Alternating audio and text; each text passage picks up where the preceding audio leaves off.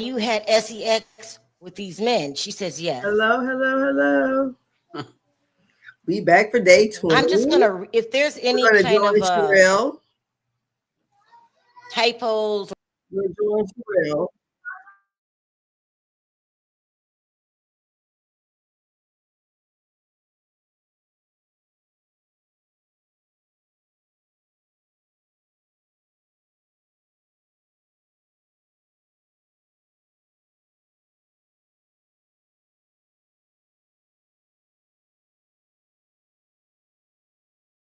Okay, excuse me for that.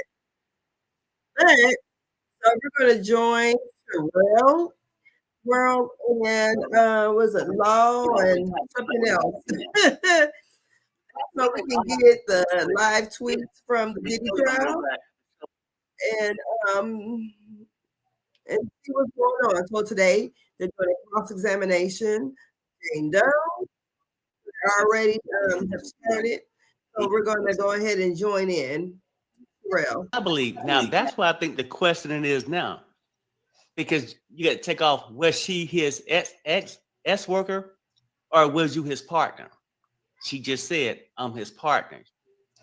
Oh my God, I didn't even catch that. She did. She set him up because now I'm gonna screenshot that. that's the part you got to define at the end of the day, We're because they're getting gonna say, live "Oh, tweets she was the worker."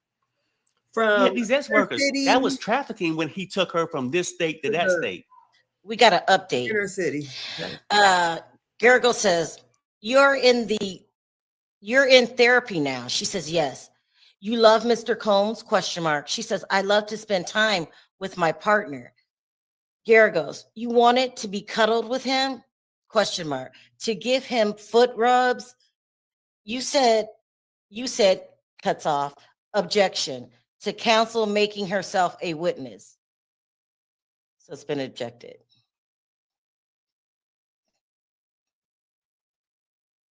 And they better object all day long, because when I hear objection, it just takes me out of the story for a little bit.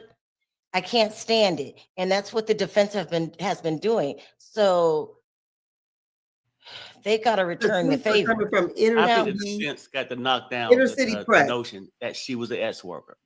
They got to knock down the notion that she was coerced, because people use coerced, groomed to try to form this RICO. And the one law professor said that in order to do that, if she had other means, it knocks out off of that she was coerced because she had other means. It's like you take somebody that's I heard that. Explain that again. So other means is in, go ahead. Other means is other financial, like say if you got a broke person who couldn't survive, you can use your money for leverage. And then they would call that being coerced. Now, if you got money coming from your baby daddy, that's a millionaire, then if they can just pull all this stuff out, it would show that she had other means, that it takes that coercion off the table. Something to that effect. And it makes sense, like you ain't destitute, you had a choice. And, you know, I hope I sort of explained it from what I heard, but that's basically what she's saying. That basically you had a choice. You had money. Now, maybe you had to move out that $10,000 a month house or whatever, but you had a choice. Yeah, they're not going to be good today. I'm just hoping that they bring Frank Santella and KK. And did you guys notice that Christina Coram has virtually erased herself from the internet? Good thing I took pictures before, and all the other stuff. All of her stuff is down.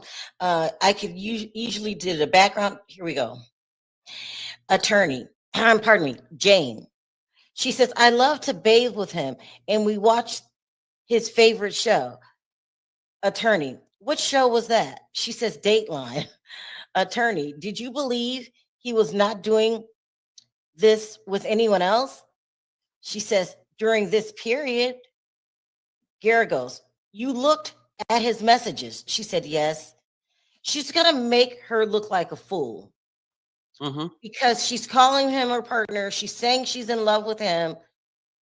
But day one, he told you this is an open relationship and I'm going to see other women. I don't know. What do you think she's doing this on purpose?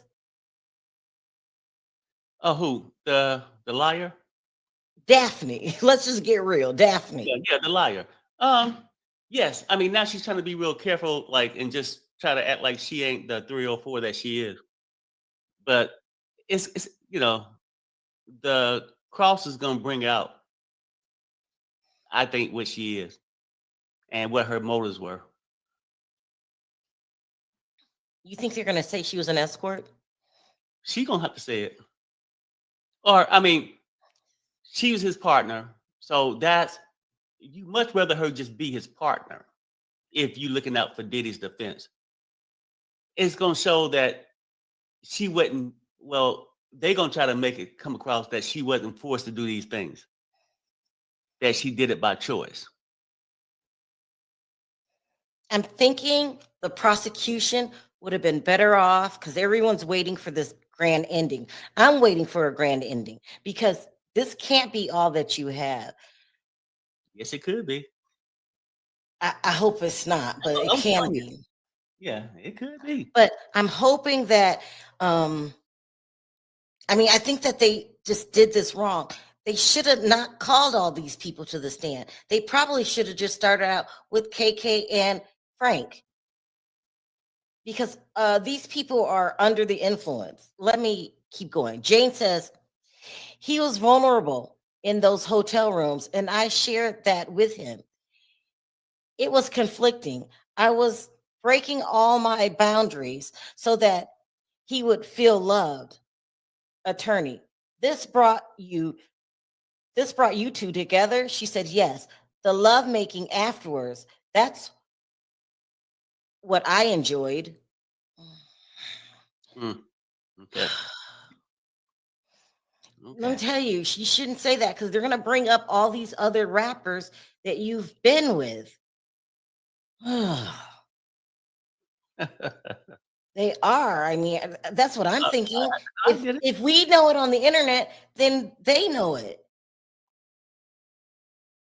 Yeah, when you say they shouldn't be bringing these people up, I think they do it because they don't have much of a case.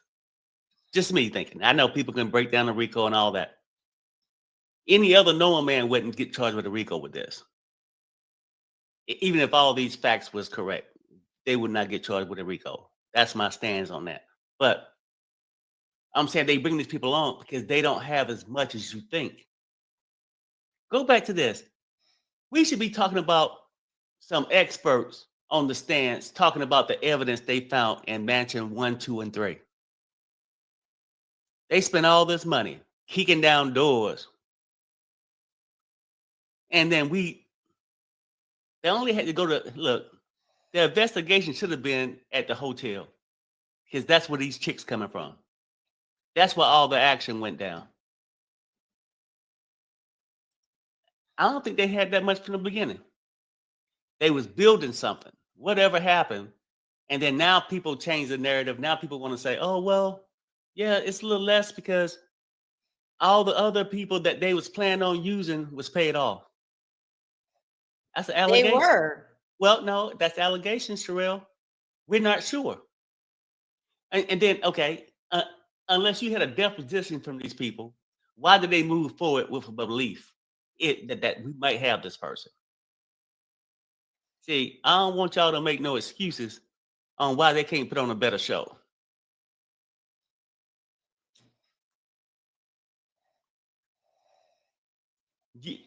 You see, they was paid off because you got to have an excuse why they ain't got better witnesses.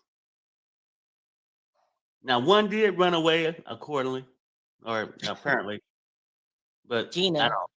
They're saying it was Gina. I don't know.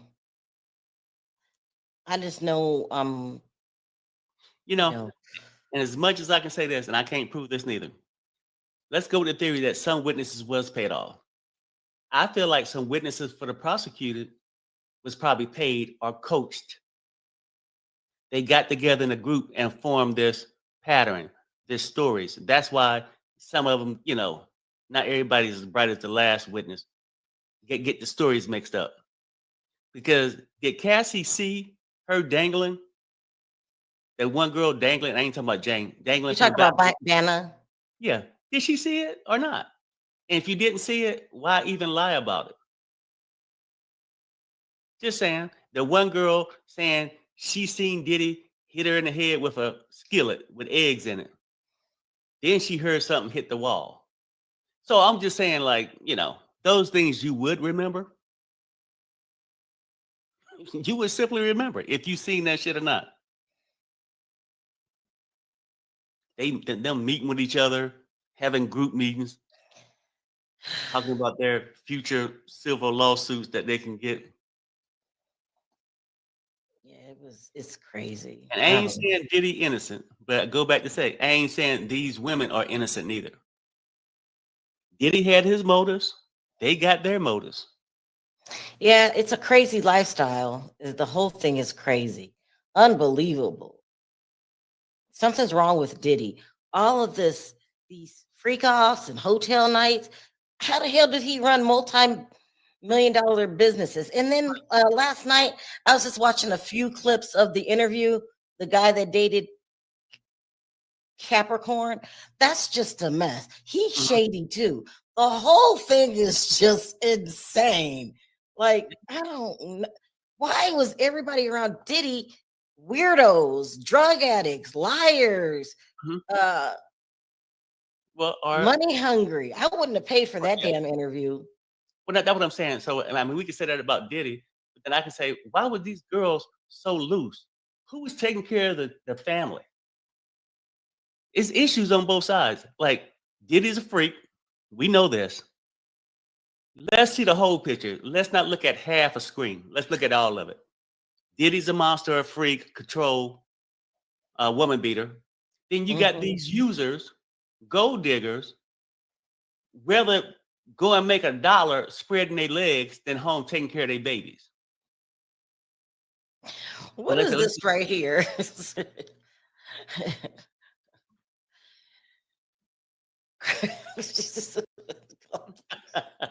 Crackheads, the RICO conspiracy criminals as follow: SDNY, Cassie, Jane, and the immunity crackheads. Like, that's how they're coming across. Here, I got an update. Gergel says, you tried to be very sexy to him in those rooms, ? She says, I think I was sexy in those rooms, attorney, because you are a beautiful woman. Did you choose the wardrobe? She says, initially he did.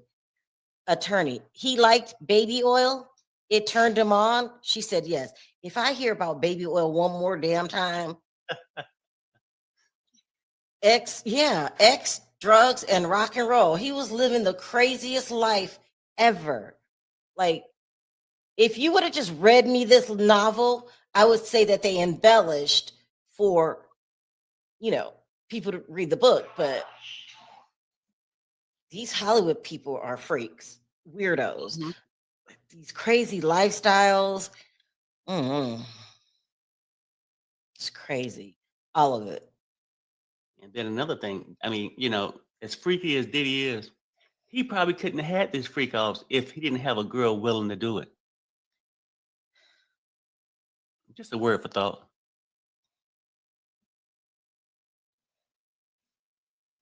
Someone said they're more like meth. I mean, I wouldn't put it past them.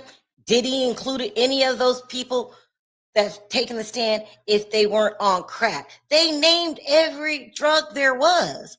But crack, you think we think that they stayed away from crack? No. Somebody on crack. And it might be Diddy ass. Something wrong with him. They had a different drug for different hours of the day. We heard of hallucinogenics. That's the mushrooms. And then the MD, whatever those initials are, ketamine, all of it. Except for their white powder is pink. It's crazy. It's crazy. Oh my God. They make me feel like I need a damn psychologist. I mean, but shouldn't they just be in divorce court instead of this federal criminal trial? Well, I don't know. I go back and forth. I should stay out of other people's chat, but I was listening to DJ Academics yesterday, and everybody's saying, so you get different feels on different channels. You get different feels. Mhm. And they were like, we don't even know why this was brought to court. Here we go. I got an update. Gergel says, how old were you when you started your relationship with Mr. Combs? She says 35. Attorney, what examples of your fantasy talk in those rooms? She said, he would have me and the entertainer be in a role play, cheating role play that Sean left town.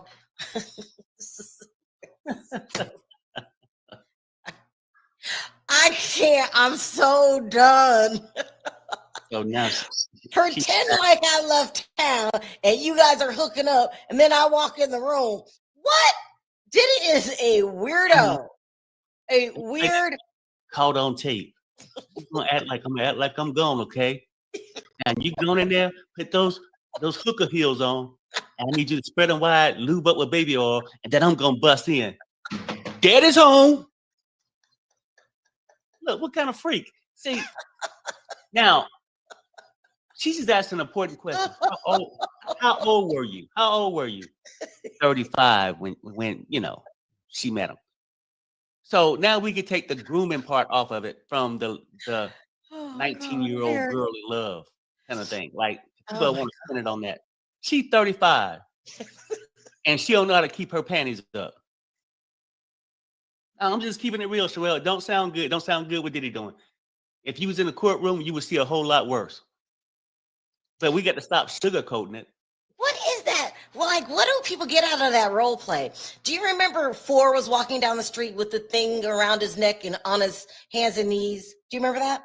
Who? Four. Let me see if I can bring it. Watch the screen. I'm going to go.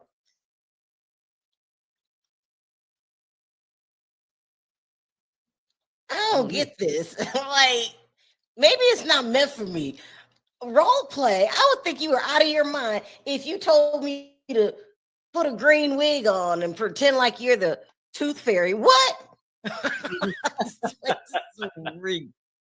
Weird. Yeah, you going to stand by that dumpster and act like you homeless. And I'm going to pick you up in 5 minutes. Come on, that's some freaky shit. But anyway.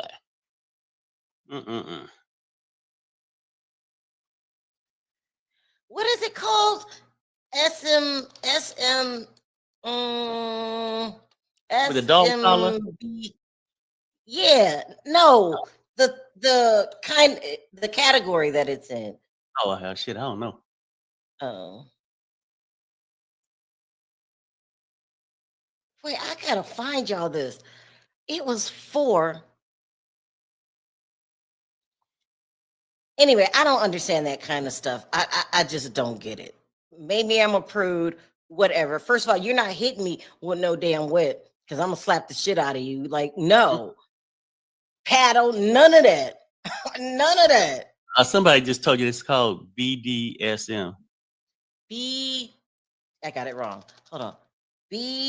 BDSM. It's so weird to me.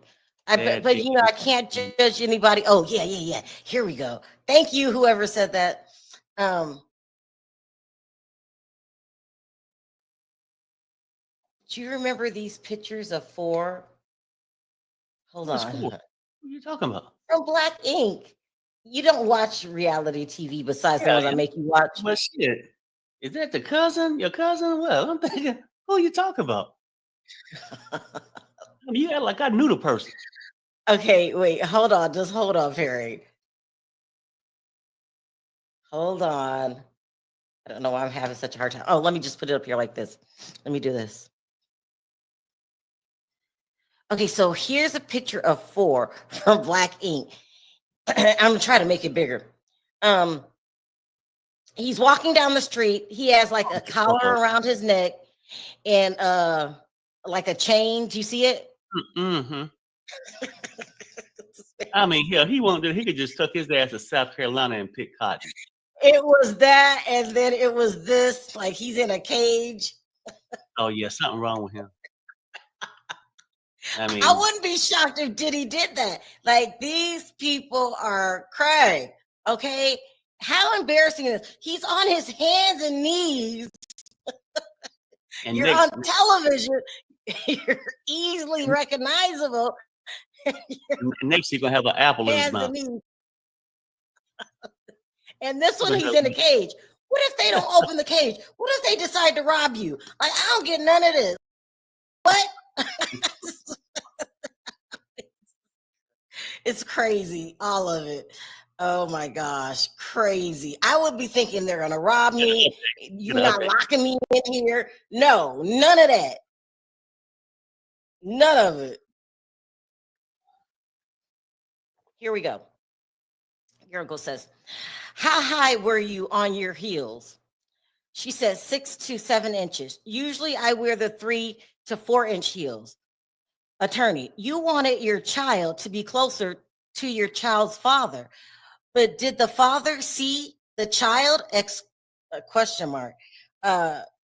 Jane says, what does that have to do with this? She's trying to introduce who your child father is, so the jury will get curious and do the unthinkable that Perry admitted that he would break the law and go on the blogs after court. Mm-hmm. Perry, why did you admit that? Do you think you really would have did that? Yeah. I mean, so I don't know what you're talking about. I wasn't making up nothing. I was just telling you the truth. Why would you do that? I mean, look. If he wasn't paying child support, would she be in the blog saying he a deadbeat? What does that have to do with anything? I asked you a question. Because call her out for her thing, because she want the public to think he's so bad, but she can't even stay at home with the child. She got a babysitter on standby. That might be relevant. I don't know. Let's see what the judge says. I think they really want to bring in 50 Cent. If you bring in 50 Cent, she really looks crazy. You're getting money from 50 Cent. You're getting money from Diddy. You've got your OnlyFans page. You've got your IG page. She looks crazy if they bring in 50 Cent. If they bring in 50 Cent, then they're going to bring in Drake. They're going to bring in Rick Ross. They're going to bring in Future. This girl been everywhere. I mean, who in the chat? I should do a poll. Who in the chat would be attracted to Rick Ross? No, girl, you with him for one reason and one reason only. Okay. Well, it's not an update, but I got to go make me some more coffee because this shit about ready to get good in a minute. When they start asking you about your child that you wasn't taking care of while you spreading it. All right, I got you. Okay. This is a mess. We got an update from CNN. It says Jane testified that she didn't want Diddy to feel judged during the hotel nights because it was a vulnerable moment.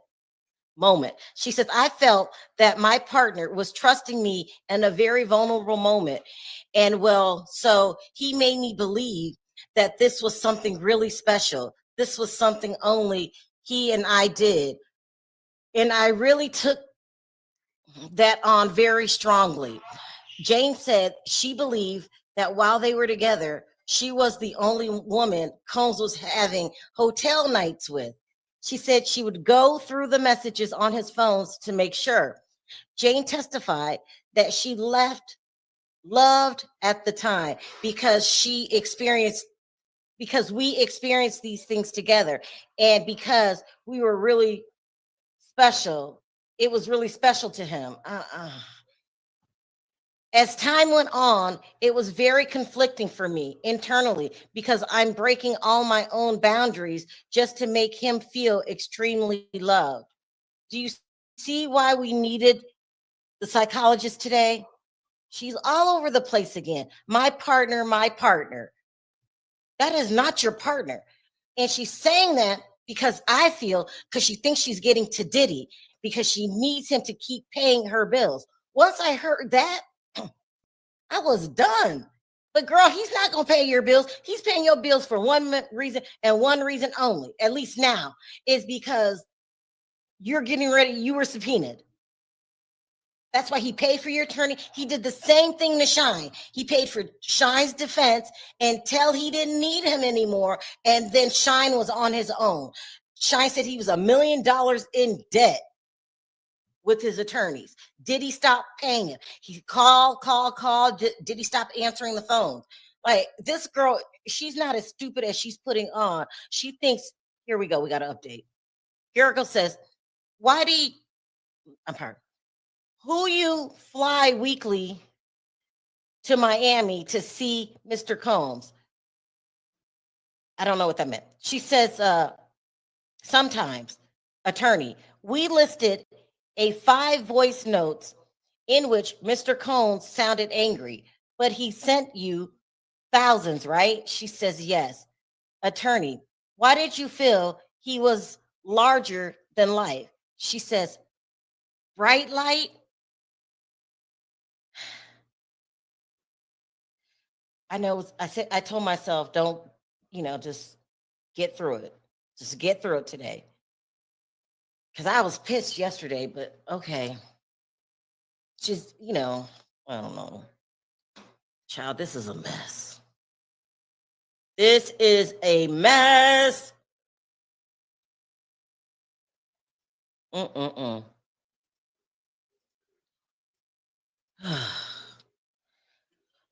So on the outside, we know she's had relationships with Drake. We know she's been with Rick Ross. We know she's been with Future. It was someone else. We know she's been with Jason Derulo. I hope that stays out of court. Listen, I have no shame in my game. Perry is up front in his beliefs. I'm up front in my beliefs. I think Diddy needs to be in jail for whatever they can get him on. Whatever. I don't care. Just get him on something. It's ridiculous. I mean, all the people she slept with in the industry, this is the last person you need on the damn stand.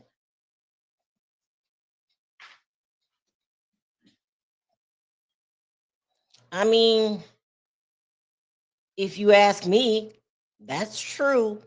But she's saying that these were relationships, but they all paid her handsomely. So I don't know. Girl's crazy. And what kind of lifestyle is that anyway?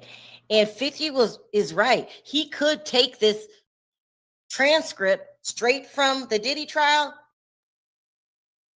and put it in front of a judge who can determine custody. I hope 50 doesn't go for full custody. I think 50 has no time for a child. She's not I like 50 Cent, so don't get this wrong, but he's not a good father. I think that having her here brings some kind of balance. I mean, he works a lot. He probably doesn't have time for the child. That's what I mean by not a good father. I think he's putting more intention and love into Sire than he did Marquise. And at some point, I would hope that 50 Cent would please make it right with your oldest son and let these boys be brothers. This is crazy. I wonder if Sire even knows about Marquise because he's too little to go to the internet on his own. Yvette said, Sharrell, in that music industry, she is perfect for their image. Right. Yeah, but how many people are you going to be perfect for? Well, that's the trade-off. Like, she's perfect for the image, and they're perfect for her needs. And that's where she went. But when I walked in, you said that, 50 is not a good father because he wasn't there. But I guess my question would be to you in the chat.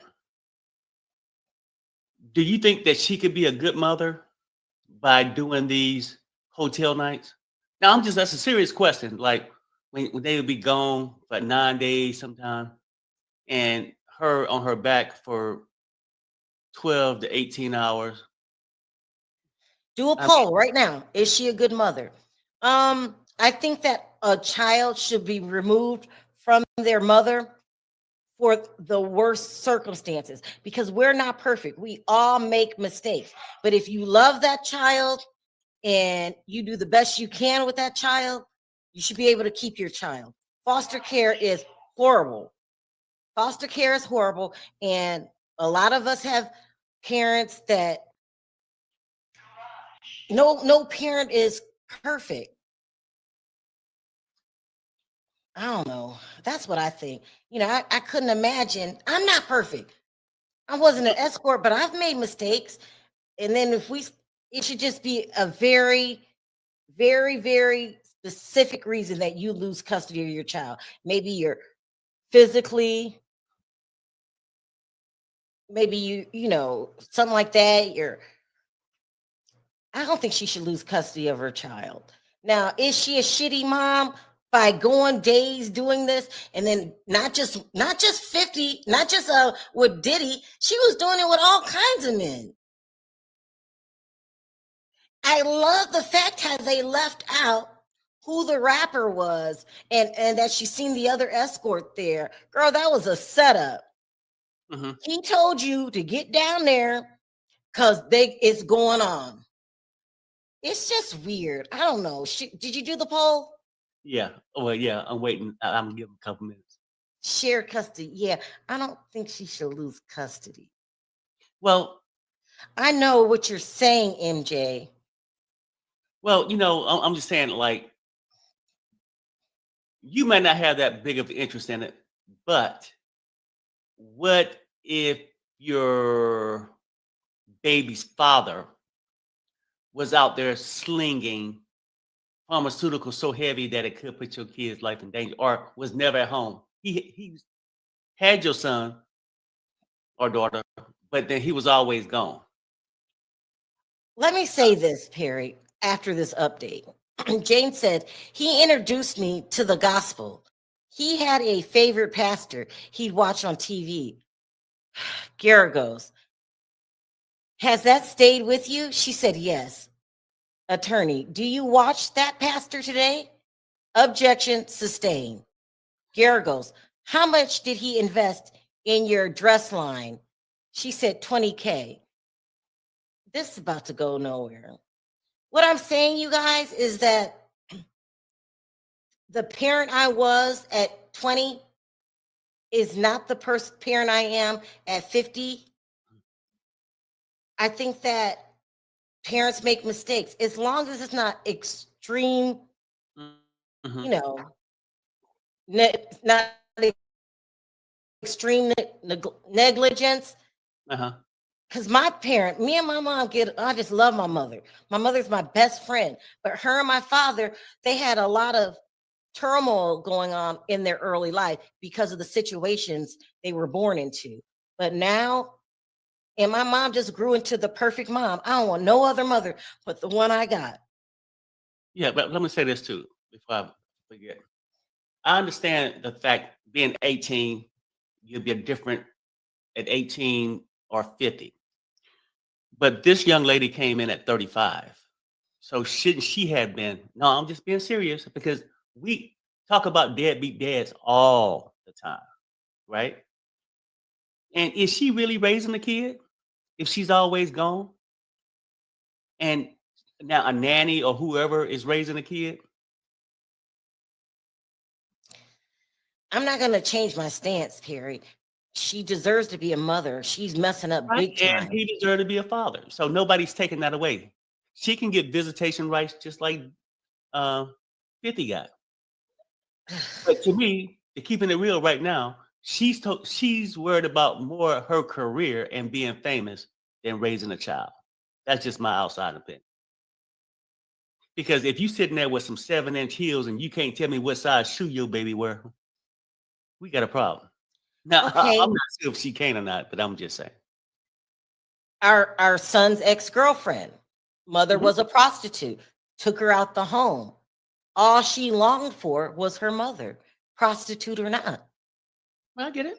And then maybe some kids yearn for their father. I'm just simply saying this. Whatever the hell they yearning for, it's her child, it's his child. Now it's up to him. It's not up to me whether he want to go and get his child or not. And what's the difference if he didn't got time? If the kid is at a babysitter, at least he's financial stable to take care of the baby without I've lifting got a his. CNN update. It says defense attorney Tenny Garagos returned to some of the times Jane and Diddy would get in arguments and stop talking. We would get back because we missed each other, she said. Jane confirmed that she wanted to be with Combs. So you would get back together with him of your own volition? She said yes. Here it goes, y'all. This is gonna be a bad day. Nothing she does at this point in her life makes any sense, but she still deserves to be a mother. She So loves Sharrell, that child, and so does Diddy. I mean, so does 50. 80% says they would not call her a good mother. Just Now, should she lose custody? Go for the juggler. The things we got to talk about that we don't like. Let's see what the crowd thinks. Tamiko says 50 needs to do better. He could have brought her a house for the kid. At least Diddy was giving her money. He'd taken care of her. The nerve. Well, she was getting child support from Diddy. I mean, from 50. That's what they're probably going to bring to the stand. She was getting child support from 50. She was getting money from Diddy. She was getting money from OnlyFans. She was getting money from her IG, and she kept seeing other men like Rick Ross. Who are the men? Jason Derulo, Rick Ross, what's his name? Drake and Future. It was a mess. Perry, thank you for standing up for true victims. Someone said thank you, Perry. Oh yeah, I'm sorry. Yeah. I mean, because look, at the end of the day, that's where it's at.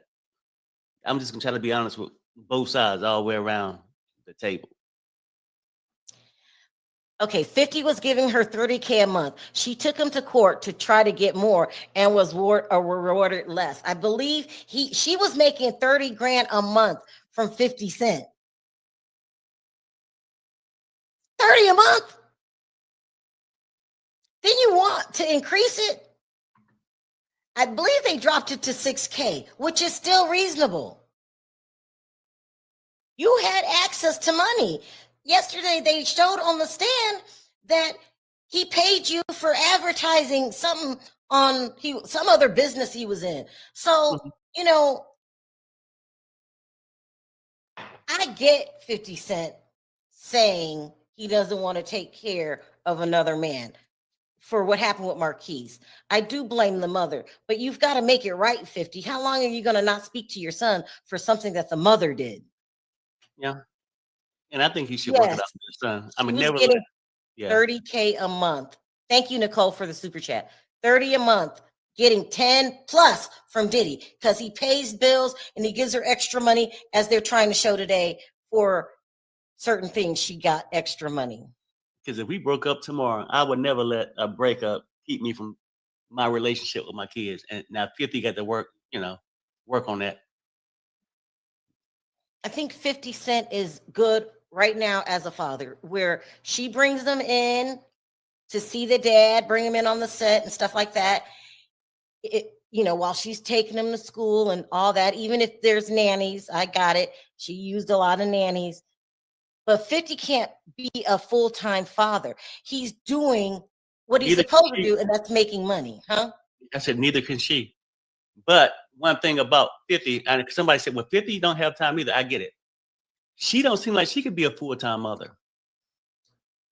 I mean, no offense. When you on a tour of hotel rooms, on your back, heels up, no pun intended, just saying that, where's the child? At least with 50, is more financial stability there. Because she don't know if she can afford the babysitter or not. And what would happen right after this trial when Diddy stopped paying the mortgage or rent or whatever it is. Now you're And right about that. I got to update. Garrigo says, why did you join OnlyFans? She said, if I could get off it, I would. Financial need, attorney. Mr. Combs gave you money throughout the relationship. In 3.5 years, does 150K sound right? She said, I would assume. She's actually a con artist, to be quite frank. she a It's all gold, about money for her, huh? I ain't gonna say she a gold digger because people get mad when I say it. But She would have went after Kanye if she could, but he was with Kim and then that other nut job. I haven't seen Bianca lately, so maybe the rumors are true that Kanye and Bianca are getting a divorce.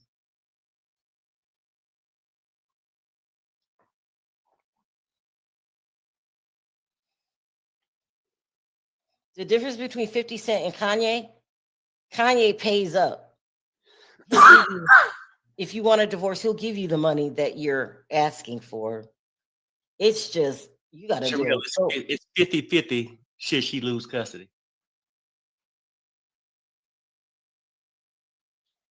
No, she shouldn't lose custody. Parents make mistakes. Everybody in this chat is over 18. Everybody either has children or has the ability to have children.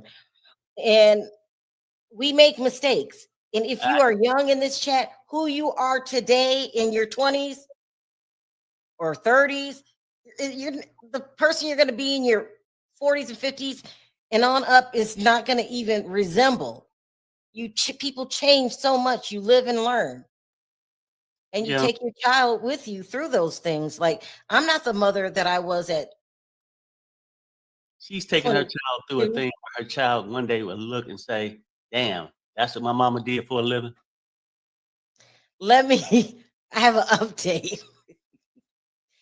Garrigo says, you told the government you gravitated towards providers. She said, yes, as a woman, I like that. Garrigo's, you called the house our house.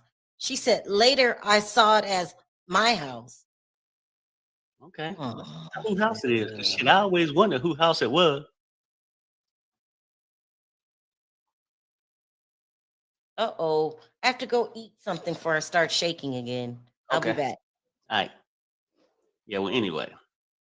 So, look, people. I'm not saying she should lose custody, but what I'm saying is it's real fast when people call somebody a deadbeat father. And it's more acceptable. But it's deadbeat mothers too. Now, whether they got the kid, and most of them, in my opinion, keep the kid so they can keep the income. So she's getting paid child support to nurture, to raise that kid. You know, a lot of single parents don't get child support. She's getting it and then still choose to do other things. So I'm just saying, like, and ain't nothing worse to me for real than a deadbeat mother. And I know it's a double standard. And maybe I just became accustomed to deadbeat fathers. And I think they should go to jail when they don't pay child support. You know, but a mother, maybe because how I was raised, I always had a nurturing mother. My father, you know, here or there, but he was cool. But I'm just saying, but he could never replace my mother. So I guess you get certain props on it, but a deadbeat mother, woo, is bad. And to be honest with you, we could say that she's doing all this. Keep up the fight, Perry. What's up, Yolanda? Look, the whole thing is this. Ain't nothing worse than a deadbeat mother. I have an update. Okay. Attorney says, you thought it was important that his staff not know about the entertainers, right? Objection overruled. She said, right. Attorney, and that's a reason you go to the house and a yard for your son. She says, can you say my child?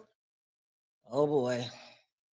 And that's a reason you go to the house and that a yard for your son. And that's the reason that you go to the house, because there's a yard for your son. Is she talking about Diddy's house? Uh, no, it sounds like she's talking about the same house she's staying in. To me, She I don't married. know if it's different, but we never got around to who house it was. Well, she said It's later. Diddy's. It's Diddy's. Is I Diddy's have house? a CNN. I have a CNN update. They say Jane confirmed that Diddy sent her money throughout their relationship, and most of the time, she didn't ask for it. Defense attorney Kenny Garagos asked if the total amount wired her to her was more than 150K. She said, "I never really counted, but I would assume that, yeah, that would be close." Jane said that when she met Combs in 2020, she was making money from Instagram, influencing, and also received 4,700 per month in child support. Once she was with Combs, she said she couldn't devote time to influencing and felt she only met 10% of her earning potential during their relationship. That was her reason for him giving her money. But could the reason have also been that you were an escort and every time you were on call? Yes, this lady, I still think she should be a mom though. Here in Oh, Texas, go ahead. 34K No, go ahead. can get you a 4,000 square foot house. Yeah, that's why I'm trying to move to Texas. I hear you get way more house for the money. I want to move to Dallas, but I can't because everybody else has a life here. I had something on that thing. Oh, okay. Yvette had said, of course, Perry, but more fathers than mothers. So stop putting 50 on the pedestal. I'm not putting them on a pedestal. I'm here when a man take the hit. Like I said, 50 got to do a better job with his other kids. But if I can call a father a deadbeat, I damn so can call a mother a deadbeat. Because, But she's not a deadbeat, Perry. well, I mean, wait. Well, I She's mean, she's making 3 or 4. mistakes. She's I mean, not perfect. okay, I get it, but 3 or 4 is not a good example for a mother. Just saying, for me. Then Reese says, because Reese always gonna say something. Y'all are some male worshipers. Mhm. I guess. Why would you say that? Boy. But anyway, it's just what it is. Let's end it on, yeah, right, Perry. So I got to end that on a positive note. But yeah, I don't know. I mean, she could be in bad shape Well, if Perry, all this. do you think he's really going to get asked for custody for the Well, you kid? know what though? I mean, he might not because he had threatened her one time before when she had alleged that he had raped her. And then she backtracked off that story too. So it's like anything for sympathy, anything for a money grab.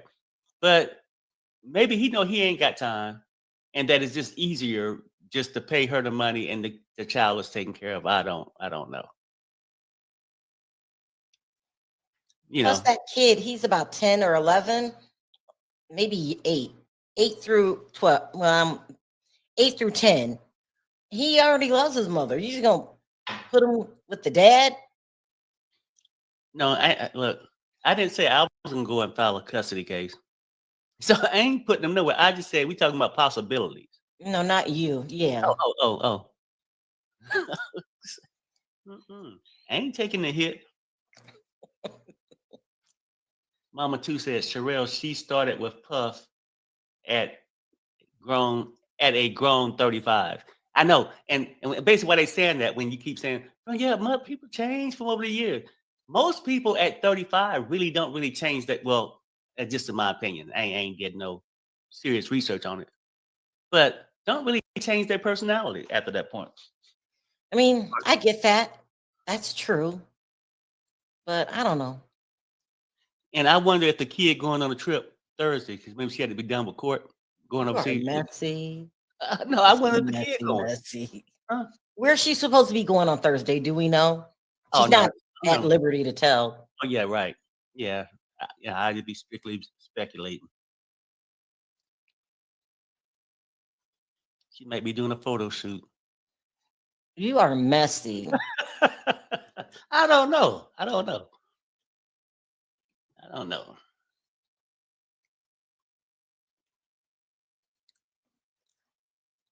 We haven't had an update in 6 minutes. Mm-hmm. But Diddy gave her an extra $150K. Like, there's no way she's going to come off as Diddy's victim. All that money that he was giving her Mm-hmm. is not going to come off as a victim. It's going to come off as you're money hungry. It's a lot of money. And she a little snappy too and combative. She kind of is. Can you say my child? Okay. Now, see, if I was across, I say I'd take the hit for that. But when I get down to you being a 304, it would be that same tone. It'd be the same tone for me. I think she's just upset. She had a hell of a last 3 days. And then Yolanda got a point, right? She said IRS. Because I bet you she didn't pay tax on it. Ooh, it's a gift. It's a gift, I think. It's a gift. Well, I think it's still, well. Do you have to pay taxes on a gift? You should know. You do all that tax stuff.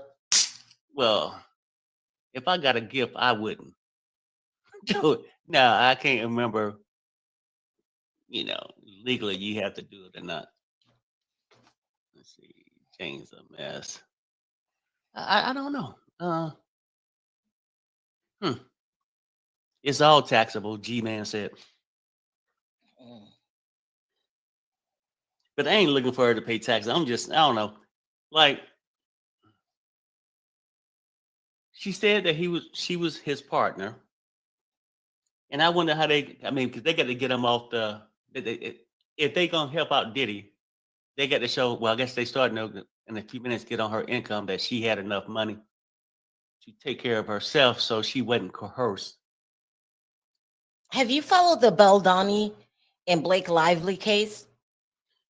No, is that the one Taylor Swift got to testify in coming up next year? Coming up? No. Okay, no. Anyway, it just got dismissed for anybody that's following that case. I really didn't have time for that case, but that was a mess too.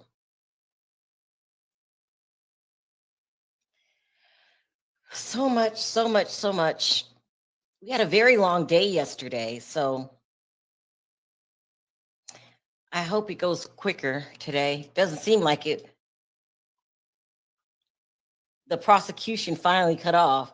There's an objection. There's been like at least 3 objections. It's like sitting in the library with no water. It's court. At least we get to talk. What if you're just sitting there? Oh no, today I'm fine with it because at least it gives me a chance just to use my imagination, not when they just coaching you to say something and just dragging on. May 5th, did you say to Diddy that you cared for him? I ain't got time for all that. But the cross, I do. Because everybody want to say how damning she was. I guess so, if you want to believe a liar. There's a lot of stuff going on. Right now, they said that the leader sent the Marine Corps. That's crazy. Mm-hmm. Yeah, that's getting crazy too. We got so much going on today. Mm-hmm. 2,000 in National Guard and 700 Marine. Okay. But, no, I got that. Yeah, we're just waiting.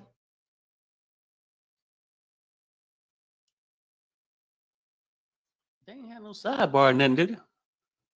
No, it was an objection. Yeah. See, when you get in the tweets, you get just the basic bare minimum. I got an update from CNN.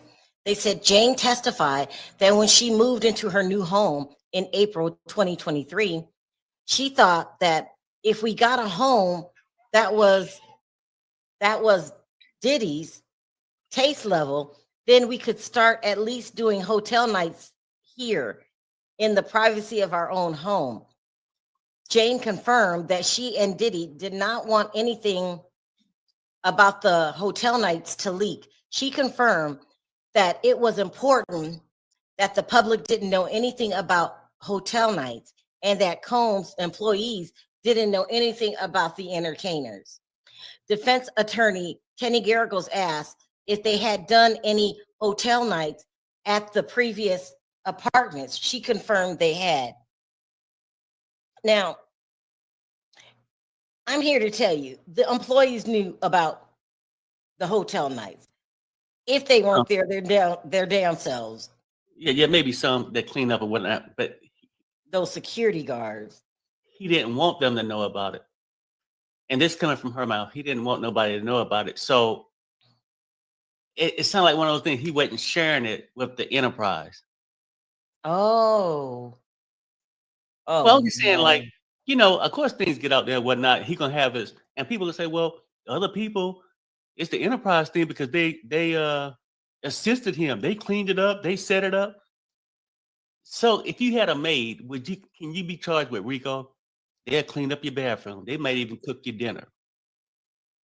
So that's what people that you hire do, to assist with certain things. So just because they change the sheets, does that make, you know,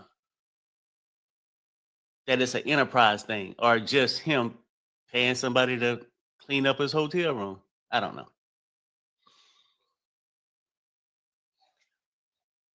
Yeah, it's crazy. I'm just so hell bent about it, right? Because I feel like everybody want to excuse. It was a business deal with these people. I ain't saying neither side was right or wrong. That's what they chose to do. But when you go down like that, everybody go down together. Don't try to have an excuse for your behavior now.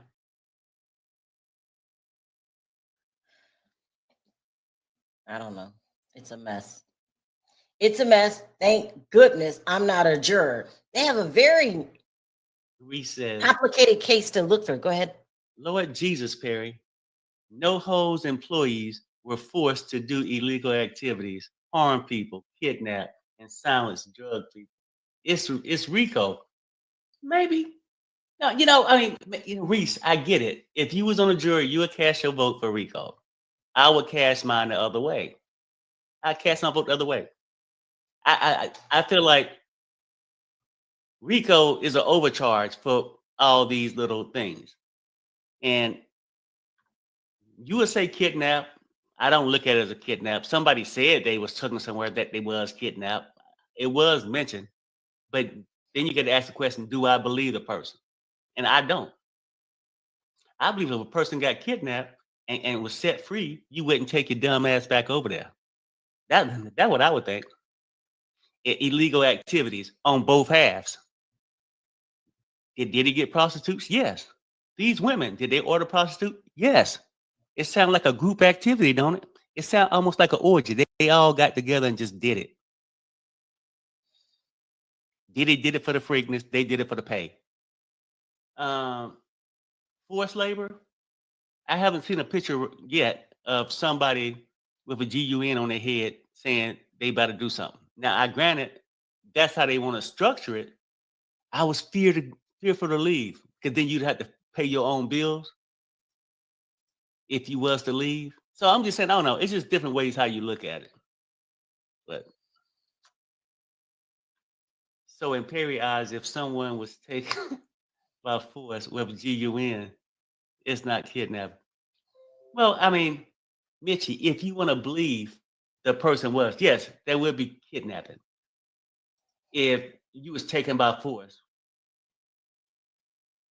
and taken to a place. But Mitchie, would you go back if you was released? If a person did that to you? And I'll wait for your response in the chat. Because something is wrong with you. I'm trying to tell you. You might have been at the freak off. Something is wrong with you.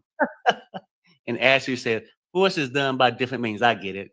Your need for money. And I heard all these sad stories. But y'all want to get just get down to the whole thing where you constantly want to make an excuse for something. I'm not making an excuse for Diddy. He used what was available to him, which was these girls that was greedy for fame, cash, and attention. They used each other. So, but when y'all want to say, oh, y'all got a love relationship with males. Yeah, okay. I guess you got one with lying females, because I can respect your opinion, people, and you can say it all day, but I got my own opinion too. I'm That would make steady checking, you guys. I don't know what's taking so long.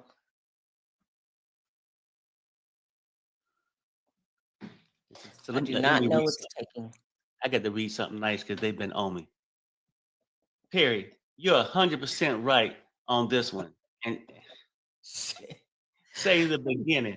Crazy. I wasn't with you on that point, but after hearing the witness and payday, he is walking free.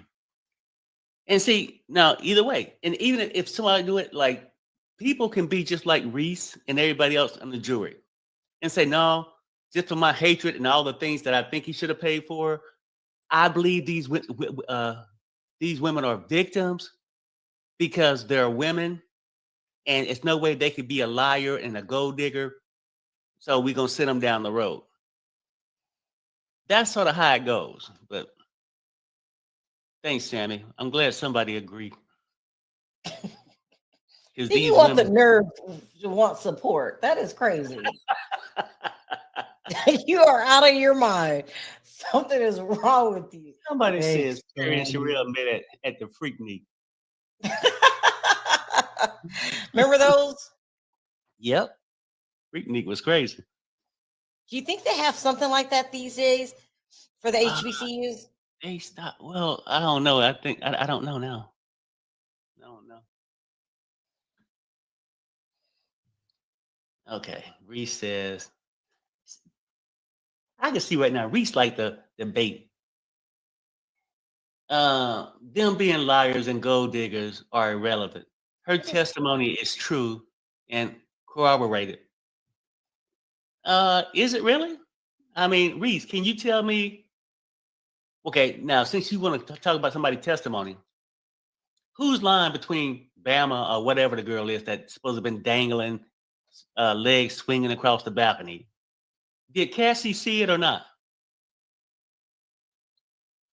And if you talk about Jane, we'll find out if she's lying or not, because you only heard it from the prosecution side. Corroborated by what? Another lying witness? Oh, she got a text message, right, Reese? That's proof. Come on. Look, why y'all mad at me? What a love at? Well, here we go. I got a friend. Helena Logan. Perry is right. Thank you, Helena. Look, I just want all of us to be able to get along. That's it. No, you don't. I do. No, you don't. Yeah. I'm calling Reese, you out, sir. Come on, Reese. We ain't gonna be arguing all day about this. What's taking so long? If you see the proof, then cast your vote. I don't see it, so ain't no vote coming from me. We're gonna leave Helena up there for a few minutes for y'all to understand. Perry is right. It's like they went on a break. Maybe I don't know what's taking so long. Yeah, I don't know neither. Lots going on, ain't it? Mm-hmm.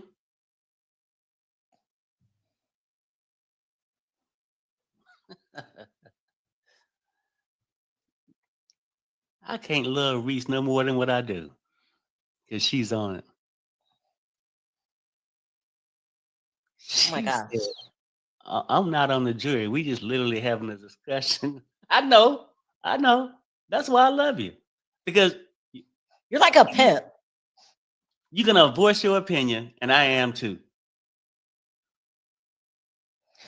We've not heard a response, you guys, in 11 minutes. I don't know what's going on. 11 minutes. Is the whole day going to be like this? I've never seen the prosecution object. Here, I got an update from CNN. It says defense attorney Tenny Garagos showed the jury text messages and auto messages between Jane and Diddy from March 2023, right after the Turks and Caicos trips. She previously testified that during that trip, Combs sprung an entertainer and a hotel night on her, prompting an argument that threw things off between them for days. The two traded loving text messages and voice messages about how much fun they had. In Combs' voice note, he said he loved her. Combs also mentioned that Jane's contract on the audio recording, which Jane testified was a reference to the love contract they just brokered, which led Combs renting a $10,000 a month home for her. The jury heard an upbeat recorded response Jane sent Combs telling him that she had so much fun on the trip and she loved him and felt closer to him. She said on the recording, everything just feels good and I'm so happy.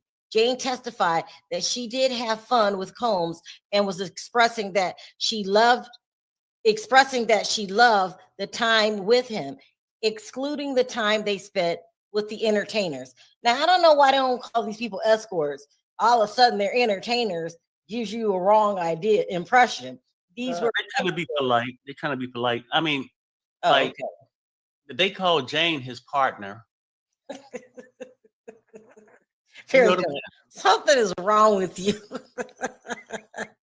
I don't know how I've lasted 33 years with sheer torture.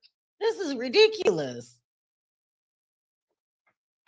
Well, you know what? At the end of the day, I mean, you got to put it all in perspective, right? And be respectful for all crafts. The escorts, yeah, call them entertainers is a good thing because it's a career for a lot of people. Being a 304, we've got to change that title and just call them, I don't know, entertainers too, or private or independent contractors. I mean, because it's a career. It's a career there. So, some people, I mean, they got all kind of careers. I mean, you got people who go to college just to be the person that greets you at the library. Is it a librarian? Then you got people, that do these other things. And it's a service that the community needs. Oh my God. Something. Joy says this. Harry, I agree with you 100. She's a 304 who went behind her friend to get smutted out for $10K per month. Yeah. And she did take her friend's man. Oh my God, y'all. We're dealing with a case that could get somebody locked up for life. We have to take things serious and remember that this is an important decision. It's very important. That's why we're talking about the character of the witness. I can't. Shit. We got to talk about it. And ain't no excuse she was young. 35 ain't that young. And Cassie wasn't really with Diddy at 19, like y'all tried to fool me earlier in the trial. She's with another another man that was 10 years older. Something is so wrong with Perry. I don't know. Listen. Who sung that song? Lil Boosie? Loose as a goose? I don't know what you're talking about, sir. Listen, you guys. I live in the same house with Perry. I wake up, standing next to him. We're either doing YouTube, real estate all day long together. At the end of the day, he wants to talk about what happened. Then, once we go to bed, he wants to talk about it in bed or watch something that gets him angry, that damn DJ Academics. I put up with this 7 days a week. 7 days a week. I might have a 5150 hold eventually because this is getting ridiculous. Perry is out of his mind. No. Perry's educational. See, I be trying to push you further down the road because if you was a fast learner, we wouldn't be disagreeing today. Look, somebody said, "Oh my God, I'm praying for you, Sharrell." Thank you. It's very hard, very hard. Oh, and don't forget, he got 2 boys that join in on him.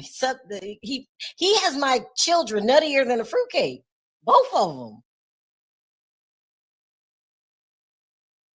What is taking so long? I don't know neither. I'm just flipping this thing, trying to see what's happening.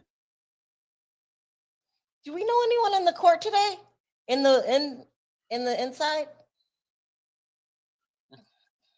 B and BJ says she need that 1099 to pay those taxes because she was working.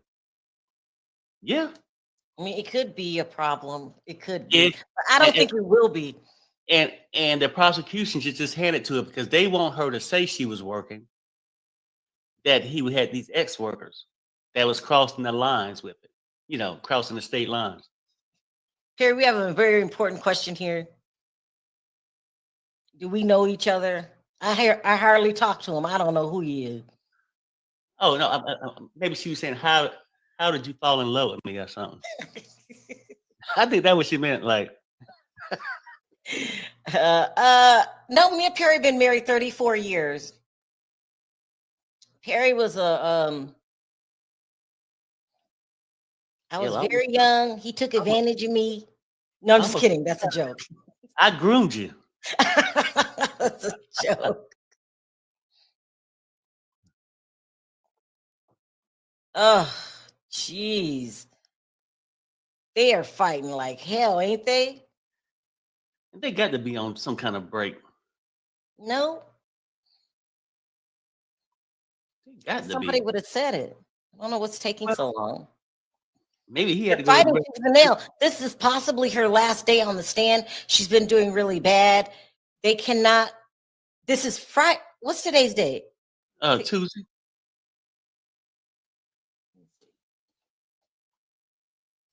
They're being good attorneys. Yeah, today is Tuesday. They want to undo the damage that was done and the damage that they know could be coming up. She could talk about the other rappers that she dated and got money from. That would be just a damaging thing on the stand. Mm-hmm. Let's see here. I got an update from CNN. Yeah, we'll take that. We'll take any update we can get. It says Jane confirmed that when she moved into her rented home in April 2023, Combs paid $40,000 upfront to cover the security deposit and the rent for the first and last month. It's a rented home. Okay.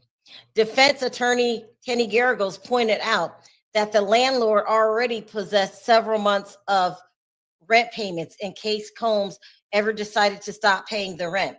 Garagos suggested Combs indicated that he was also open to paying 3 more months, of Jane's rent when they were about to break up. Garagos asked if she ever believed Combs would stop paying rent. She says, there were some times that I definitely felt that he would do that, Jane said, and he used it kind of as a little tool. The rent was always just like a little reminder.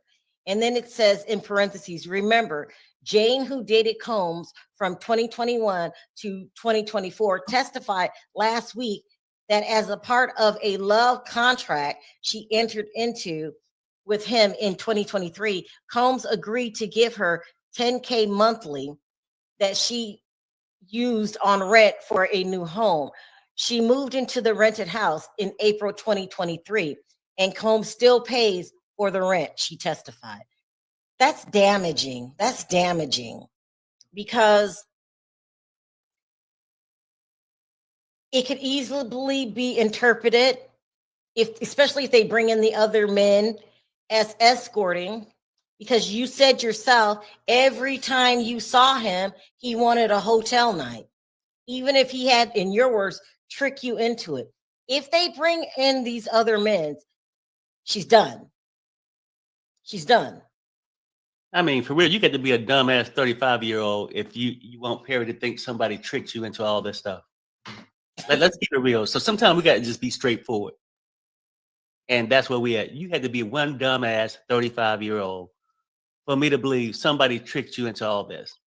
You knew what you was doing. You had babysitters on standby. I don't know why she said that. That was just Because no, it's the truth. She was letting you know how organized she was.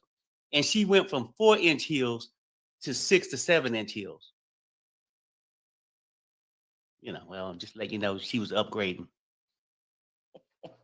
You know what I'm saying? She was upgrading.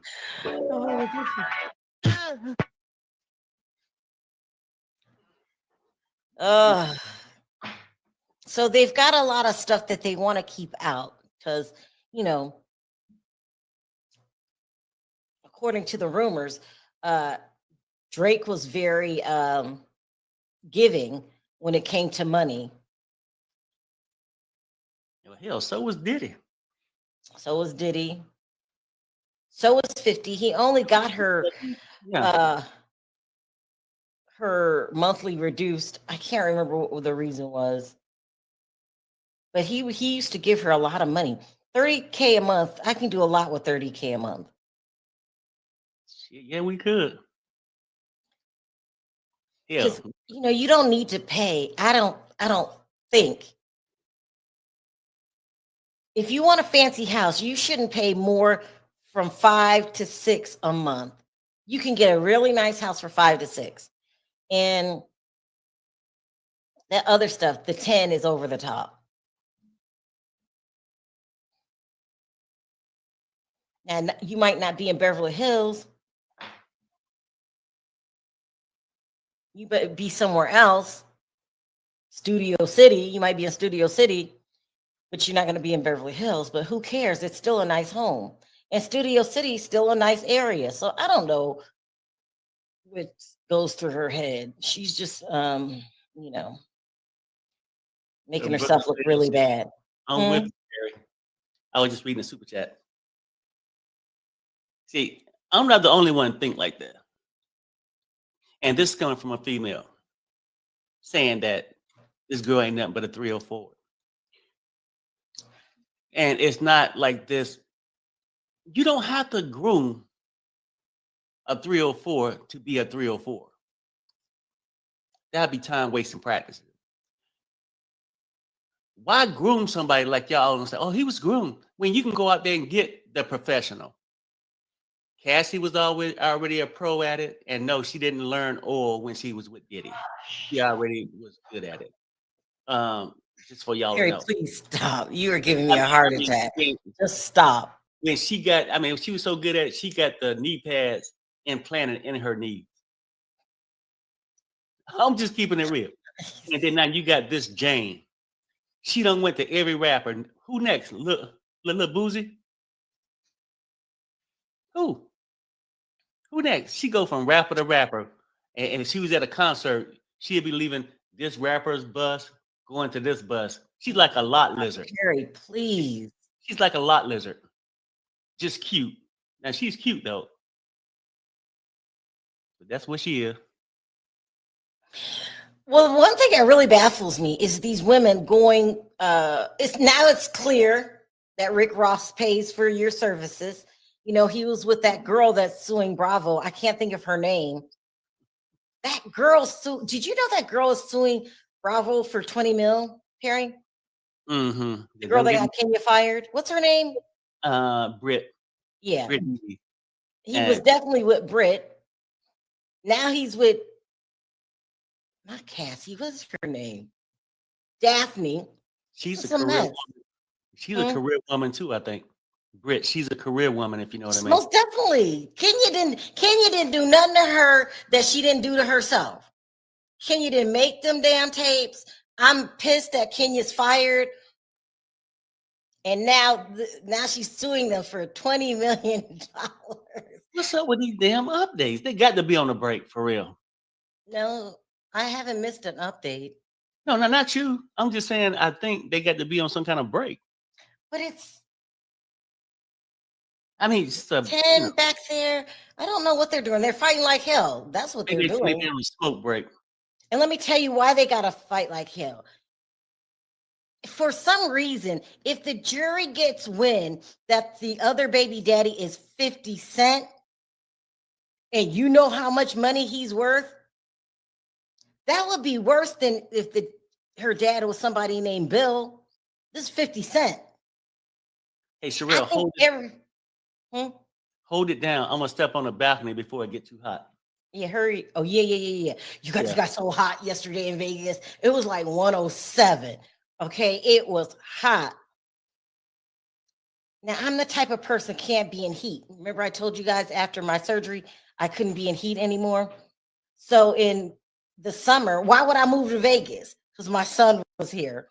But I go from air conditioner to air conditioner to air conditioner. I try to stay out of the heat. If I got to go shopping or something like that, I go at night when the sun is down.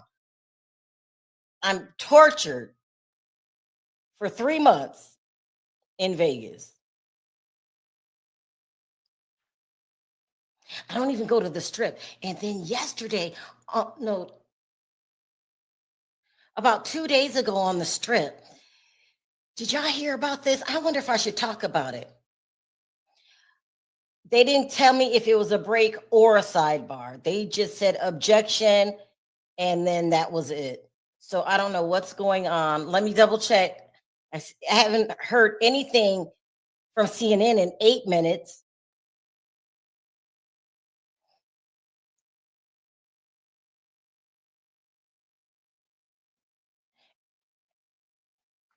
And longer than that on the main. So I don't know what's going on.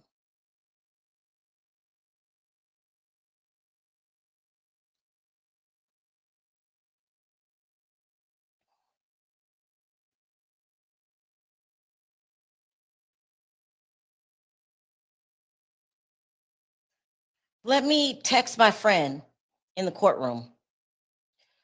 Okay, let me text her really quick. I try not to bother her as much, but we need to find out what's going on.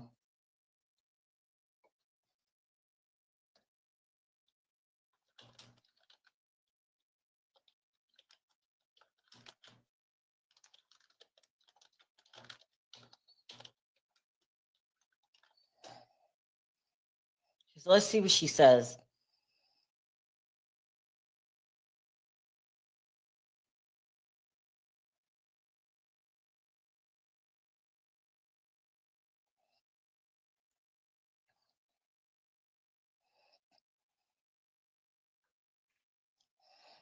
Okay. She said they're on a break. She said that the jury was dismissed.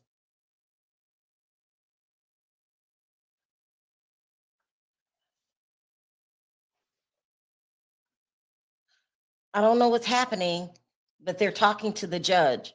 So I don't know. I don't know what's going on.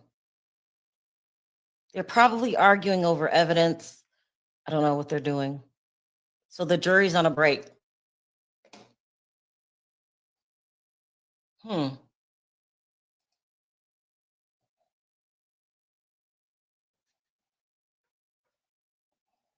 This is longer than a break. I'm sorry, you guys. That's what's going on. I don't really know. I think they're arguing over evidence. Whatever they're arguing over. They've been shown the jury voice recordings and pictures today, but not the other people in the court. This is a long time. 18 minutes is a long time.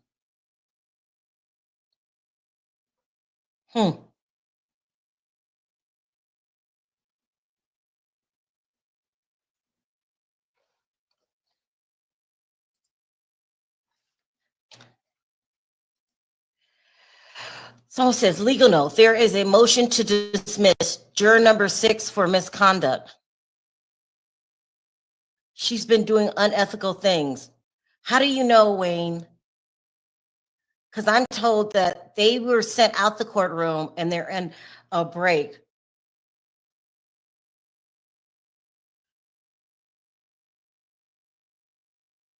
Oh my gosh. Wayne, I can't verify. Wayne says that there is a motion to dismiss juror number 6. Would that be a mistrial? Or would they replace him or her? Let me ask my friend. Hold on, hold on. Hold on, hold on, hold on. Let me ask my friend.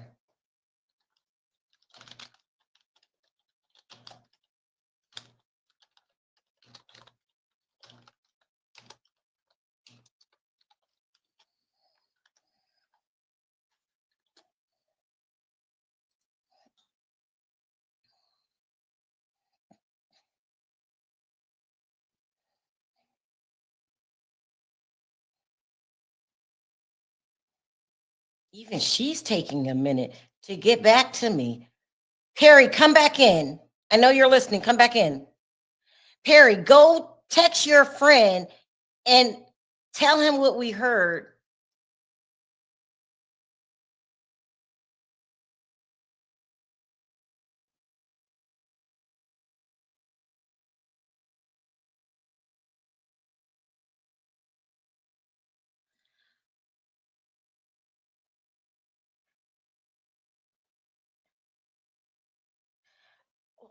There's an issue involving one juror during a sealed off the record session with attorneys. What does that mean?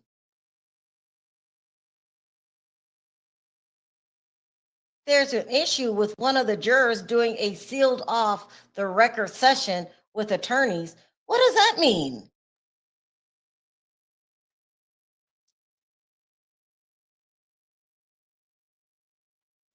Perry, come back in, babe. Come back in so I can talk to you.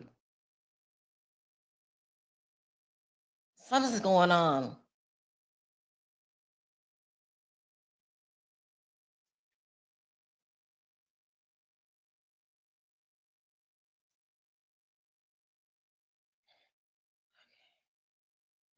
Let me go back to CNN. Hold on.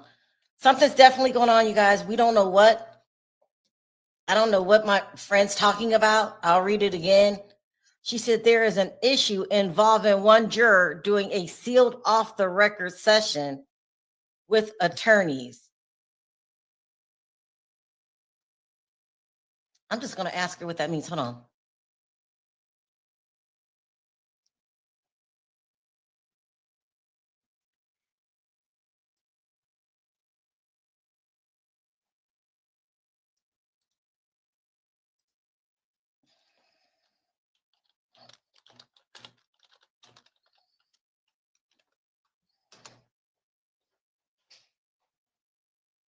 Babe.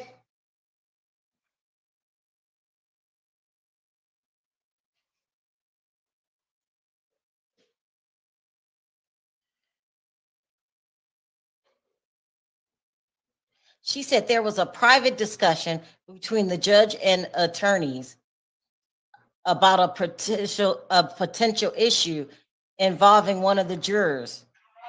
It happened in a sealed session. What is a sealed session? The public and the press were not allowed to observe it.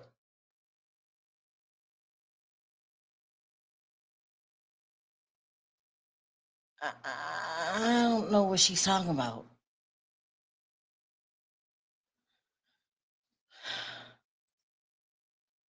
Here, we got an update from CNN. No, that's old. So whatever's going on, the people inside the courtroom don't know. It's like a sidebar. Well, they're just gonna leave us sitting here?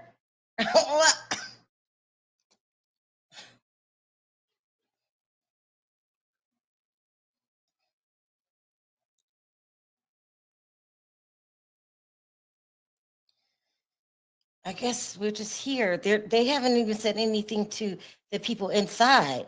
Everybody's just sitting here. But it has to be important, or we wouldn't be sitting here this long. They're in the judge's quarters. I don't know what they're talking about. They're just gonna leave us sitting here.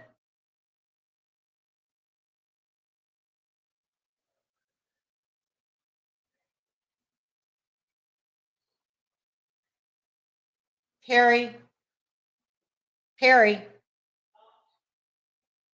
come here.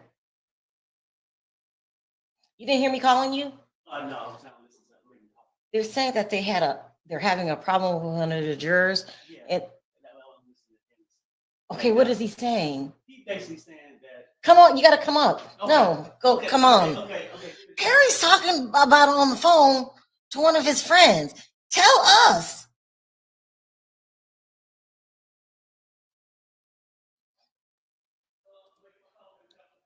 Okay. Hurry up, because I want to know what's going on. You could have told us, Perry. Just left us sitting here. Okay. Okay, so Perry's on his way up. Something's going on. Something's going on with the juror.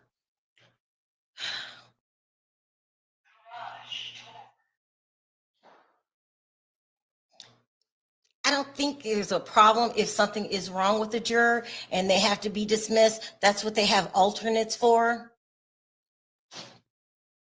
This is crazy. Perry just went to the restroom. Perry, hurry up. Perry, just tell me then. Because we're just sitting here waiting. Okay, go ahead. Hurry up.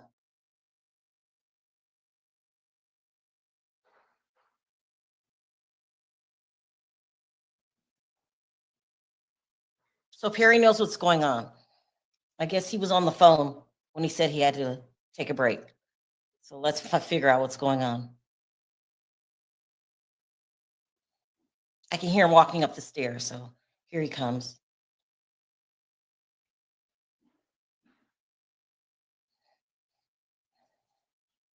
So whatever happened, they dismissed the jurors. Everybody's just sitting there. They're having a sidebar with the attorney, and it's been a minute. And usually this judge is pretty good with, okay, what's going on? What we know. Okay, so basically with the jury thing, that's what I was trying to find out.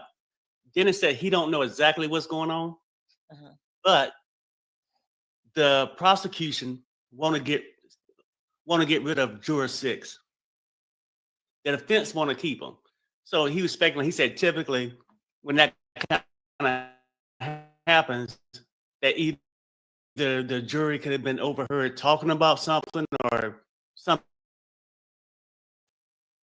The prosecution want that juror out. And then he was telling me about that motion got denied.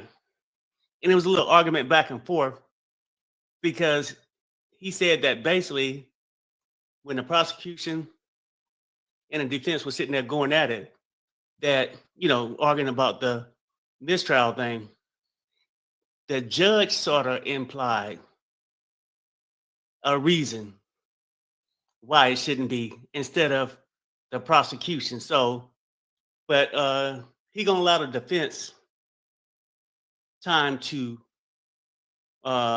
put some order in for instructions to give to the juror. Now we're not sure if how that's gonna come across yet. Whether he gonna let the jury know that this witness lied or not. So not sure how it's gonna be structured, but they got to inform the jury of something, right before deliberations. I'm very confused as to what's going on. For some reason, they want to get rid. The prosecution wants to get rid of juror number 6, and nobody knows why, right? And the defense wants to keep that person in. What motion that you talked about that got denied? The motion to mistrial. A mistrial. When they was at the thing going back and forth, debating, but the judge denied it. But he was just telling me that basically sort of went down where they was going back and forth, but the judge came up with a reasoning why not to have a mistrial instead of the prosecution. Oh, You see what I'm can saying? Like, can because he the do that? prosecution sometimes I don't know. I, I, Maybe. the judge is showing bias. Well, yeah, and Bias. I've been saying all along he's biased. I think the judge gonna do anything not to have it on his shoulders. Why either he found guilty or innocent. I think he wanted to play out. But yeah, it is. All right, people, there you have it. There's a problem with juror number 6. The prosecution is asking for juror number 6 to be dismissed, and the defense is arguing to keep them in. He's willing to listen to the defense if they write up some motion. So what happens to us in the meantime? We just sit here? I guess so. I'm gonna try to find out some more though. But okay. All right, go back and find out some more, and Okay. I'll let you do your thing. Thank Okay. you. All right. Whoa, y'all. It's getting real. It's getting real when you start asking for dismissal of judges. Now, Wayne, you said, wait, hold on. Let me see. Here's Wayne again. He says, Shapiro said, we object to juror number 6 being stricken. It's under seal, but and then the judge says, everyone will be heard in this matter. An alternative juror will be seated soon.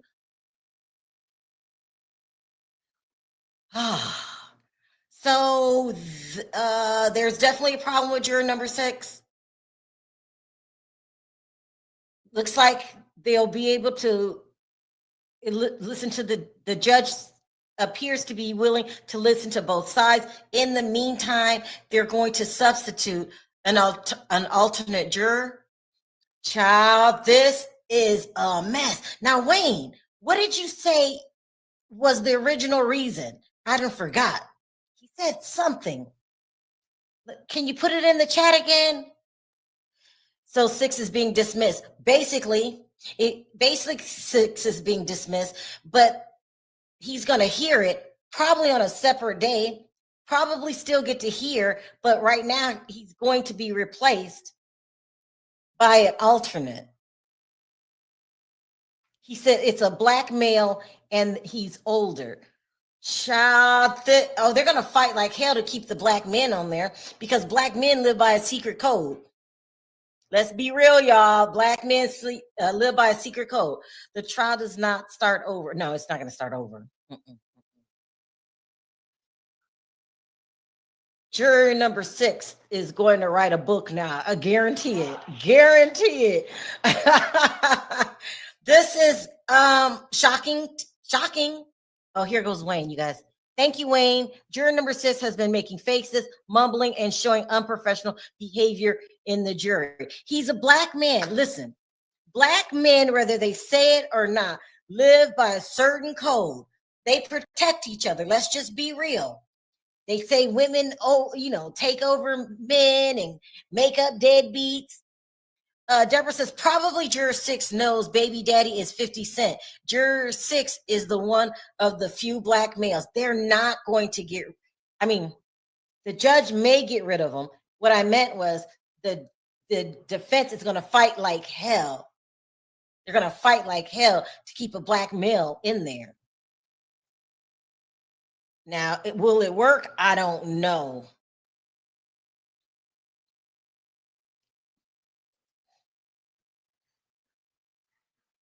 CNN update. Thank you, somebody. Thank you.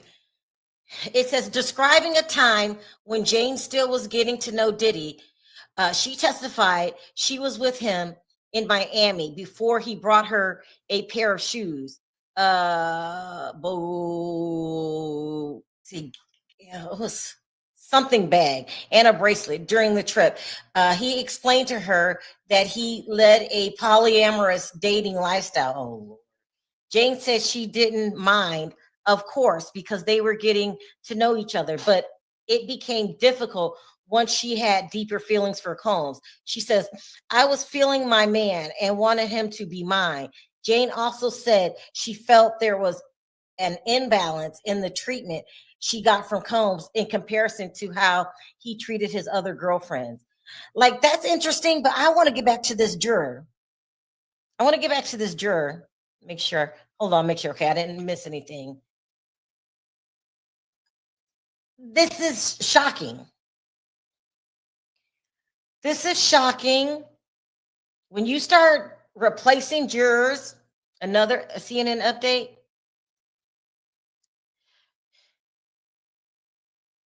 Okay. Oh, this is another update. Jane said it became difficult for her when Diddy started spending time with Young Miami about 6 months to a year after they began dating. Combs and Miami had a very public relationship that appeared to be monogamous and would post each other on social media. But Jane said her relationship with Combs was very private. It was definitely not something that I signed up for, she said. I didn't sign up to date a man that was in a public relationship. Girl, he told you from the beginning. She is getting on my nerve. She's getting on my nerve and enters Miss Miami. Now we can talk about her. Let's see what y'all talk about. Someone said this trial is over. You think it's over? It only takes one. Prosecution knows that. Yep. Hi, Goose. She says, of course, Young Miami took from Jane Doe's money and what he wanted. Yeah. This, the music industry has their hands. Perry, this is interesting. Yeah. I've never heard. I mean, nobody know why yet, but maybe I'll find out later why they're trying to replace that juror. But could this mean a mistrial? I know it probably doesn't, but I'm just asking. No, because that's what they got the alternates for. So they'll just do whatever they got to do. But it sets up for an appeal, probably. You know what I'm saying? It's an argument for an appeal, maybe. But I was just talking about some of the testimony. I was told that I guess the Cross was getting into her finances, and I guess the baby daddy, 50, was only giving her 4,000. Diddy was giving her 10. But he was giving her 30. He had it reduced. Right. I mean, but we at the time, and so what I was told is that it's setting a pattern that she only date wealthy men. That she chose to be with Diddy because the more okay, she's done, you guys. She's done. I told you the minute they mentioned Rick Ross, Future, and Jason Derulo, it's going to make her look like a escort. It's not going to come across good, huh? For her, it was a bidding system. She don't give a damn who you are. Oh my God. Let's see what the crowd has to say, because everybody's in shock. The judge probably will take the juror to his chambers and tell him if he continues to act appropriately, he will either be dismissed or levy sanctions against him. Child, she only wants to be a mom to a billionaire so she can inherit whatever her son gets. I don't like her, and it's not due to jealousy because I am fine with myself. I mean, I told you guys, if they introduce the other wealthy men that she was dating, uber wealthy, let's see, Drake, Rick Ross, and 50 alone, and Future, all. That Jason Derulo guy, I don't know him, but he still is worth 16 million. It's not as much as the other guys. But so he's still a millionaire, huh? Am I missing an update? No, I'm asking you, did we get any more? No, I've been checking heavily. Okay, well, you keep checking. I'm going to see if I can find out a little bit more. Okay, I have another CNN update. It says, on their first trip to Turks and Caicos, Jane suggested Diddy go to a rehabilitation center in Thailand when she realized how the drugs he was taking affected him. On the flight to Turks and Caicos, she noticed his hands shaking, eyes, teeth, and coloring seemed off. She says, I could tell he wasn't taking very good care of himself. Defense attorney Garagos suggested that Jane knew he was a drug addict from early on. She said, in the beginning, I didn't really know how to label it. I encountered somebody that was overdoing the partying. Jane added, as a relationship continued, I noticed a very strong pattern, and I still didn't really even label it as a drug addict. Okay. I think now I would say that, but then I just would say that he was a really big partier. It says testimony has paused as the court is taking what is expected to be a quick break. It's not a quick break. It's a long break. Yeah. And how do you just replace a juror and you don't tell the people in the court why? And then too, I was going to say that whatever. Okay, now, and then Jane basically said that she didn't start, well, I mean, whether it's major or not, that she didn't start doing ecstasy till she was 35, meaning when she got with Diddy. So I guess she gonna blame the drug habit. Bobby, you missed it. You missed Good morning. it. Good morning. They're trying to get rid of juror number 6 for whatever reason. And the prosecution wants juror number 6, a black male, gone, and the defense is going to fight like hell to keep him in. Now, what did the juror do? They said he made gestures or something like this, showed a favoritism towards Diddy.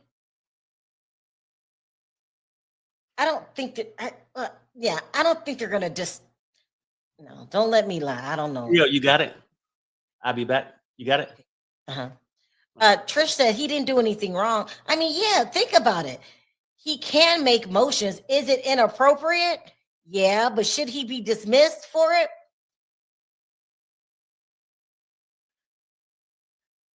Someone said the government is trying. The people in court is definitely noticing something going on. How do they move on today with all this drama? I don't know. They didn't tell us anything. They just sat here. We were sitting here like, what's going on? My friend inside was like, think there's a problem. They sent the jury out. No, it's his I hate saying it, eligibility, I believe, as it relates to his jury form. Y'all got all kind of comments. It's all of the professionalism. CC's in the courtroom who are complaining about jurors and have been taught the prosecution to bring up to the judge. Prosecutors are nasty. The prosecution knows they are losing this case and they are desperate. Juror number 6 could have tainted the whole jury pool. Mistrial? I mean, I don't see the judge getting a mistrial, but they can ask. He should have kept a straight face. I know. Okay. Is it Perry? It's all the bloggers and they're talking too much. I'm not going to say anything bad about a blogger because I am one. So I don't know. It's a win for trafficking. If all else fails, Diddy will be looked at as a joke for life instead of a legacy of something great. No, he's never going to recover from this. I don't think. The judge is like, man, oh man, I know. I heard the jury been acting up for days. That's what you heard? You guys, let's be serious. Did Diddy taint the juror? The jurors with an S? The jury? Or juror without an S? So, no mistrial. I don't think there's going to be a mistrial either. They're going to clear the courtroom. No one is going to be allowed in. So they sent the people out. Let me see. Y'all know Brian Steele is an attorney for the defense, and Brian Steele pulls all kinds of tricks. I know he's good friends with Toria. Where are you, Toria? Girl, where are you today? we mean it's all the bloggers who are inside the courtroom who are the ones complaining about the jurors. And some of them said they are going to notify the prosecution. Oh boy. I want to ride with the jurors. With the bloggers. I'm always going to be team bloggers. But some of the bloggers can be really messy. That's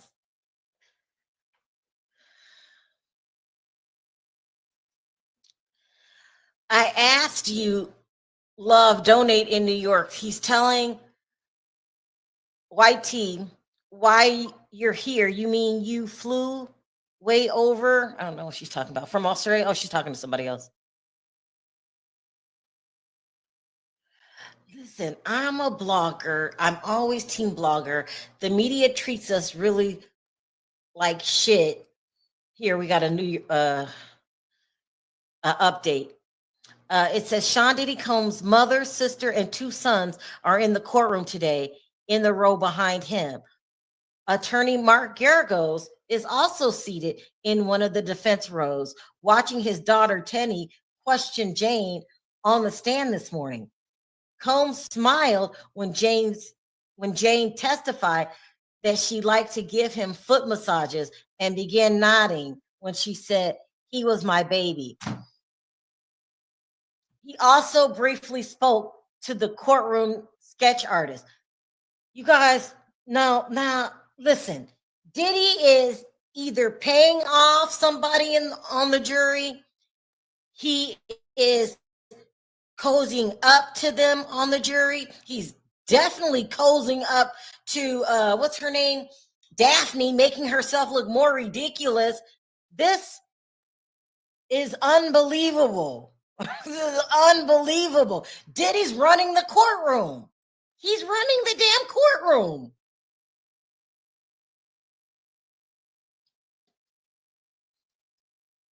Stop making rumors. I don't know what you're talking about. I'm reading from CNN.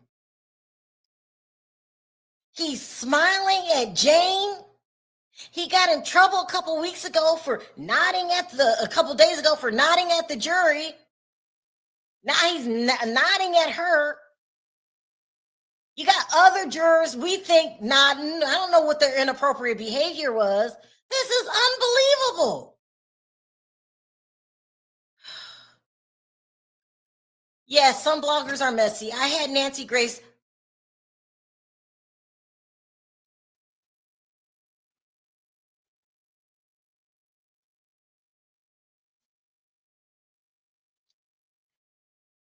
Listen, everybody's saying that Jane Doe, TCLs are liars. I don't know them. But they are saying that they're setting people up. They're setting up scenes. I hope it's not true. Don't know them, but can't act like it's not what's not going on behind the scenes. You guys all know that Donata's losing his mind over there, calling them out, and they've got something going back and forth. Yeah, this is unbelievable. I'll tell you what, I'm glad I'm not there.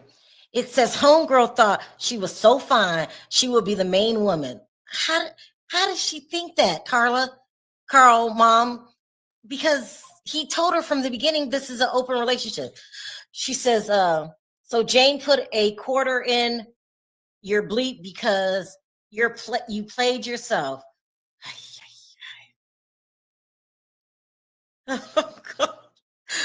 Pure Joy says he's complaining about how the sketch artist is portraying him. He did. He probably asked her to make him look better in the trial. Listen, Diddy is running the courtroom, you guys. Diddy is running the courtroom.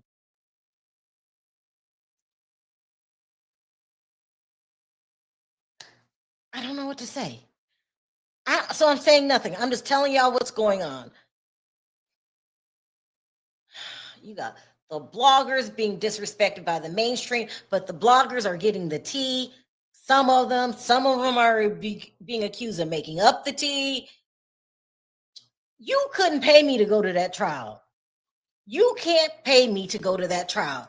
What part is a lie, Soup Bone? What part is a lie? What's the false? No. What you're not gonna do is accuse me of passing false information. What is false information? That's what you're not gonna do. What is the false information? You tell me the false information right now, or I'm gonna kick your ass out. What's the false information?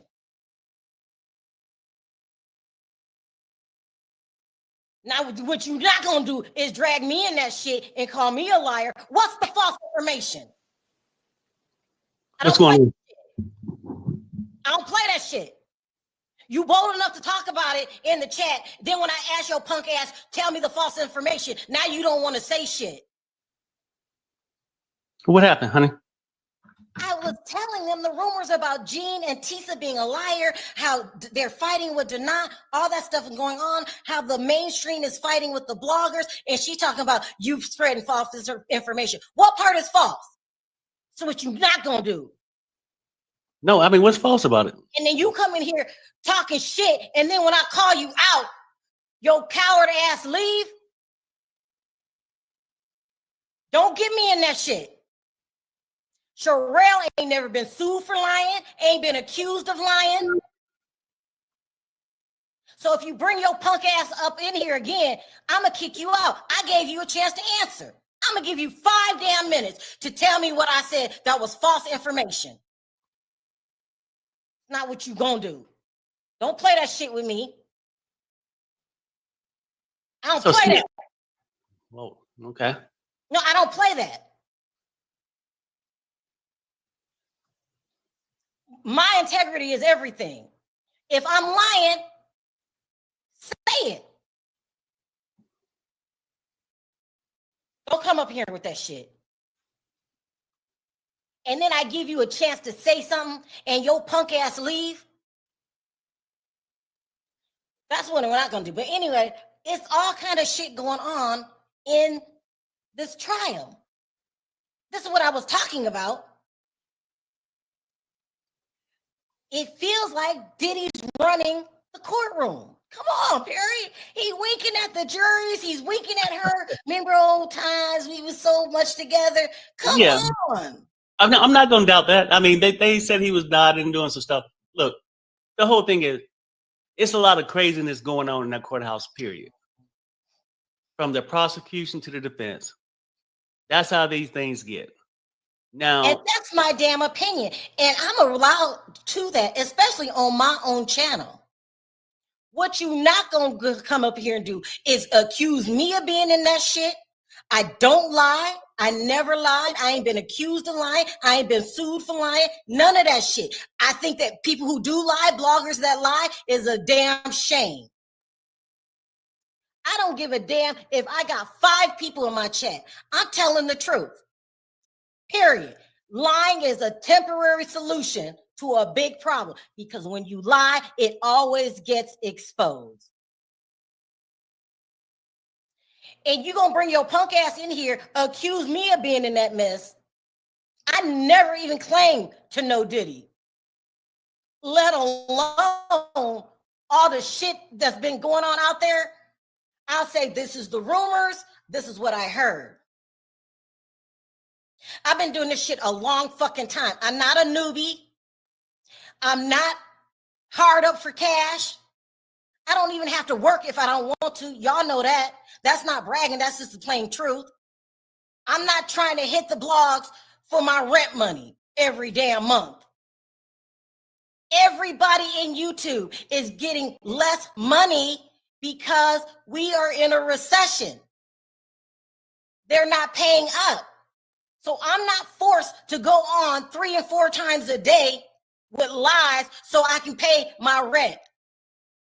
My homes with an S are all paid for. Don't play that. I'm not hard up for cash. I'm not forced to lie. I'm not throwing nobody under the bus. I said their names because that's the shit that's going on right now. Y'all been seeing them damn bloggers reporting on it. I can't. Here, let me take a break. You got it. I'll be back. Yeah. Well, yeah. I mean, look, I'm not exactly sure what happened, but look, my wife ain't up here lying about anything.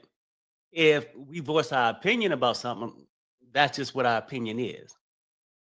We're not out here saying we got evidence of anything that's happening. If the argument was about, hell, I don't even know what the argument was about. It was about my wife lying about something. We don't have to do that. We're an adults. We can come and just give our damn opinions. Now, when I came in, she was talking about just shit that's happening on YouTube. There's a lot of shit happening. A lot of people saying people are out here changing stories just to fit their narrative. I guess that's what they're gonna do. That's what they're gonna do. But we just gonna tell you how we feel. If we have evidence, we'll say we got evidence on it. And I'm real quick to tell you, no, I don't know, but this is my thought. Now, that's sort of where we at. But for somebody to come in here and tell my wife, call her a liar. Now she's not lying. My wife ain't a liar. Now you may not agree what her opinion is, but she's not a liar. I took some pictures. Let me show you. I took some pictures yesterday when I was in somebody else's chat and they started talking about other bloggers lying. I took these pictures for myself. Hold on. Mama 2 says, I love you, Sharrell. Don't let them have you lose your cool. I know. I ain't getting in that mess. I did for a minute because it's a mess. And I told y'all from day one, I ain't good friends with Denot, but I don't control what Denot does. And, he got proof. He said he ain't lying. And so that's what he showed on his. Is that what I was about or something? No, somebody came in my chat and told me I was spreading rumors about Gene and Tisa Tails. How are we spreading rumors about him? Hold on. I don't know. I gave them a chance to come up. Of course they didn't. Look. Okay, Quentin says this. She said it feels like not stating it as fact. If you don't like her opinion, leave it. That simple. Thank you. Thank you. Listen, there's definitely a war going on right now against Jane Doe and Tisa Tails. People are calling them liars. This is in DJ Academic's chat. They were talking about it on his channel, Tisa Tails and Gene. There are other security guards saying that Jane Doe is lying. Jane Doe had no intentions of testifying. He came up there. It was a plot for them to get attention. This is what they're saying. Now, do I know this to be true? No. But y'all seen what's going on is all over the place. I said, should I cover it? Should I not cover it? There was an article written by Vibe magazine calling Tisa Tails a liar. Let me pull it up.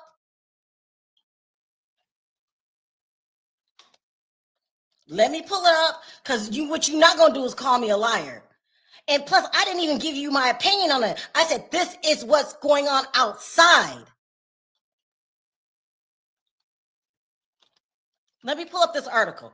Now, I don't know, and I always said, I don't know if she's lying or not. I don't know. I don't know if Gene lying or not. He seems credible to me. And we've said that.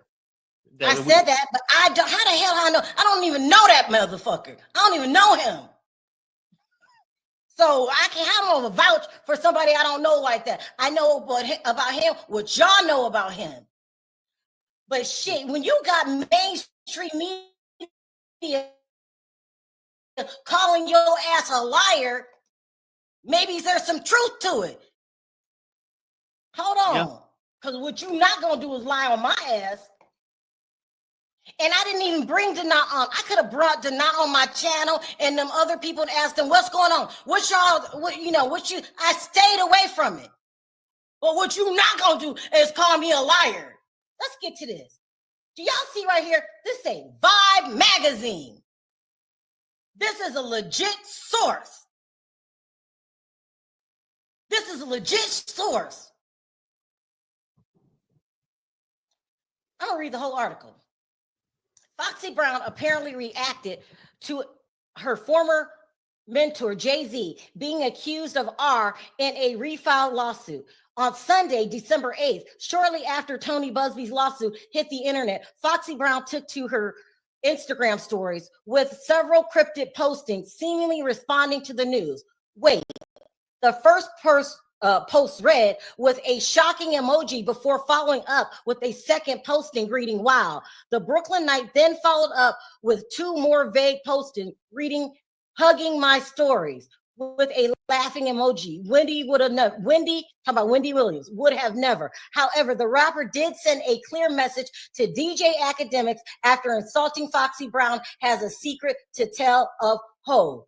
Foxy Brown allegedly sent Academics a DM urging him to read a thread lightly in stating that she allegedly had an inappropriate relationship with Jay-Z in the 90s. "Miss me with that effery," Academics claims. Let's keep going. So she's talking to Academics. In October, the Ain't No Blank previously told people to stop spreading rumors that Ho forced her to sign an NDA, preventing her from telling about all her alleged relationships with the mogul. In one post, the rapper directly responded to Tisa Tale about Brown and her connection with the businessman. Foxy called the YouTuber's post fake news. Y'all not gonna sit up here and call me a liar. Then posted the damn video. She says to Tisa Tales with a picture, "Stop playing with my name."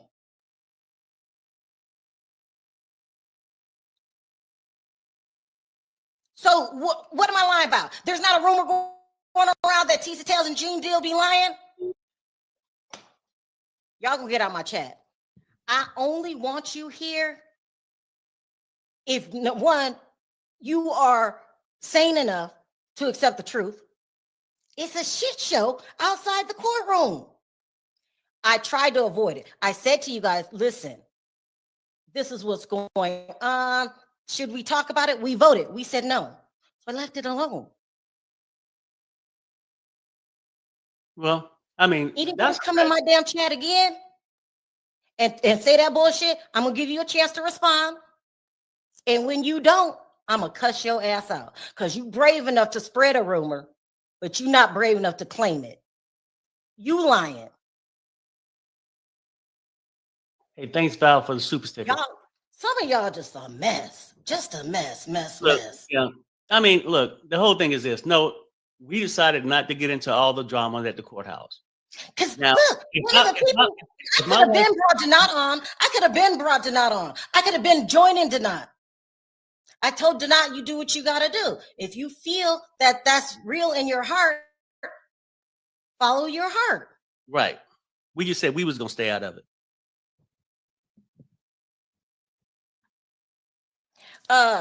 Diddy is running the courtroom. That's her issue. That's her opinion. And this is my opinion. People act like I have to do whatever Perry says, or I got to follow what the popular thing is. I'm not like that. My thing was, I know there's a 90% chance that Diddy gonna get off because the charges are inappropriate. You don't bring a case to court where we have to figure out, well, who's telling the truth, who's lying. That's not a clean case. You got to have evidence. They're saying this is a circumstantial case. When it's always a toss-up with a circumstantial case. Mm-hmm. Go ahead, Perry.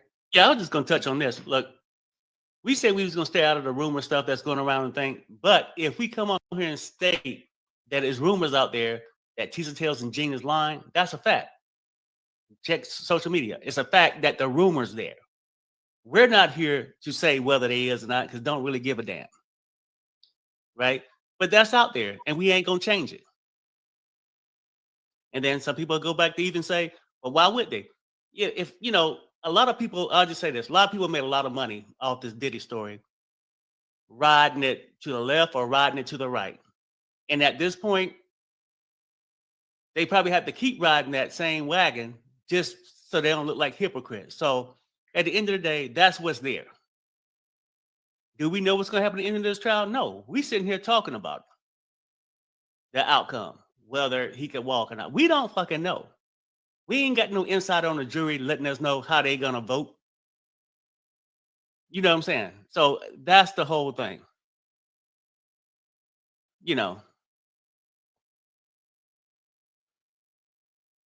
Now I don't know what else going on. And then Beecher says Sharrell's opinion. Diddy is running a courthouse. That was her issue. Who issue? Okay, I don't know. But either way, now we still waiting on court to come back. But at the end of the day, everybody gonna have their opinions, but nobody's gonna come on here and say my wife's lying. Because there's no need to lie. Why? We don't have a dog in the fight. The outcome's gonna be what the outcome is. We just stating our point, and we ain't on nobody's payroll. We ain't out here to promote a certain thing for a click and a view. We just giving our opinions. We like people to watch our show, do this and do that, but hey, that's just what it is. We ain't out here begging somebody or fabricating something just to get a click and a view. That's just not our nature and what we gonna do over here. Other people do it, that's their business. But there's rumors out there that people are lying, people are doing these things. That's a fact. Have I investigated to find out they lying? Not really, because at this point, it is what it is. And it's not for me to share my opinion on other content creators at this point. Let me see. Perry, the person wasn't talking about the blogger drama. They were talking about Sharrell's statement that Diddy is running a courtroom. Okay. Yeah, well, I don't know.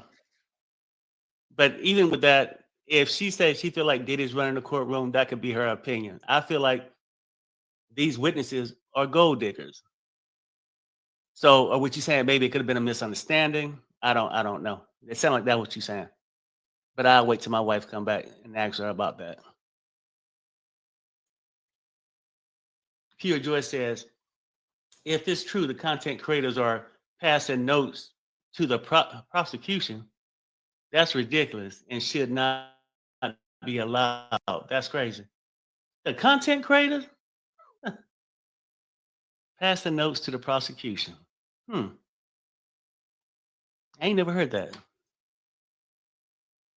That would be crazy, though. That would be crazy.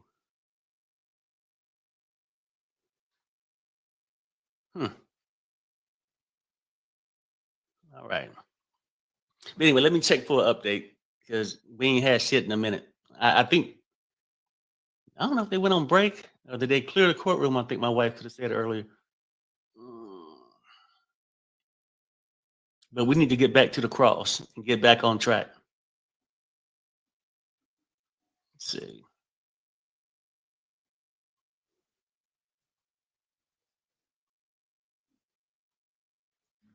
Updates. I'm checking right now.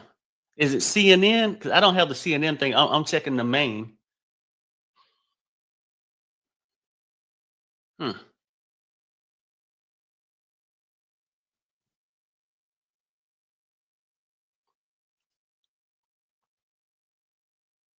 Mama Two said, Sharrell, you don't have to explain yourself ever.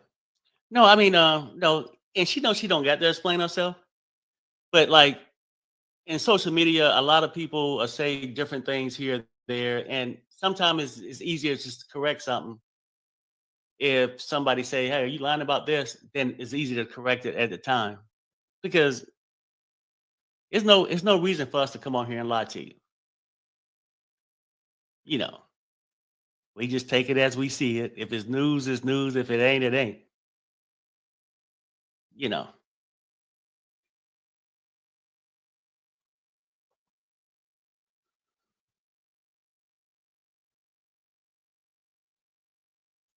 V Parks, Diddy is running the courtroom, is her opinion, which she, like everyone else, has the right to. Yeah. I mean, she got the right to say she feel like Diddy is doing this. That's what I'm saying. Because I feel like, and I ain't gonna let nobody change my opinion. I feel like these girls know what they signed up for. They did it for their own moral reasons. It's not because they was forced. It wasn't because they was groomed. You know, that's my thing. And my wife can have her own opinion. I wouldn't respect her if she didn't have her own opinion. So that's just where we at. And I cannot find a damn um update.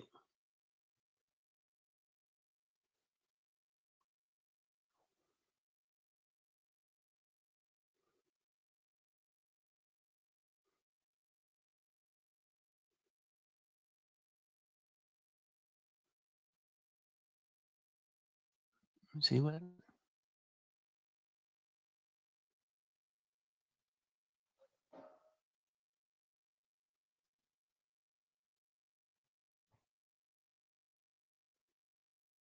Yeah, I don't really know what's going on. I'm trying to see.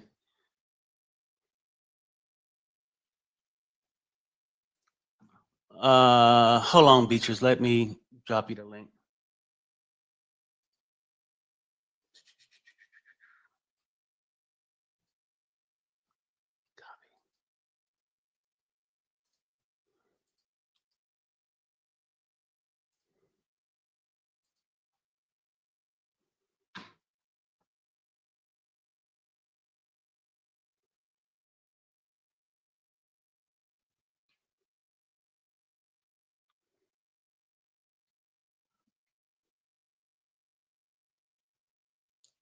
Beatrice, I dropped the link. Oh. Hey, what's up, young lady? Talk to me. Hey, is Sharrell there? I think she's gonna grab something to eat. Okay. What the person, I don't know, this is Sharrell's station, and she can say what she want, but what this person was pissed about, and it was one more, was that Sharrell kept saying that Diddy is running the courtroom. So he is running, it seems like he's running the courtroom. But that's what this person got very upset about, that because Sharrell kept saying Diddy's running the courtroom. So that's what it was about. It wasn't about deny.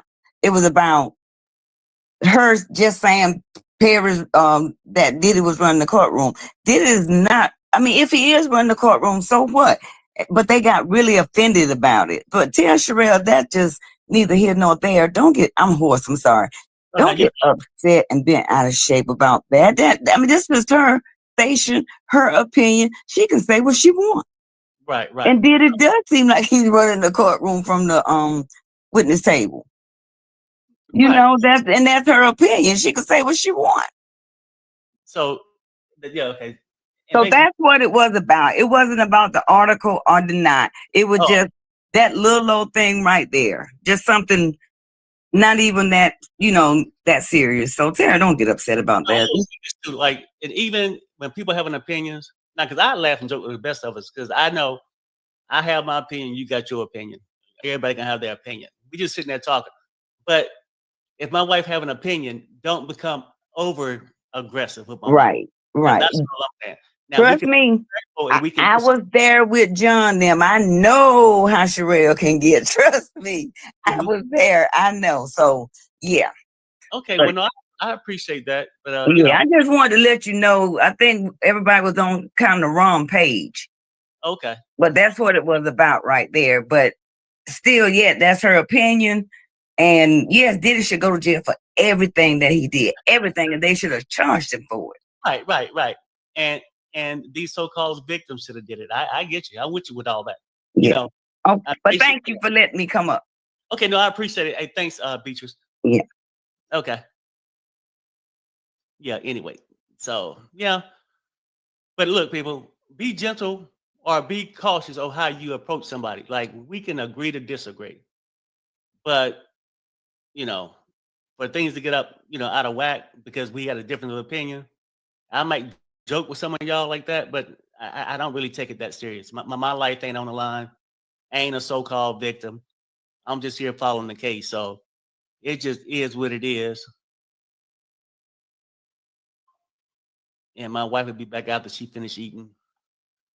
So I'm gonna just check for some updates. But Renee, you said apparently they put inner city press out the courtroom. So if that's the case, I'm gonna need to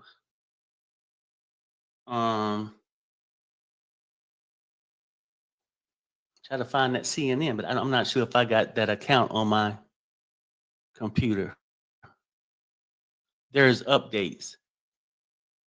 Okay, well, give me a second, everybody. Give me a second. Give me a second.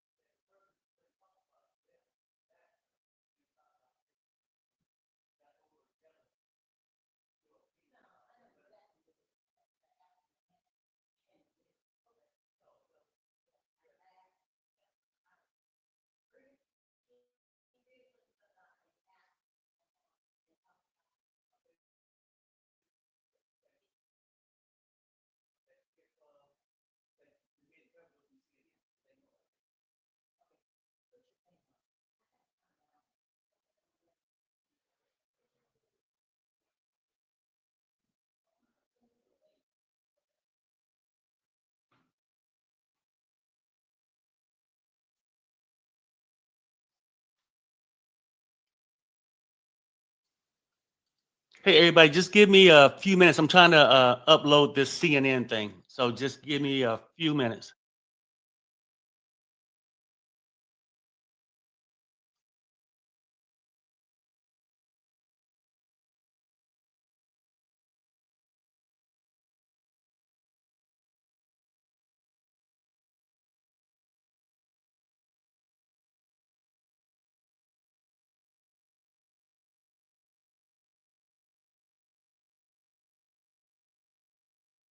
At Penn Station, your ears may hear, and your craving deep down inside hears.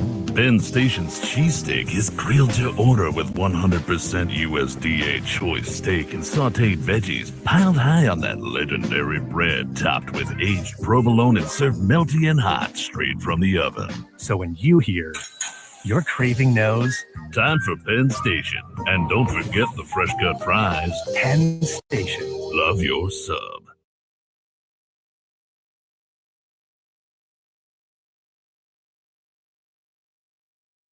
Herb, the data is clear. You'll drive a new Kia for less at Fort Wayne Kia. It's easy to calculate. Our charts and graphs prove it. Applied logic dictates it doesn't take a scholar to save $1. Save with low-rate financing across the Kia lineup, like 1.9 APR for 60 months with 0 down on Sportage or Sorrento. See Fort Wayne Kia now in our giant brand new showroom on Illinois Road. Or always online at fortwaynekia.com.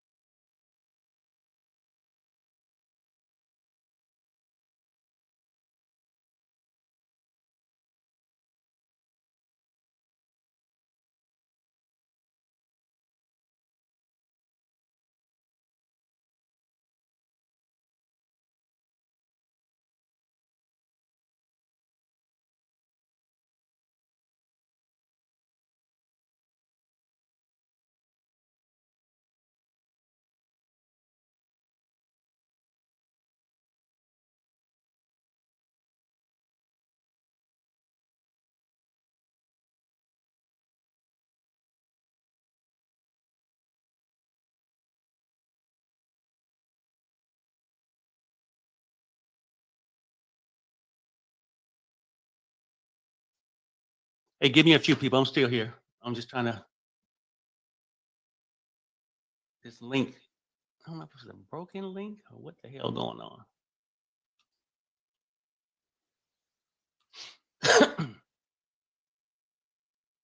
Come on. Because we got to get back to that cross some kind of way. Some kind of way. Let's see. Refresh.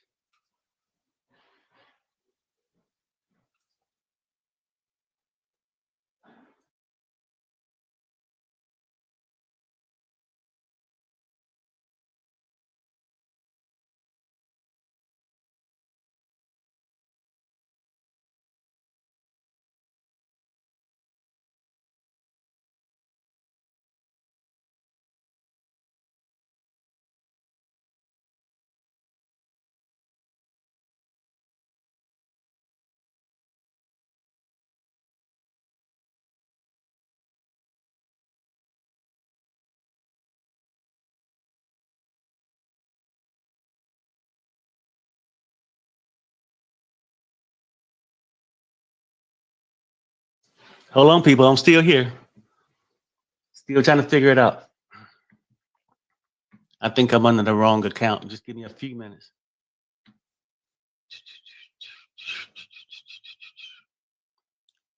Diddy about to walk. Well, I don't know if he's gonna walk. We're gonna see if he about ready to walk or not.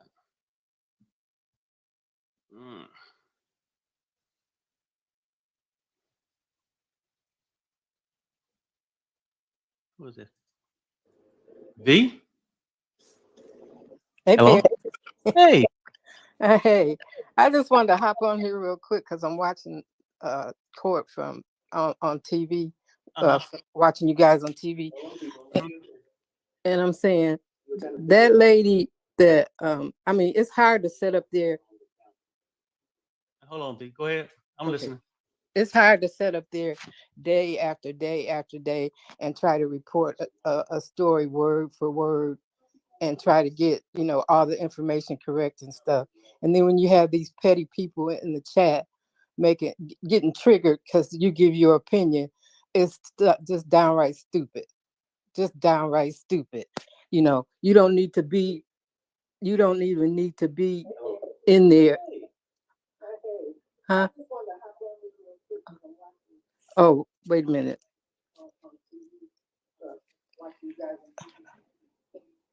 I'm echoing, I think.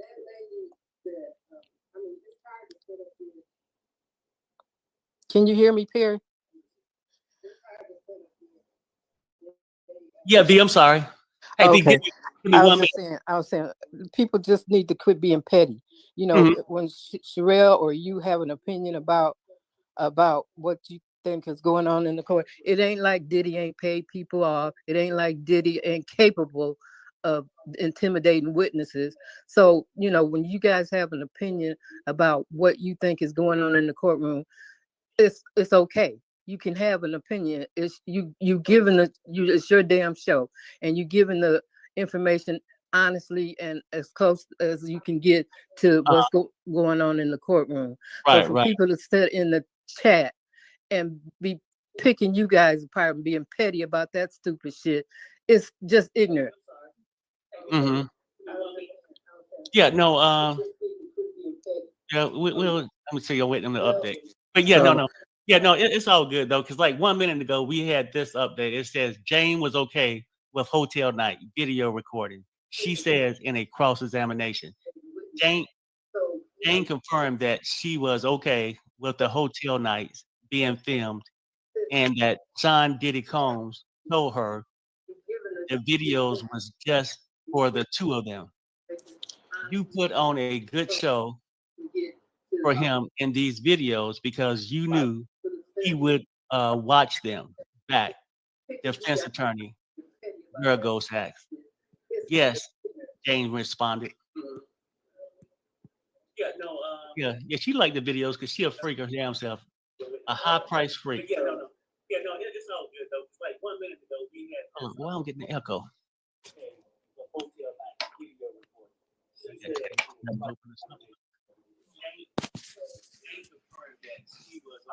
Why I got an echo?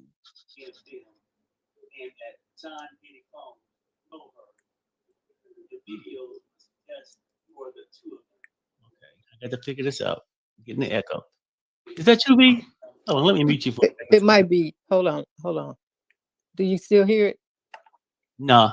Okay, it was me. Yeah, okay, good. Okay. Because I was watching it on TV. So yeah, okay. Oh, now you straight. Oh, you straight. Okay. You yeah. straight. So now I got it. I found that link so I can do it. And then Sharrell come back after she eat. Yeah. Well, I just wanted to hop on here and say that because I'm enjoying watching it on my. I got it on my screen, on my TV screen. So I'm enjoying watching it on the screen. And it's like I said, it's hard to sit here day after day and try to give a exact picture of what's going on in the courtroom when they don't allow anybody in the courtroom. So all you're doing is going by drawings and what people are telling you that's in the courtroom. So, you know, people need to just chill out in the chat. They just need to chill out.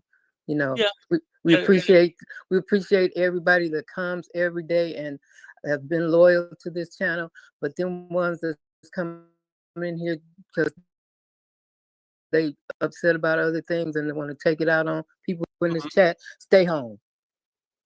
Yeah. No, I'm with you, B. So I mean, things will be good in a little bit. Let me I'm just hell. The main one, the inner city press, must have got kicked out. I do not see an update anymore. And then like this CNN update don't come that fast. And didn't they kick a whole bunch of people out anyway out of the courtroom? Well, I think they cleared it for something. I think they could have cleared it, the courtroom for something. I don't know what they did, but they back because I just got that was like a couple minutes ago, that update I read off CNN. So and we'll just see how it go. Okay. But we'll just go from here. But you know, I just had to say that because it just pissed me off so bad. And I did block that person. You ain't coming back. No. Sharrell got mad, but I got mad too. So I blocked him. You ain't coming back. Somewhere else and watch.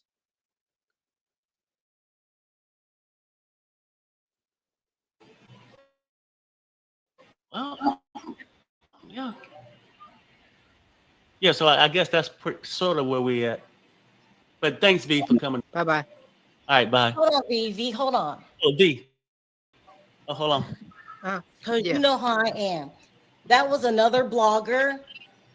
And since they want to be so smart in my chat and start talking shit, I will be bringing it out on the channel. He can expose every details. Okay, I'm gonna pop in here real quick. So Inner City Press has been kicked. So I'm waiting for my God, what's going on with my computer? Waiting for what is it called? Crime and Law, I don't know, Law and Order or whatever the heck it is, to start their stream, because I think they were also getting theirs from Inner City Press too. So far what we know is the content creators is fighting. They fighting. So I don't know. So how this Diddy trial gonna go? But the content creators shouldn't be fighting, and we should only be reporting what's in the news. So who knows? But alrighty, I will go back to Sharrell and her mother and her husband. Let's see here.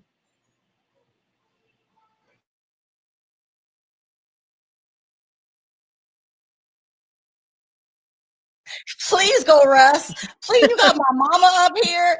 Child, please. I love you, mommy. I do. I love you too. All right, I'm out.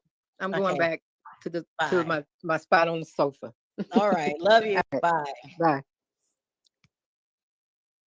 I mean, so Sharrell, so the last update was 6 minutes ago, right?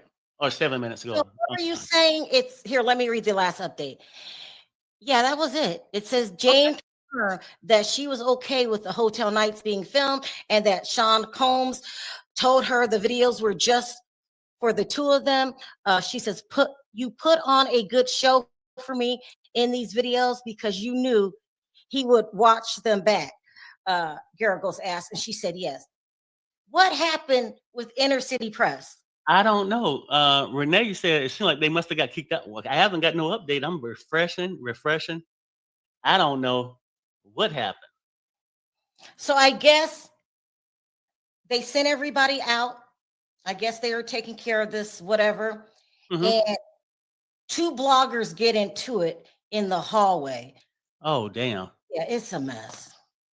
It's a mess. But you know, I tried to stay out of it. But bitches want to come in my chat under an alias. You're gonna wish you never did that. You're gonna wish you never did. Y'all think I'm stupid? Come on. Don't mess with nobody that's not messing with you, because you might open up a can of worms you can't close. I don't know. Everybody think I'm stupid. I believe what I want to believe, just like you believe what you want to believe. But Right. You want to come up in the chat as a disgruntled person.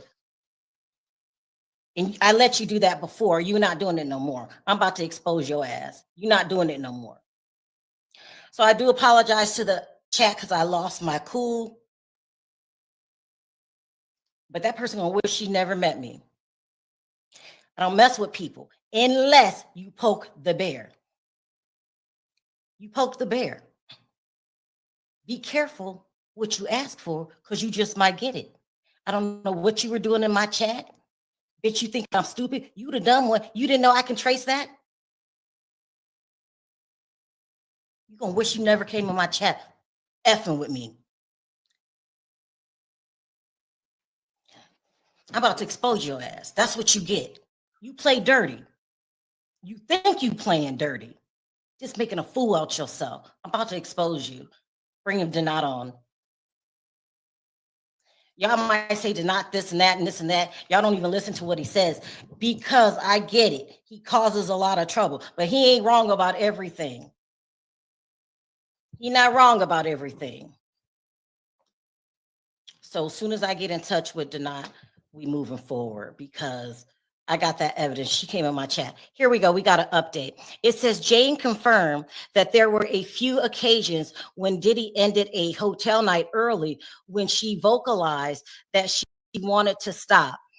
She testified that there were a few rare occasions when Combs agreed to dismiss an entertainer when she wasn't attracted to or comfortable with them, but only after she tried to have actual interactions with the men for a period. Defense Tenny Garagos tried to suggest that Combs readily agreed to dismiss the men when she wasn't comfortable, but Jane pushed back, and that she had to endure interactions with the men. Let me tell you what's going on here, people.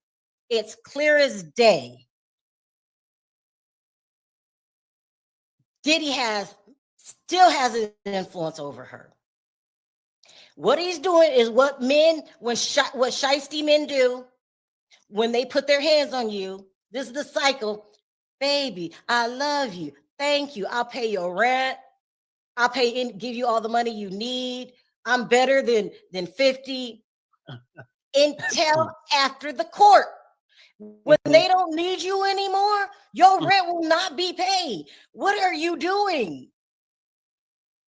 What are you doing? I know you had a horrible night last night. All the men calling you out your name. They're bringing up more people that you allege took money from. So if we know this, you don't think the court knows this? Every time I go to court, my attorneys assign someone to cover the internet. That's how powerful the internet is. They know about Drake. They know about Rick Ross. They know about Jason. And they're gonna at the end, when you get cut off, because by the end of your testimony, Diddy's gonna turn on you because he has to. They're gonna point you out to be. They're gonna call you out your name. They're gonna bring up all these men, and they're gonna call you the H word. You just got used. He doesn't love you. Any man that lets you be with another man, he does not love you. This is a mess. All of it. It's a mess. Yeah. He's controlling her. Right. Well, Acts like she's madly in love. Girl, you had an open relationship. You just mentioned yourself the name Young Miami. yeah, I mean, like, he control her, but she let him do it because she needs something. So basically, it's like he don't have that total mind control over her because she did sneak off and fly, supposedly doing a breakup to sleep with somebody else. Mhm. So she got her own mindset. She stayed with Diddy because she want the money. Yeah, let me double check.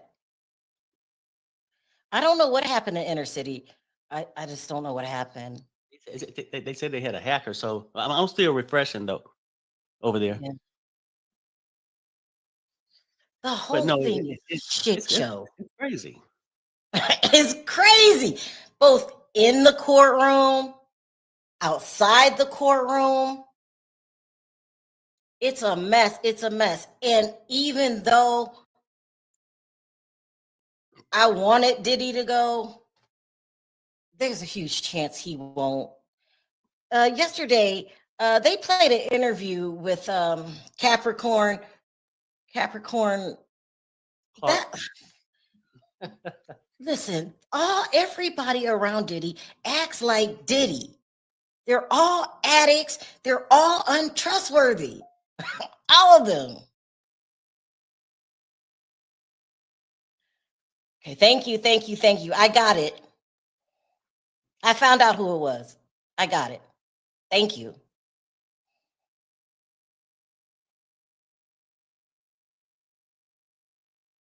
Perry, do me a favor. Yeah, Can you get in touch with Donat? yeah. I checked them. Okay.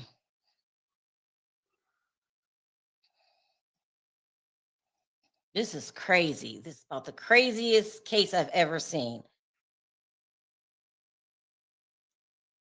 You can't punish one without punishing the other because they're a team. So y'all expect us. I want you to listen to these junkies and these liars and let me know if they think Diddy is a liar. We haven't had one person, credible person up there. Maybe Cassie's mother, but they gave the money back. I don't know if that'll play into anything. Kid Cudi was cool, but it's just a mess. The money controlled her. She listened to whoever got it. Exactly. Right. I mean, she was out there. She basically submitted her body to the highest bidder, and she said, even in the testimony today, that she only dated wealthy men. So that's not being groomed. Let's keep it real. It's like being a high price trick. And I want to know how come we could find out who Daphne been with. We know about all the rappers. How come we can't find out if there were celebrities at the freak off? Why has that just been dismissed totally? Yeah. Well, you know how to, I mean, we were supposed to see all these people that were involved in the freak off. Where Cuba Gooding Jr. at? Mhm. What happened? Why are we interviewing these people that don't matter, that have drug problems themselves? Where's KK? I don't want to hear anybody else testify but KK and Frank Santella. Frankie, whatever they call him. I don't want to hear from nobody else. I really don't. It's a mess. It's a mess. It's a mess. It's a mess. We the people making the case crazy. I mean, look, be honest with you, it shouldn't even be a case. Damn sure not a RICO case. Maybe other charges placed individually here or there. Like I said, this is like a divorce gone wrong for me. But what do you think, Perry, about the bloggers turning on each other? Well, I mean, I didn't turn. Just in case anybody was, I didn't turn. I'm going to be bringing Donat on. I'm going to be exposing other bloggers. Period. Because you want to come in my chat under an alias. I wasn't messing with you, wasn't thinking about you. You want to come in under an alias, I'm about to expose you. So, I felt like I was pushed to do it. Being neutral, being nice don't help. Now I'm about to drag your ass, your lying ass. Go ahead, Perry. Well, yeah, no, I mean, at this point, as far as the case is concerned, I don't really think the case is that strong. I get people say the RICO, they got all these things. I think they don't ran out of witnesses. I think it's almost being wrapped up. If they wrap this thing up in the next 2 days from the prosecution, and we don't have no hardcore evidence like a paper trail, give me something from his finances where things were, some kind of extortion here or there, just off these hearsay things, these witnesses, yes, their testimony is evidence, but evidence can be looked at as being bullshit too. Now, they told some truths, but they ain't telling the real motives why they sitting in that chair, why they wore those 7 and 6 inch heels.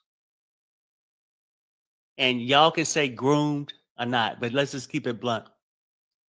They was 304 for their own purpose. For their own purpose. Oh my God, Perry, stop! So much is happening today.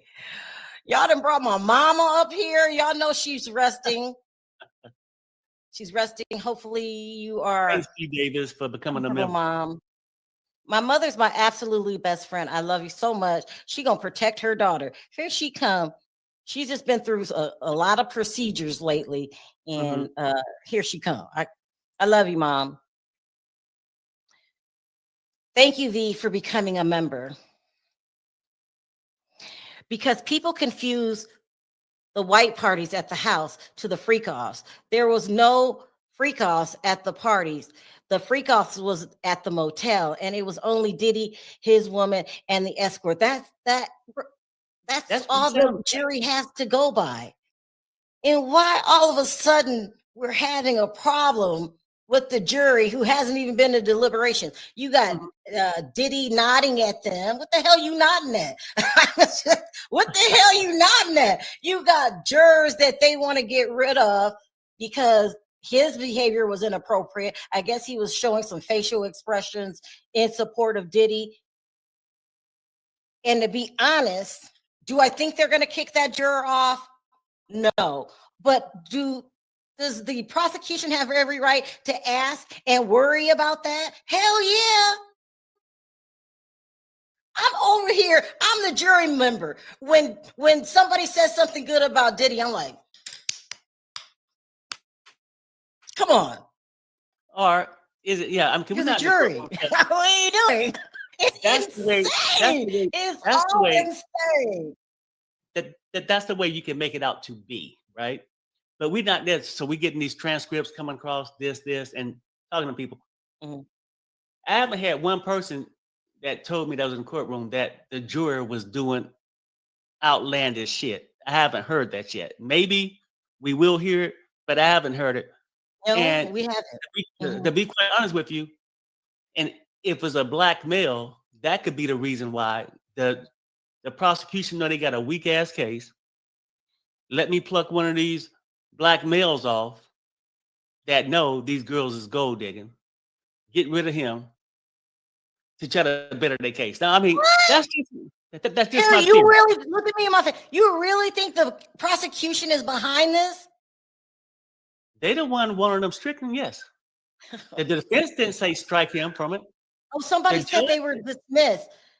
Oh boy. The judge didn't say strike him.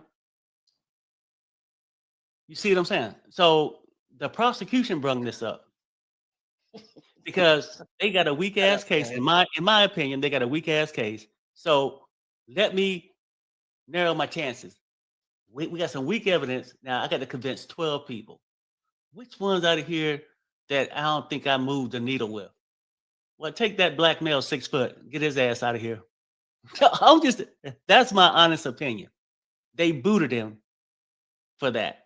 Now they can come and say he made some facial features and did whatever. This is too much. It's somebody said that the number 6 was dismissed. I asked the person in the courtroom. She said if he was dismissed, we weren't told about it. She said things are running off the rails here.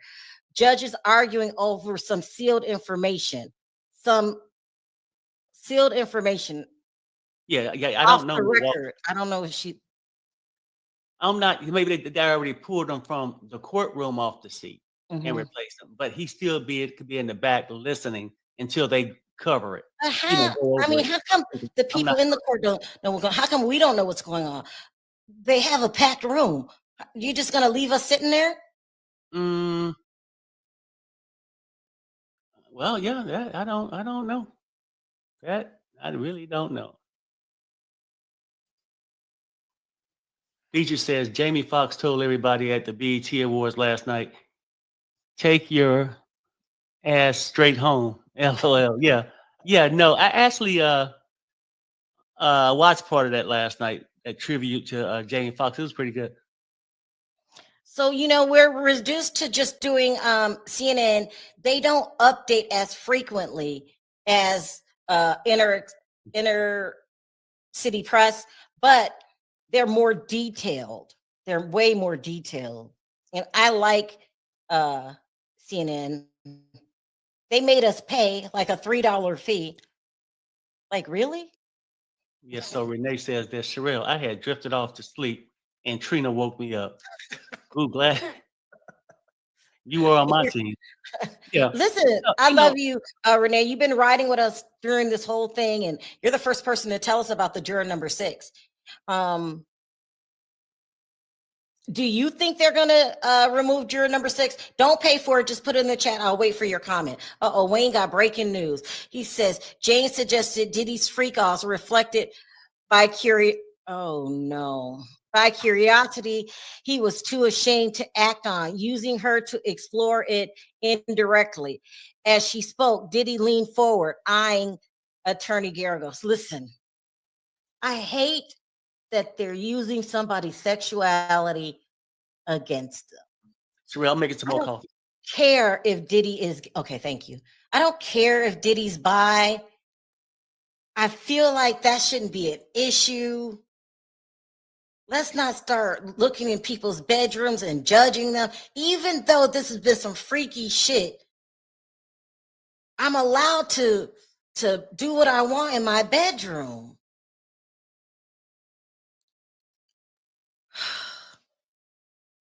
I'm really strong on that because my best friend is trans, and in the LGBTQ AI plus community they get it hard. It's a hard life. People don't understand how discriminated against they are. So because my friend is trans, I feel like I have to stand up for them and let people know what you do in your bedroom is your business. Sharrell Perry, I use Washington Post for updates, and the updates are just like CNN. It's free. Oh, thank you. I already paid it. I already paid the money, but now we talking about what going on in people's bedrooms. I didn't like it when you were talking about what went on with the straight people and the rubbing and all that. I don't like that. What goes on in your bedroom goes on in your bedroom. All I wanted to know is what celebrities were there because I'm messy. That's the only reason I wanted to know. But the details about who rolled on what side and what went in what hole is not my business. I know my friend is beautiful, my bestie, and trans, and I'm fighting that fight with you. I'm fighting that fight with you. Yeah, I know. We are so over Jane. It says no more of Jane's testimony. Next witness. We are done. Please don't expose Diddy for being bisexual. Do I think he's bisexual? Beyond a reasonable doubt. Is that my business? Does that change how I look at him? No, you were a jerk before I found out you were bi. Now you're just a bi jerk. You're a jerk. It's too late. This entire cast has been, has been about X. What celebrities had X with who and how? And a lot of people were accused of things with no proof. No proof and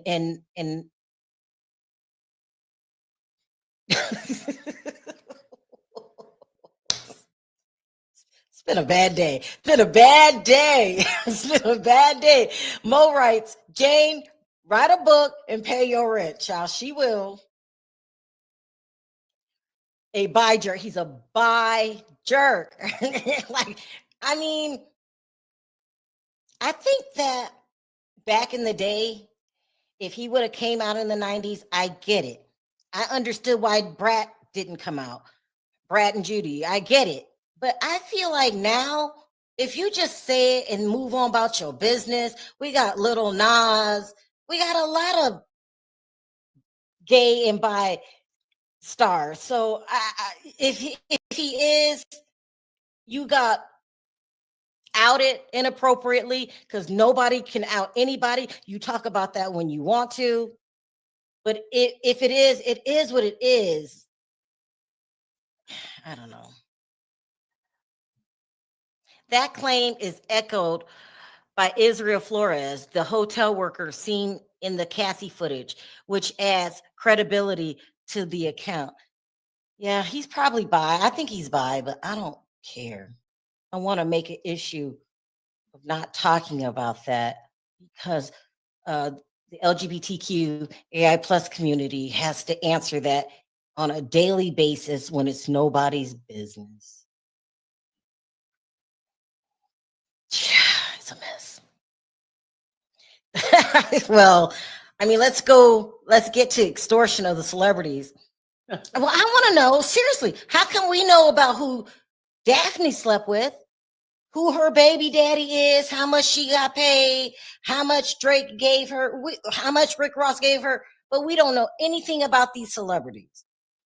Well, I mean, could it be that Diddy had these freak offs in these hotel nights, not at his mansion and all that stuff? He and Jane even said that he didn't want his employees, his workers to know about the freak offs. Of course, some will be privy to it or not, maybe his bodyguards like that. But go ahead. We have an update. It says defense attorney Tenny Geragos revisited 2 occasions in which Jane had testified that she cried after a hotel night. On one occasion at the beginning of her relationship, Diddy Combs, Jane cried when Combs was going to leave her soon after a hotel night, she testified. When asked, Jane confirmed that when she asked Combs to stay with her to confront her, he rearranged his plans so he could. On another occasion, towards the middle of their relationship, Jane recalled she cried in the shower with Combs after a hotel night. Geragos asked Jane to confirm that Combs was high on ecstasy at the time. Jane confirmed Combs said he was too high to see her cry. She said, you're gonna ruin my high. I mean, I wish you would all. Let's move on to the next witness. This testimony is tainted, and I just don't want to hear any more from her. Yeah, I mean, but I don't think they can move on yet until they really crack the code where she had to come out and straight and say she wasn't coerced, or maybe even question her about the fight. I know people saying Diddy has a baby. I know he liked putting his hands on women, but for some reason, just in my gut, I think that fight they had in June was sort of fabricated.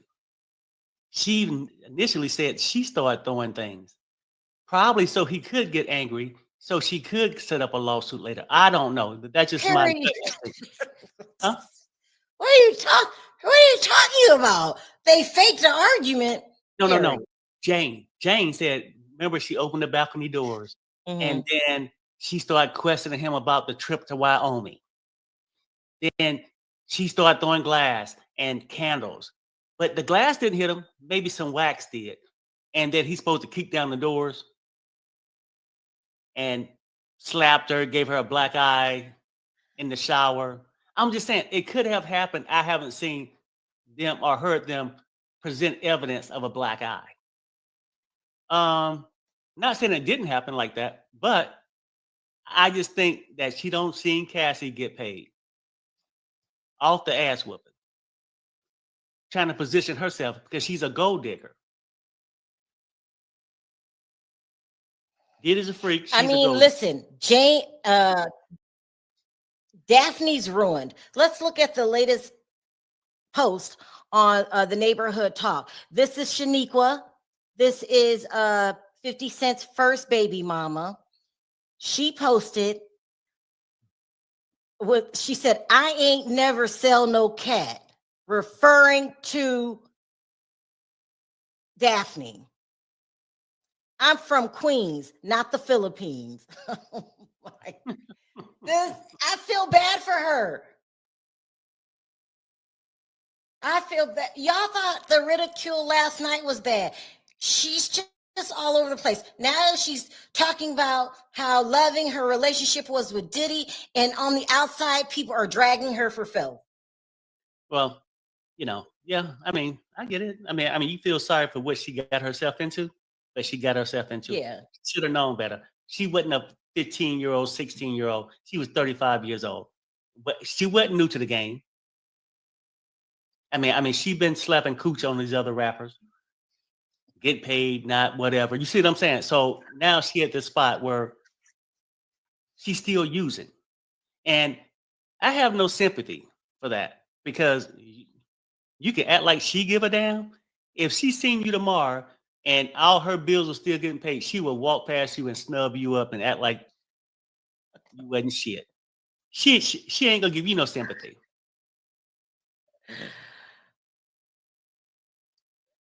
That's just a fact. And somebody don't hack this man account or he don't went on a long lunch. One or the other. No, something's going on. I don't know what's going on because I guess some people got into it and they kicked some people out the courtroom. I don't know what's happening. She says it was for bloggers, but they blame a lot of bloggers for a lot of stuff. Someone said 50 has a response on his oh my gosh. Hold on. Child, I can't even take her serious anymore. I just can't. Because they're making her the butt of every joke. This shit might be funny sooner or later. And you can't take her serious. I mean, she don't even respect herself. Harry, don't say that. Where's the response? Let me go back to the neighborhood talk, see if they posted it. It says here, child, this is a mess. I can't believe that this is really happening. This is crazy. It says,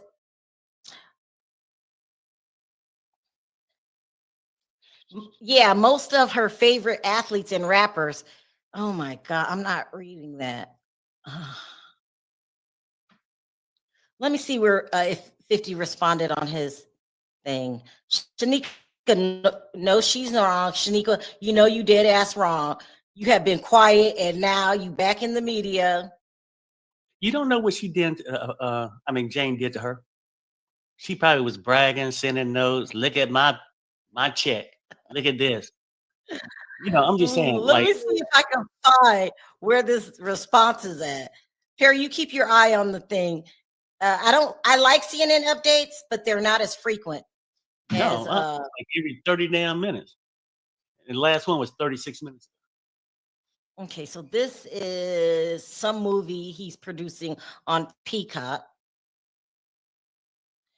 They said he's going on tour. He's on tour. 50 Cent starts off the Legacy tour in front of 50K in Germany on the first night. He's on tour while he's talking trash.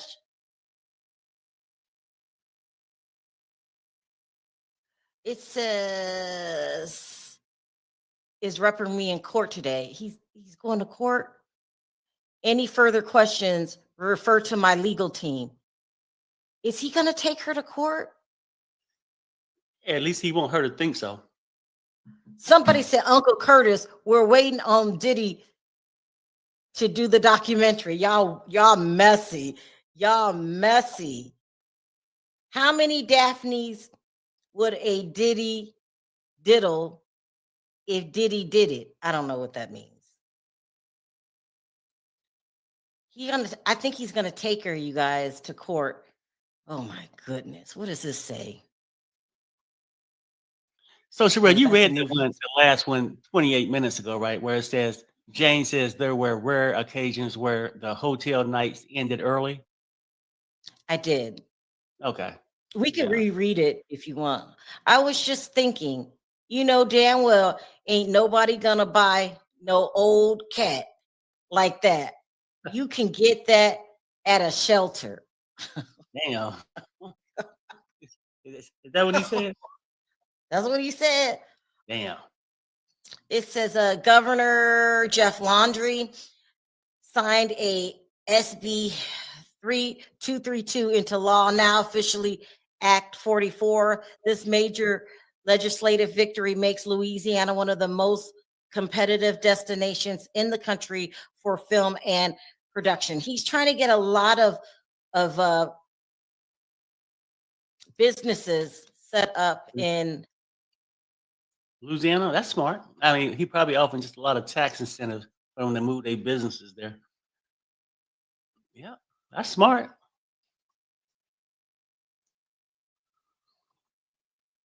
That's another movie. You never know. He could have took it down. 50 Cent did that originally with her first posting. Child, I looked. I didn't see it. He probably took it down. This is a mess. This whole thing is a mess. This whole Look, thing is a mess. 8 minutes ago, Sharrell.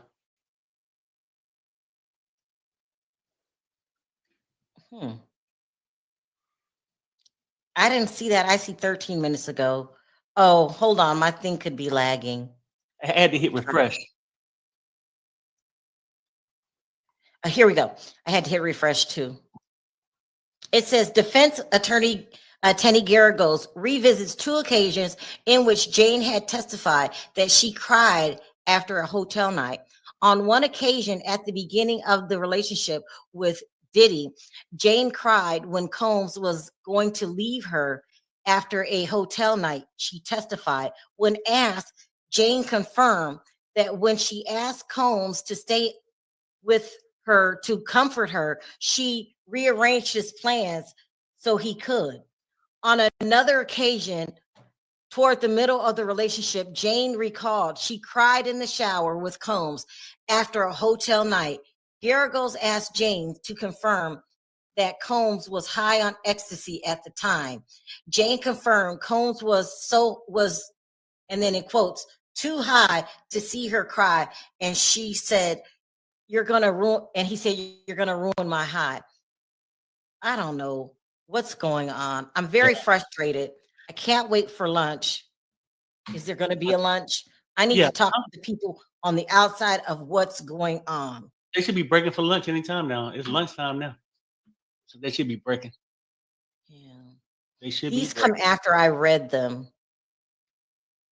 I absolutely miss Inner City Press. Yeah, Did I he know. go to lunch? What happened?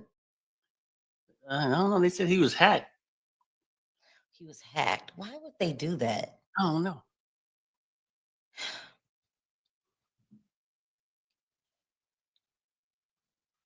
Yeah, I'm lost without my Inner City Press. You're doing an okay job, but I want to know how it was said word for word. You know, I miss Inner City Press. You guys don't forget to subscribe to You this got to channel update, Sharrell. You got to update. on Inner City Press. Now CNN. Oh, I just read it. So some people are a little behind. No. This is 1 minute. This is 1 minute. Go ahead. Defense attorney Tenny Garagos read messages between Jane and Christina Coram, who was Diddy's chief of staff, around the times Combs asked Jane to bring drugs to Miami for him. Jane previously testified that she spoke with KK on the phone, and Coram told her it was fine and instructed James to put the drugs in her checked luggage. The message read aloud did not include Coram saying that, but Jane maintained that she spoke on the phone with Coram about it. Garagos asked if Coram would fly with Combs' private plane when she traveled with him. Jane said she assumed so, but said she wasn't sure. Jane testified that she and Coram were not close and that she said that Coram didn't like her. Jane said that her dynamic with Coram was hard on her relationship with Combs because the employee was always with Combs. I bet she had a very strong opinions about me. With certain testimony and certain evidence from other witnesses, so that when the next particular witness about coming to have even more ammunition against that person. I think the prosecution's been so deliberate in trying to bring up KK and like the witness testimony of almost every single witness. And in a racketeering conspiracy case, if you're talking about the inner circle, who did Sean Combs use or cooperate with to commit crimes or facilitate them? I feel like she is somebody we and the jury need to hear from. And by the way, I think you're 100% right. You know, she came up a lot in Jane's testimony as being involved in the piercings of Jane, or moving setting up the travel or the hotel rooms, or even the payments, or facilitating the moving drugs. This is not great for the defense's case in a racketeering with a racketeering charge. So the more they can try to say, hey, you might have had an incentive to say bad things about KK, I can kind of see where they're going. By the way, Safa, we got a great comment for you from Erica Charlotte. Hi, Safa, you're stunning and I love your hair. Best viewers, right? So nice, so kind. Okay. Thank you, Charlotte. Yeah. So let me go to you. Let me go to you, Adante. This is a question from user. Why was today's testimony about Jane's and Diddy's love life? It seems that she didn't give any new information regarding any crime. Well, I think really the defense wants to have that information out there because it contextualizes the idea, which is consistent also with what Cassie has testified to and others in this trial, is that, hey, you guys still, despite saying he did all these horrific things to you, and you felt like these were dark secrets that you were carrying to your grave, you still love this guy, you still support this guy. You did these things out of love, not out of intimidation or coercion, but because you love somebody and you voluntarily engaged in this conduct. And in the course of loving this person, you receive some perks and benefits. So I think that's what the defense hopes resonates with the jury, while the prosecution, you bring that stuff out in order to front load it so that you don't have the aha moment by the defense attorney when they bring it out on their turn for examination. We got so many great questions coming in. Amazing audience. This is for you, Alexis. We got this question came in from Olivia E. How does this pattern of violence against his partners contribute to proving RICO and other charges? It's a great question. The pattern of violence, and like you touched upon before, Jesse, that with the sex trafficking, with the coercion, the force, or the fraud, so that supports that allegation. With regard to the racketeering, that's also one of the elements as to whether there was the act, this criminal act that was done. So the reason that we keep hearing the things over and over again about that, the violence, is for the prosecution to prove that. Now, the defense is playing up that it's domestic, and obviously the prosecution is trying to play that down, and it's the actual act of violence, not the fact that it was against someone that they were allegedly in a relationship with. Yeah, look, I mean, if you look at the opening paragraphs of pick whichever indictment or superseding indictment you want, they talk about how he engaged or allegedly engaged in a systematic pattern of abuse and exploitation of women, that he used his company resources and staff to facilitate this, that he created a criminal enterprise that had this objective, and that, abusing these women and getting what he wanted, having his sexual desires fulfilled, it benefited him, it benefited everybody else, and that this was a criminal organization built on committing all these different kinds of crimes and covering them up, but also the more they can show violence, whether it's the videotape of 2016 or any of the accounts or photos of injuries, it makes every other accuser's account of violence a little bit more credible. Not every allegation of violence can be proven with a videotape, but the more that you can show it and the more you can say it and the more that every witness keeps talking about it, seems to me it corroborates the testimony of others. Having said that, I have a sidebar coming out today where we talk about the cross-examination of these witnesses by the defense, and they have been doing a superb job at trying to raise reasonable doubt or questioning the credibility of all of these witnesses. Adante, got a question for you. This is from NSE Surtees YNGR. So been following this case through your guys' channel. Thanks for keeping me well entertained and informed. You're welcome. Thank you so much. Do you guys think if he does get sentenced, will they go all out on him and try to get him life in prison? You know, it really depends on what charges he actually gets convicted of, because as we understand, different charges carry different penalties or different price. So depending upon the charges, but look, at the end of the day, what he has going for him, even at sentencing, is that he doesn't have a long criminal history track record. And so that's going to be important as it relates to in federal cases, it's a point system. And they also have some mandatory minimums as well. So even though they're advisory. So there's going to be, the judge will have to figure out first what the charges are that he's convicted of, and then what that price tag is. And then there'll be a probation report where they'll take into other factors. I took control, went solo, and built my own online knife empire. I loved being a chef, but working. There's so much room they have for sex trafficking. It's a minimum 15 years in prison. If he's convicted of the prostitution, the transportation to engage in prostitution charge, that's up to 10 years in prison. Not necessarily that he would get that. Racketeering, up to life in prison. So there's a lot of interesting avenues to explore if he's ultimately sentenced. I mean, the stakes couldn't be higher for Sean Combs. Safa, this is a great question from CE. And I mentioned this before. They're talking so much about drug use and drug use and drug use and the problems that he was going through. And you even have him on tape. It was played for the jury yesterday, the Instagram apology that he put out 2 days after CNN published the video. Could Diddy's defense use mental illness, drug use as an excuse? You know, I don't think that's going to be a viable defense in this particular case. You know, at the end of the day, a portion of the drug use is actually going to substantiate the charges that the government is bringing about against him. So it's already bad enough that, you know, these charges are being mentioned, or the evidence of the drug use and participation in these sexual acts with drug use as well is already a part of the government's narrative, and is also evidence that's being put forth against him. There's a saying that we all say is ignorance of the law is no excuse. So you can't necessarily just use or say because you use drugs is why it, you know, gives you a pass to do certain things. So I don't think that that's going to be the defense's best approach here, and I don't think that they're going to be able to do that. Alexis, got a question from I'm MS Gaming. Question, Jesse and panel. Why is Diddy watching coverage on his own trial? Because how does he know how he looks in the sketch of him enough to respond and say he looks like a koala? Yeah, it was reported that he kind of went up to the sketch artist and said, stop drawing me, making me look like what he's watching, what he's seeing. But is that unusual for a defendant to do this in a high-profile trial like this?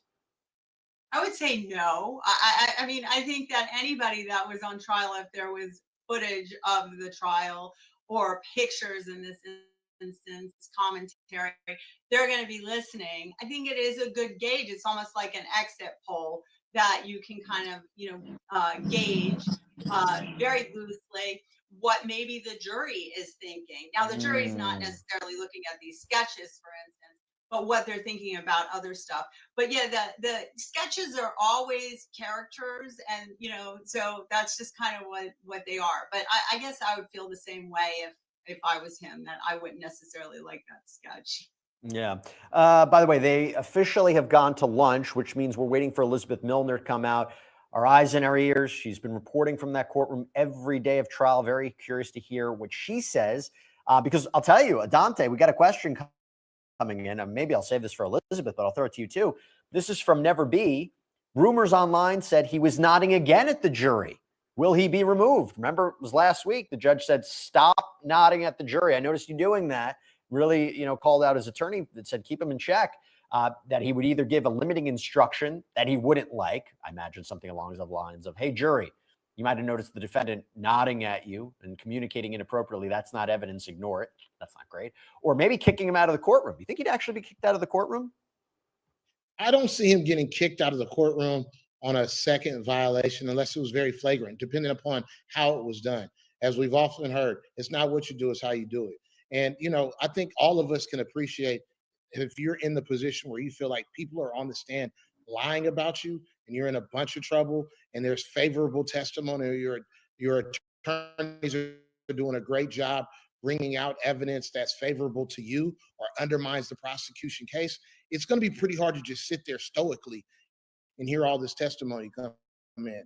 At the same time, the judge was very stern and clear about Diddy not engaging in type of behavior in terms of influencing the jury. So I could see a very stern warning and essentially telling him, second strike, third strike, you're out of here. Safa, got a question from Sam. How many women are on the jury? Does anyone know? So I'll give the answer, and then I'll ask you if that matters, if it's actually a factor in this case. 8 men, 4 women. So you have a majority of male jurors. You're hearing a lot over the past 5 weeks. Does that makeup matter? It absolutely matters. And, a lot of times people say cases are won and lost by the jury that you pick. And so there's a strategic way that as defense attorneys, we pick our jurors, traditionally in a case like this, and it doesn't sound, it's not going to sound the best to the public, but you have your ideal juror for a case like this. You may want a male juror, or predominantly male jury, men who probably don't have daughters, women who may have sons and things of that nature, because these things matter. Also with jurors, you want for the defense side, we usually want, because they like to see evidence with absolute certainty. Teachers are also, important on the jury, and those are individuals that usually the prosecution will like to have on the jury as well. But the gender makeup of the individuals does matter.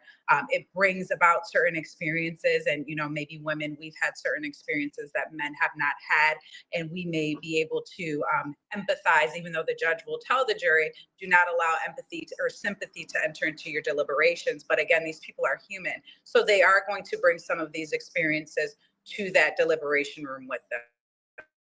So it does matter.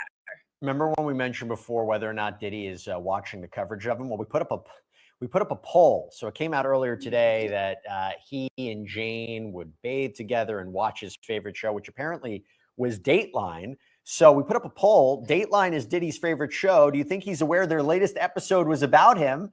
68% say yes, 31% say no. Alexis, let me ask you about this. Overall, we've heard all of the direct examination from Jane. So when the prosecution puts her on the stand, they did it for a reason. It's everything they potentially wanted to get out of her testimony to prove sex trafficking, racketeering, transportation, to engage in prostitution. How effective of a witness do you think she was? Or do you think she presented more problems for the prosecution? I think the prosecution needed to put her on the stand, like we discussed earlier, to show that pattern. I mean, presented more problems, not necessarily. I mean, the problem is that the defense is trying to get everybody to believe this is basically just domestic violence and nothing more.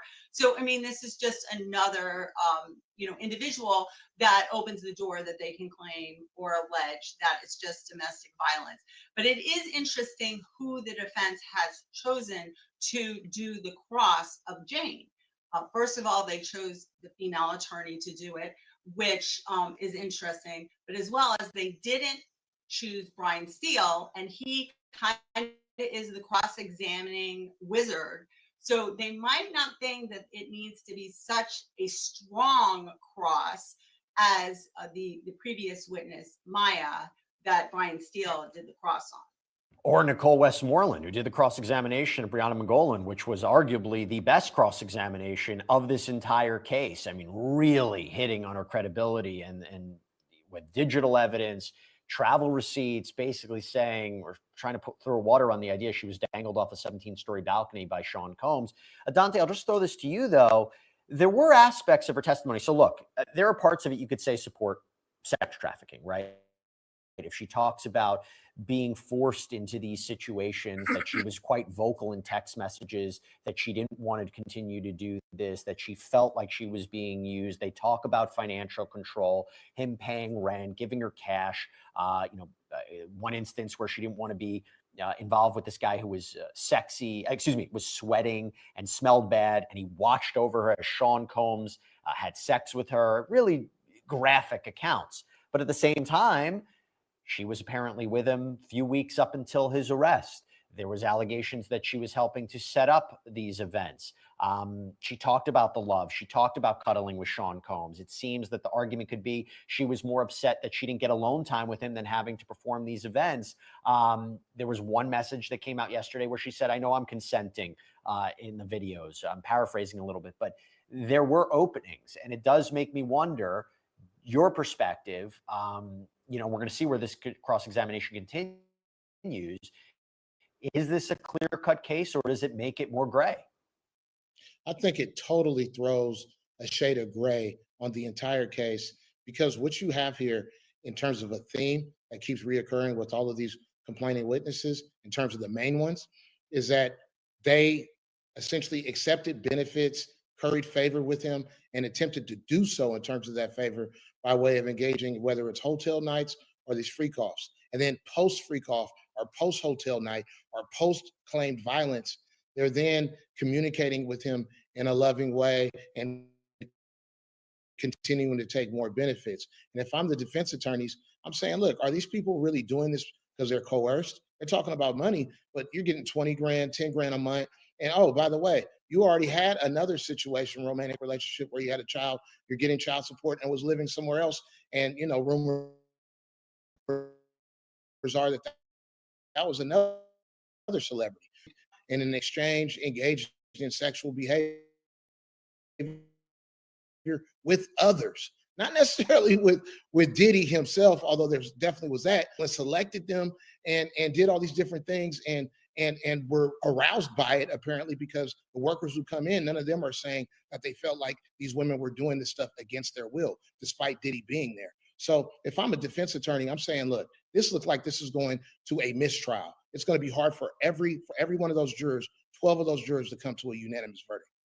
So Dante, Alexis, Safa, stand by. We're going to take a quick break because we're going to get Elizabeth Milner on, who's been in the courtroom all this morning. And so if anybody out there has any questions specifically for Elizabeth, how were the jurors reacting? How was Diddy reacting? What were some of the highlights that she picked up? What's the scene like? Shoot them over. I'll make sure to try to ask her those questions right after the break. So stay with us. We'll be right back right after this.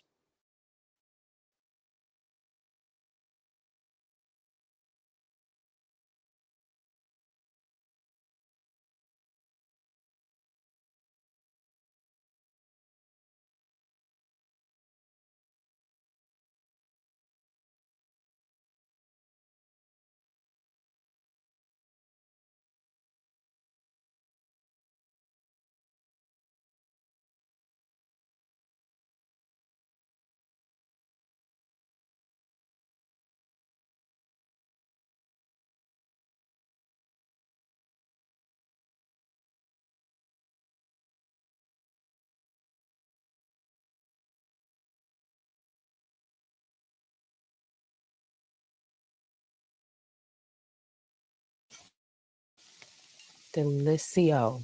Délicieux. Délicieux.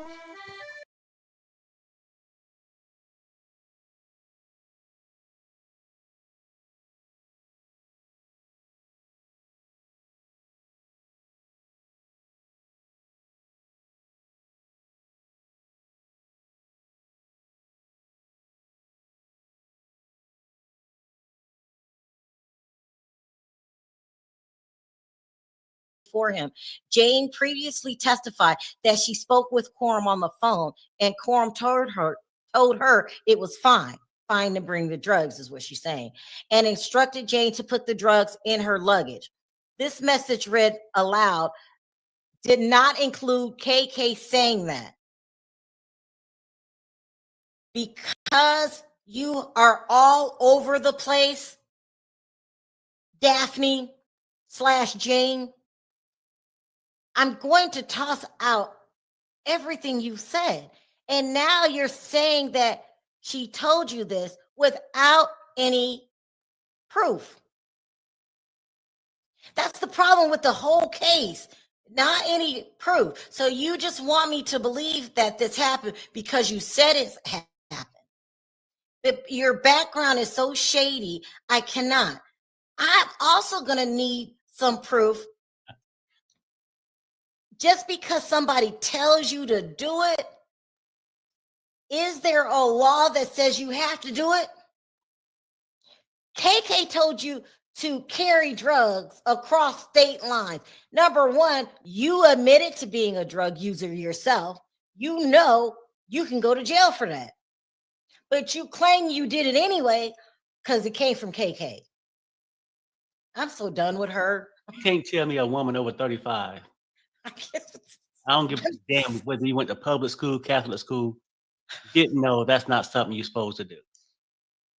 You know, and as far as her, this is why I say, like, the prosecution is using these things, and they probably coach these people to say certain things to put it out there. So they need to prove this drug trafficking.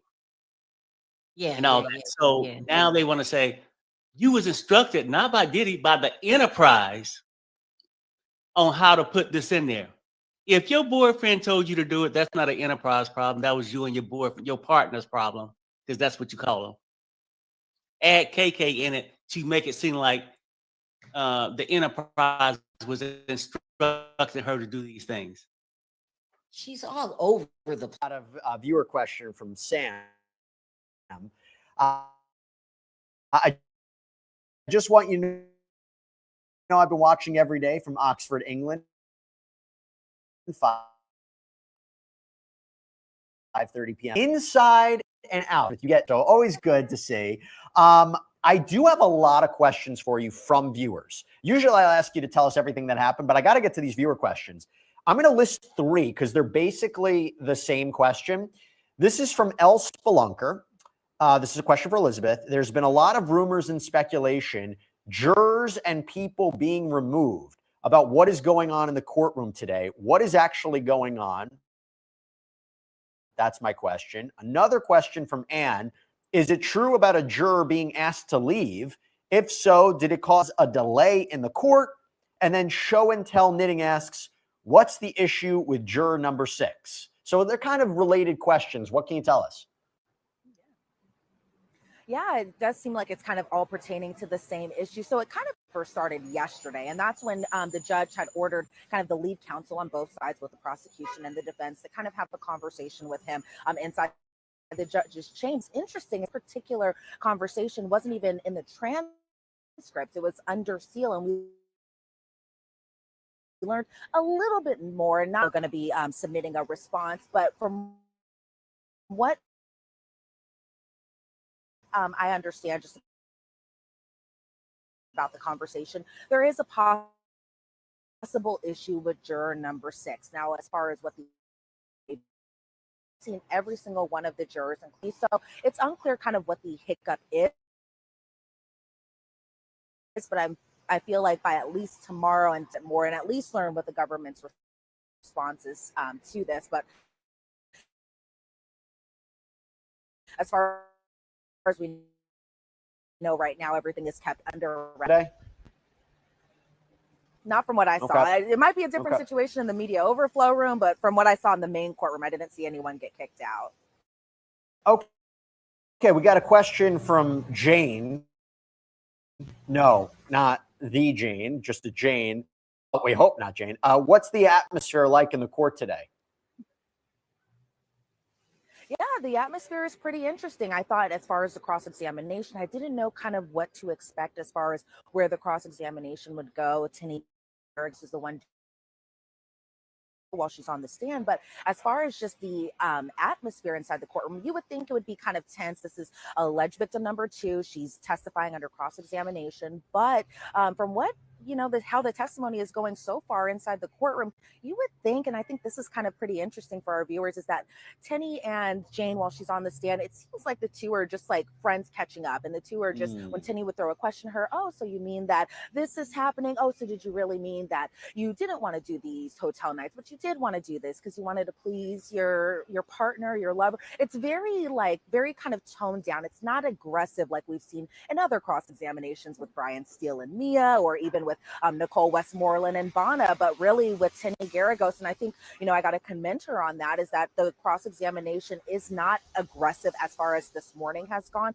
And so you would think that the atmosphere would be a little bit tense. And even as far as Diddy's demeanor inside the courtroom today, you would also think that it might be a little tense. He is a little animated at some points, as far as just kind of looking either at Jane, looking at Tenny Garagos, jotting some notes down here and there, but he's not looking over at the jurors from what I could see. But you would think it'd be kind of, again, that tense environment. But so far, it hasn't been. It seems like Jane is still kind of holding up. She hasn't broke down in tears. She hasn't gotten emotional just yet, or not even just yet. She hasn't gotten emotional so far during the cross-examination. And so that's pretty much the atmosphere as far as today goes.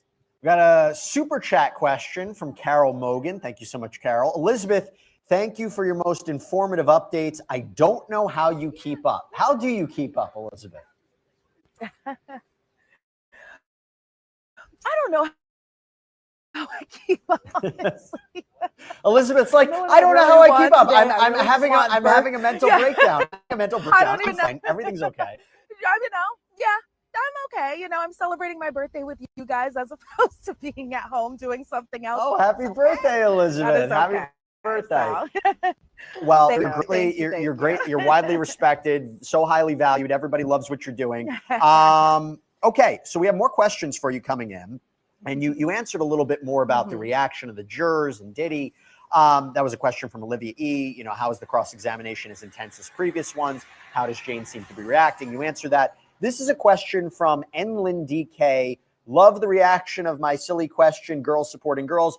How did Tenny react when Jane told her not to call her child son? There was a little bit of a tense back and forth there about the father of her child and her child. What was going on there? Yeah, it seemed that Jane really kind of took offense to Tenny Garagos, and Tenny kind of apologized for this, where she did kind of blurt out your son. And then Jane was kind of like, when you reference my child, can you specifically say my child? And so it seems like this is definitely a touching point when it comes to Jane being on the stand. And even just as far as just kind of the outside noise too, where she seems very kind of protective over the relationship, either with her son specifically,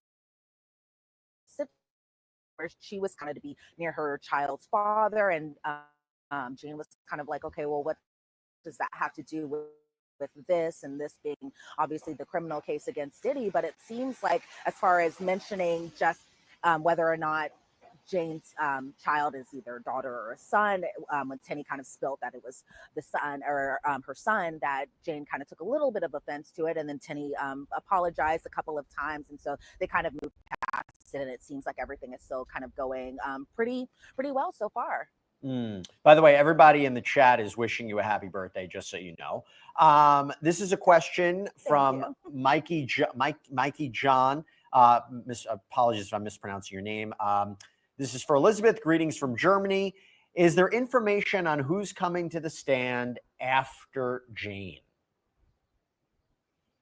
Yeah, that is a big, because a lot of people are under the presumption or assumption that, you know, the prosecution may rest.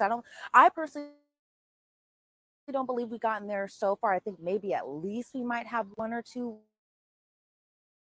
witnesses afterwards. But I think since Jane is taking most duration of this week, and these will be on the stand up until Thursday, just yet who they're going to be calling next to the stand. But I'm hoping that they'll at least kind of spill the tea a little bit this afternoon before we adjourn for the day. So we should find out very soon. Because the witness list is sealed, and we really don't get an idea of who's testifying until the end of the day when there's some sort of clues. And we do wonder whether or not Christina Quorum will testify for the prosecution. We anticipate that she would.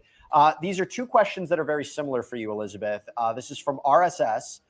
What's the latest update on the mistrial? due to Breonna's testimony, and this is also from Blessing Eek, has the prosecution responded to the defense's request for a mistrial, and what was the judge's ruling? I remember this is all about, they make the claim that she provided false testimony, that she perjured herself about the balcony incident. I think they also made the same allegation about Mia, that she wasn't telling the truth on the stand. They said that this is, biased the jury, prejudiced Sean Combs. What do we know about the latest on that, if anything? So the judge spoke about it this morning before the jury was brought in, before the witness Jane was brought in back to the witness stand. And the judge ruled that the motion was denied because he believes that there was no interference that happened. He was saying that the defense was able to undermine that this alleged incident, that being the balcony incident on the 17th story over at Cassie's condo, that they were able to undermine this alleged incident with the hotel receipt, and that being the receipt that showed that Sean Combs was over in New York during the time that this allegedly happened. And the judge said that this isn't fodder for a mistrial, and that the defense can use exhibits to undermine both Bonna's testimony, Cassie's testimony, and in some respects, even Mia's testimony too. But the defense said, okay, well, we didn't know what Bonna was going to say. And then the government, even in their response, wasn't talking specifically about the hotel receipt. And then the judge said, well, Nicole Westmoreland really had a Perry Mason moment during her cross-examination, and that's not grounds for a mistrial, because she did have a very effective cross, Nicole Westmoreland did, when Bonna was on the stand. And the defense said, well, Cassie said she saw it. There's nothing in the text that says she saw it, because they were talking about the exhibits where Cassie texted after the fact, just being like to Christina Coram, oh, hey, I just heard that this crazy stuff had happened, and that being the alleged dangling of Bonna over at the top of her condo. And then the defense says that they kind of want to do a Nahu or a Napu instruction, that Bonna's testimony was perjured. And the government said that Bonna's testimony wasn't perjured. She just could have been confused, that the metadata, because we saw the metadata that showed that the photo in question was taken on September 26th. And the government was like, okay, well, maybe this metadata could have been wrong in this instance, because they say sometimes that could happen. But the judge said, well, isn't the innocent explanation to all of this was that this was 9 years ago. Bonna was in her early 20s at this point, that around this time she was taking drugs, and that this photo could have been taken earlier, it could have been taken later, and that the defense already attacked the timing of this incident during their cross-examination. And the defense said, and Alexandra Shapiro is making these arguments on behalf of the defense, where she was saying that the government still isn't bringing up the hotel receipt, and that Bonna has motivation to lie because of her civil claims against Sean Combs. And the judge said, okay, well, you can submit your proposed instruction, and that being the Nahu or the Napu instruction. And the defense said, okay, absolutely. And so despite even the judge's ruling, the defense says that they're still going to submit their instruction, so that way the jury can know once it comes time for those moments that this may have allegedly been perjured testimony. Yeah, it's not poo. It's basically when the Supreme Court held that a prosecutor has to correct the record, has to correct a materially false impression that comes from testimony. It could violate due process, whether it was intentional or not. Real quick, I know we have to let you go. I just want to ask you, is his family in court today, Sean Combs? Yeah. Yep. So it's a decent family present, I should say. So his mother Janice is there, his sister Keisha is there, his sons Justin and Christian are there. The mother of his youngest child, Love, is there, and surprisingly, we are wearing the same dress today, just in different colors. We chatted about it in the elevator. She was super nice. But as far as just support on Diddy's side, he does seem to be having a support system there. And also another big name is inside that courtroom, and that being Mark Garrigo. So maybe he's there today to really see his daughter Tinny in action while she's giving the cross-examination. And so we do see kind of a fuller house on the defensive side, absolutely, today. All right, Elizabeth Milner, happy birthday. I know you have to head back into court. Thank you so much for the great reporting as always. And I will see you later on our daily sidebar recap of everything that happened in court today. Thanks, Elizabeth. Oh, you got it. Thanks, Jesse. All right, let me continue on with our panel. We had a great question that came in. Okay, so this is a question for all three of my guests, Adante, Alexis, and Safa. Safa, I'll start with you. When you list the charges against Sean Combs, do you think he will beat them? Safa, start with you. It's going to depend. I'm still not in the purview that the prosecution has met their burden of proof beyond a reasonable doubt. I think that the defense has raised some significant doubt and credibility issues with the witnesses. I think that the prosecution has made a somewhat better case on the sex trafficking aspect or charges. With respect to the RICO, I think that they are on their way. They've certainly established some predicate offenses that would be required to substantiate the RICO, but I think that they've still got some ways to go. And I personally think that as Jane Doe too, or as Jane Doe is sitting here testifying today, I think that the defense is having some significant wins with respect to her credibility. So I don't think that this is a slam dunk case for the prosecution. I don't think that they've met their burden of proof beyond a reasonable doubt as of yet. So we'll see. Adante, your thoughts? Yeah, I think that, the defense has definitely made some points today. The prosecution, in my opinion, by putting this witness on the stand, Jane Doe, that is, I think it's hurt their case, the credibility of their case.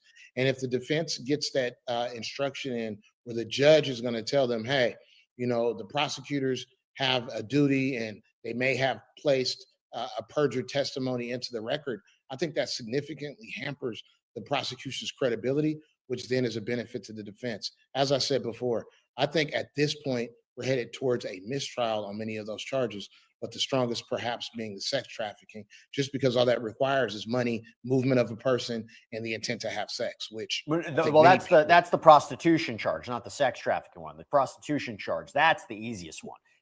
You look at Jane's testimony alone, I think that was enough. I mean, I don't think the jury's going back and saying these sexual episodes didn't happen. The defense isn't even arguing against that. It's, look, and I guess the question is, Alexis, how do they defeat that charge? You could say sex trafficking, is it actually non-consensual? Is it really force, fraud, coercion being used? Is there really a criminal enterprise for racketeering? But transportation to engage in prostitution, Jane's saying that she helped pay for these men to travel, paid them. There's cash being given. Cassie said the same thing about a worker being used in multiple different locations. She was having these freak offs or these hotel nights, according to Jane, in multiple locations. I don't know how they fight against that one, Alex.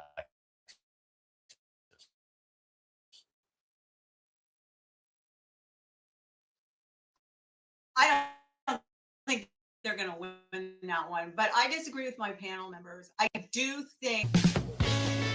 Discover you in Hamilton County, Indiana. The music lover in you, the foodie in you, the adventurer.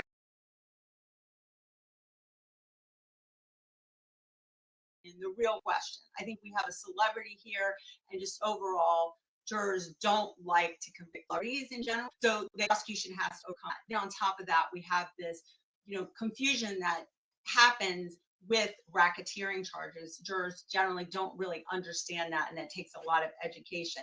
And then we have thrown into the mix this confusion that the defense is doing really well trying to convince the jury that this is just domestic violence.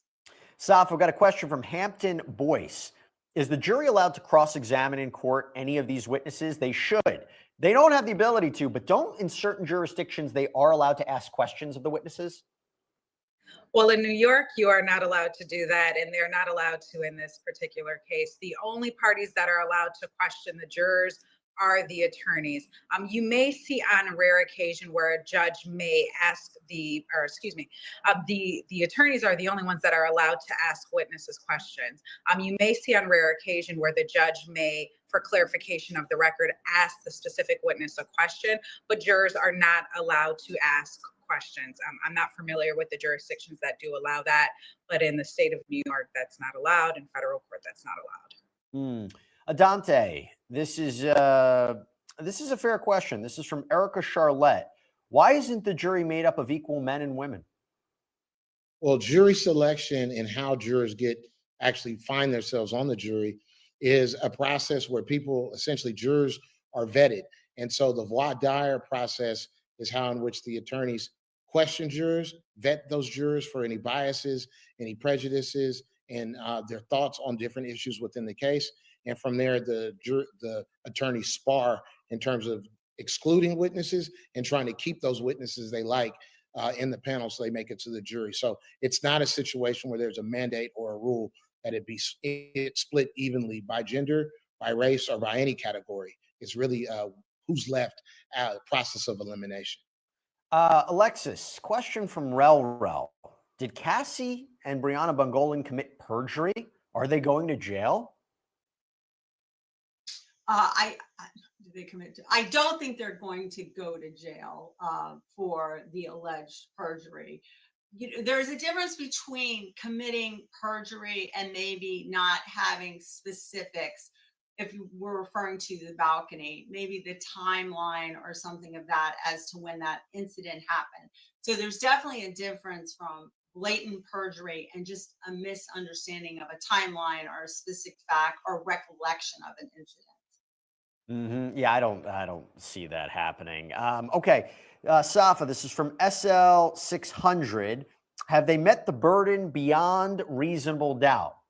Burden beyond reasonable doubt. You want to dissect that one?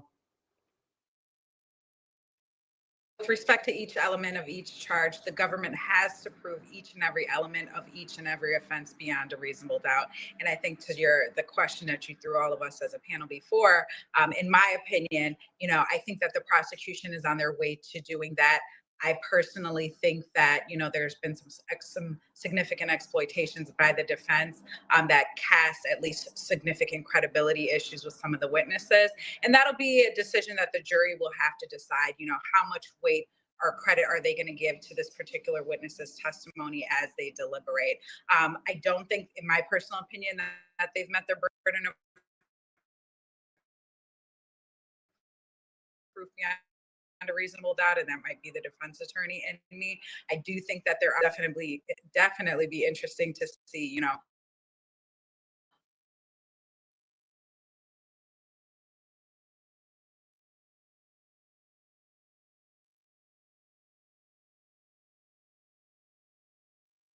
what the jury decides ultimately at the end of the case. With perjury, which again, very, very, very, very unlikely. Yeah, I agree with you, Jesse. It's highly, highly unlikely that they're going to charge down with perjury. How you would choose, you have to prove that they had an intent to lie and it was a lie, that they lied about something.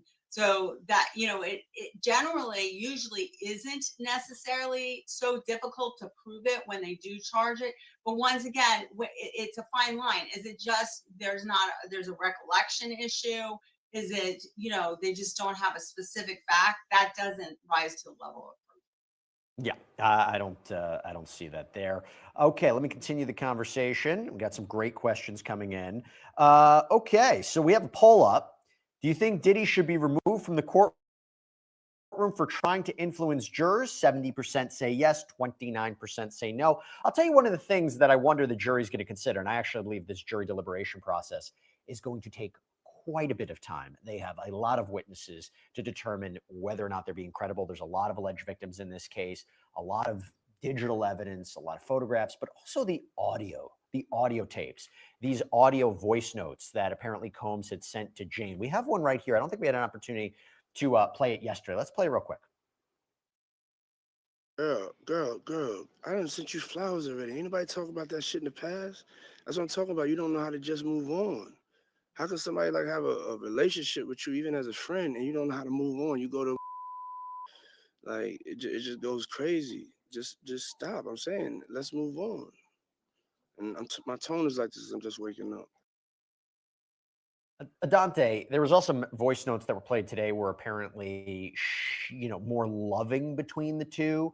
I think there was one in particular where she said, everything just feels good and I'm so happy. How do you think these voice notes play into the case? Is it a form of manipulation, alleged manipulation as an element of sex trafficking? I think these voice notes are very telling as relates to what people were thinking at the time the notes were given. And so what you see, at least in my opinion, is you see the highs and lows of their relationship. People who were in this tryst and, at times they were riding high and other times it was very low and dark. And so I think a jury has to listen to those things and then put them in the context of all the rest of the evidence they're hearing. Overall, you have a person who claims bad things happened, but she was still involved with them and he was still supporting her. Alexis, we got a super chat question from Nene, and it refers to you, so I will allow you to take it, and it's a compliment. So thank you so much, Nene. The women suffered trauma. Can they bring an expert witness to explain why they forgot timelines? I agree with Alexis. Keep her on the show. Well, thank you, Nene. I appreciate it. So they could do that. They could bring in an expert to explain how somebody responds to trauma. Definitely. I mean, one of the things is, first of all, even if you aren't responding or been in a traumatic situation, just simply being in court and testifying is very stressful and maybe some would say traumatic experience in itself. And so people are nervous. And in this case, it just kind of raises the ante because you have all the media and the situation surrounding it. So it's nerve-wracking just to be in there. It's understandable that with time passing, that specifics are not going to be recalled as clearly. I mean, they had Dr. Dawn Hughes, this forensic psychologist, who talked about the complicated relationship between an abuser and a victim, and trauma bonding and love bombing and financial control, and why potentially a victim would stay in touch with an abuser. There's a lot of complicated factors. It does become a question if they're going to recall her to the stand or need to recall her to the stand, which actually it goes to an interesting question here. I'll throw it to you, Safa. This is from Enlin DK. What more can the government do more to meet the burden of proof? Going to continue to put on their witnesses that would substantiate each element of each offense. I think what's going to be crucial and critical for the prosecution is the testimony of KK. And I think that, they're probably going to call her as a witness to testify. I would imagine that they would, and I think they'd be crazy not to, because she seems to be such an intricate part of this alleged enterprise in Mr. Combs' life, and was also responsible for, maybe setting up hotel rooms, or she had certain duties that were a part of this, what would be organization with respect to the RICO charge. And I think that, she would be a huge key witness for the government in order to, meet that burden of proof beyond a reasonable doubt. And we know that she's had one-on-one contact and communication with some of the victims in this case, or the alleged victims, the Janes and Miss Ventura and things like that.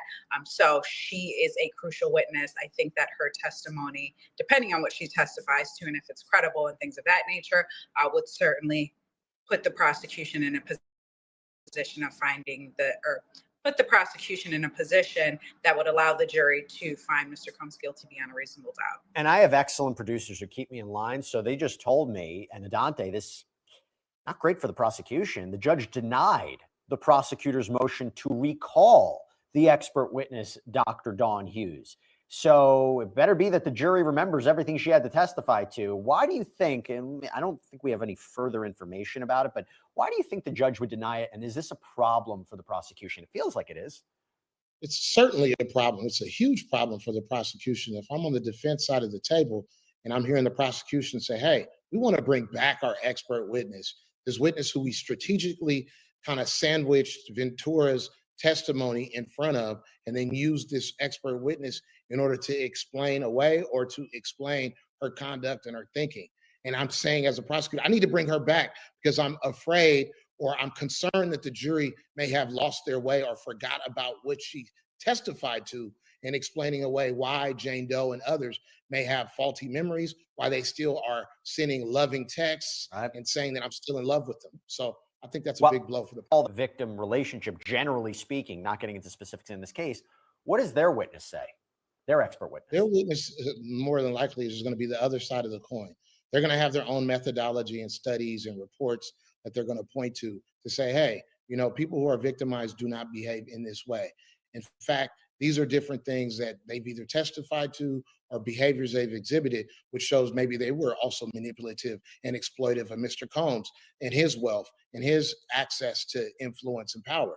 And so you're going to see the defense witness, expert witness, give the opposite opinions of the prosecution. But keep in mind, this also gives the prosecution an opportunity to score points, or at least attempt to score points, by way of reinforcing what their expert witness said through their cross-examination of Diddy's expert.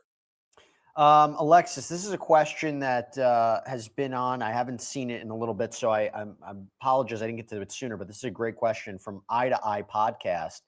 Hi, Jesse. Does the prosecution have any intention on having a forensic accountant to tie all of this together? There doesn't seem to be much evidence, just he said, she said testimony. I mean, it's an important question if you're talking about a racketeering criminal enterprise where he allegedly used cash and his businesses and his staff to facilitate crimes and cover them up. They did have his former, CFO, the head of his finances testify, but do you think they need a forensic accountant?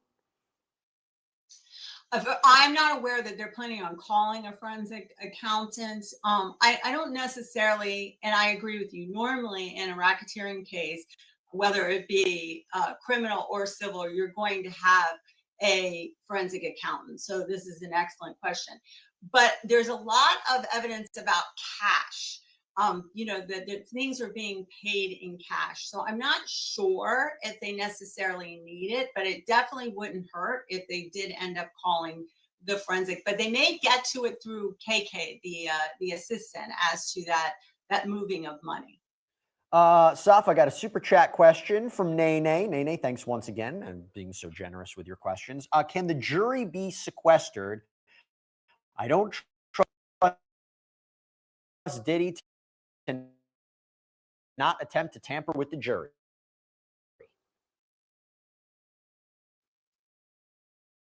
The jury definitely can be sequestered. It just says, don't talk to don't talk to anybody about this case. Don't formulate any opinions of this case until I've instructed you to do so. Could happen is after the jury is charged with the jury instructions and there's closing arguments and all of those sorts of things, the judge will give them certain instructions with regard to their deliberation. Could he choose to sequester them? Yes, he could. I don't think that there's really a reason to as of now, because just as if Mr. Combs could possibly interfere with their deliberations before, it could already be going on now. Not saying that is going on, but the possibility or potential is still there. So the judge could sequester them, but I don't think he's going to. At least there's no reason for them to at this point. We've got another super chat question from Soul Seasoning Sisters. Adante, I'll throw this to you.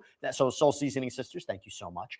Is there something the public is missing in this case? Is HIPAA blocking us from knowing more to this case? Well, the witnesses are taking the stand. The government certainly had subpoena power. The defense has done a lot of discovery and investigation, I'm sure, about these witnesses. So there may be things, certainly, that we might think is relevant as a public that are not going to be presented at trial. The defense and the prosecution sparred over pretrial motions in terms of excluding information and evidence and witnesses even. So there's certainly more information that was uncovered during the investigation, but it's going to be a very limited slice of it because the jury is focused, I should say, the attorneys are focused on either proving up the specific charges or defending against specific charges, not his entire lifestyle, not every witness's, every move they've made in their life. I got a compliment. I love a good compliment. Who doesn't like a good compliment? This is from Ever. Mr. Jesse Weber, last Wednesday on June 4th, you said, we need your opinion. It's so important and waiting for your analyzation on sidebar. Thank you so much. Well, I'll tell you what, today, as I mentioned, not only am I going to break down from my legal point of view, everything that Elizabeth does a full recap of the day's events, and I kind of try to put it into context of how it's important in the overall case. But I do have a sidebar coming out where we go over, me and Ben Chu, Johnny Depp's lawyer, about all of the different times they cross-examined the key witnesses in this case. Were certain points made? Didn't they win the day? Talk about it there. So thank you so much for the compliment. Okay, we got a poll that we put up. Do you believe Brianna Bungolan committed perjury on the stand as the defense alleges? Ready for this? 48% say no, 28% say not enough information, and 23% say yes. That is so interesting, Alexis, because I think from an objective legal point of view, you could say her testimony was the most problematic. It doesn't mean it's not true. It doesn't mean it's not true. She might not remember certain details about what happened, but I think we can all agree the defense did a good job at questioning her and really putting her on notice. Yet, when you listen to the poll from our viewers and you wonder, is that a snapshot of the jury? They don't believe that this is a case of her maybe intentionally lying on the stand. What does that tell you? Well, what it tells me is that even if it doesn't go to perjury, they're not believing her testimony. We've got, I think it was 60% of people that are not believing, or they don't think it was credible.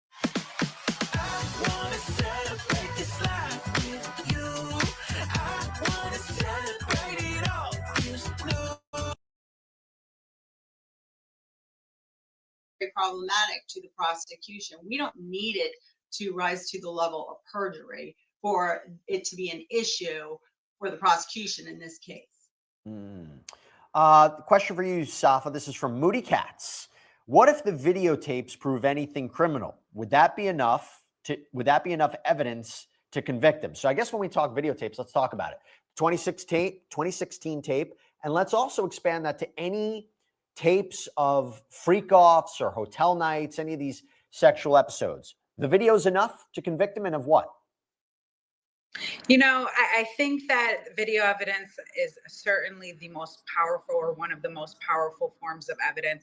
But I think that you still need to corroborate that with witness testimony to explain away the scenario behind the videotape. So with respect to the 2016 video, hotel video, yes, it is clear as day that there is domestic violence going on in that video, that is at the hands of Mr. Combs to Ms. Ventura, but also what is the context as it relates to the elements of the charges that Mr. Combs is sitting on trial for. So the threats of force and physical violence and things like that, and we are actually seeing that in person in real time, and Ms. Ventura was able to testify to the physical violence that she experienced in that moment. So yes, we see it in video, but it's more powerful when you have the video footage and you have a witness that's corroborating the same thing. You also had security and some law enforcement that testified with respect to the video and their response to it and what they instructed these individuals in the video to do once they got to that location. So very powerful. With respect to any possible freak-off videos that may be shown or may have been shown, and I don't know if that has happened as of yet, that would further corroborate testimony of these sexual acts actually happening. What is depicted in these videos, you know, if there's any force during these freak-offs or sexual acts, if there's any drug use in these videos and things of that nature, would go to further corroborate and substantiate the charges against him. And again, testimony that elaborates or provides full context outside of what's in the video will certainly go to make that more powerful for the prosecution. Yeah, we don't know exactly what these videos do or do not show, but if you have Diddy on tape directing what is happening, that could help the prosecution's case. May not. But by the way, they're back from court, so we have an update. The judge is back on the bench, so they had this lunch break. Here's something interesting, timing-wise, scheduling-wise. The trial today expected to adjourn at 3 p.m. Eastern. Defense attorney Tenny Garagos says she's on track to finish her cross-examination of Jane by Thursday on redirect, and then she has to be okay. Dante, this is from Abhilasha Darwal. Apologies if I mispronounced your name. In the middle of the trial, can a juror could certainly let a judge know or let the court know that they no longer can follow the judge's directives, which is to be unbiased and not to reach a conclusion or an opinion until they've heard the entirety of the case. So, you know, if a juror is no longer able to follow that marching order, then it's incumbent upon them to let the judge know, and they would be removed from the jury, and alternate would be set in their place. Alexis, we talk so much about Sean Combs paying her rent and whether he threatened to withhold her rent, and that apparently he's still paying for her rent. So the question from Erica Gilchrist is Is it in the defense's favor that Diddy is still paying Jane's rent? I would argue yes, it is in our favor. But remember, I mean, in his favor. But remember, it is, you know, the coercion, the financial coercion. It is her belief. Did she believe? Was that his intent to use that? And so it's not just, you know, he. There's an argument to be made that he's continuing to pay her rent, knowing that she was going to be called to the stand. And probably you wouldn't want to cease paying the rent at that particular time. So you could take it either way. Got a criminal defense question for you, Safa. This is from Ciara Salmon. Hey, Jesse, I really want to understand the mindset of defense attorneys. Like, we don't know exactly what Diddy's defense team is thinking, but in general, do a lot of defense lawyers just defend there and then it's cut off? I think it's like, do you just defend your client without, you know, even if you think they might be guilty, or do they just defend because that's their job to? I couldn't really tell the rest of the question. I think we kind of got the idea. Give us the mindset of a defense attorney. What's it like? Well, you know, in this great country, we all are entitled to a defense if we're ever accused of a crime. So that's first things first, and that's a fundamental right. That's a constitutional right. From a defense attorney's perspective, you know, and at least how I approach the case or my cases is I take a look at, you know, what the allegations are, what the evidence is that we receive in discovery. Obviously, we have conversations with our clients and we conduct our own investigations as well. Now, again, going back to the point that the prosecution has to meet each element of each offense beyond a reasonable doubt, I usually go immediately to the jury instructions as I prepare for my cases at trial and go to how can the prosecution prove this and how can't they prove this?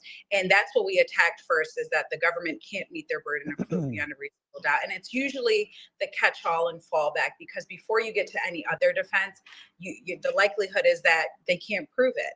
And they can't prove it because they, A, can't meet that burden, right, or for another, which would include justification or whatever the ultimate defense would be, or, you know, if there's some sort of alibi, things of that nature. So, by the way, my apologies. It's Kira. That was her question, and it was split into two. So again, you kind of answered it, but it was, you know, do a lot of defense lawyers just defend their clients because that's their job and they're getting paid, even if they personally believe their client is guilty? Thanks so much, Kira from Ireland. So yeah, you pretty much touched upon it. They have a right. They have a job to do. Every criminal defendant, no matter what they're accused of, has a right to a thorough defense. So there you go. So Kira, thank you so much for the question. Let's continue it. We have a question from, okay, Alexis, I'll throw this to you.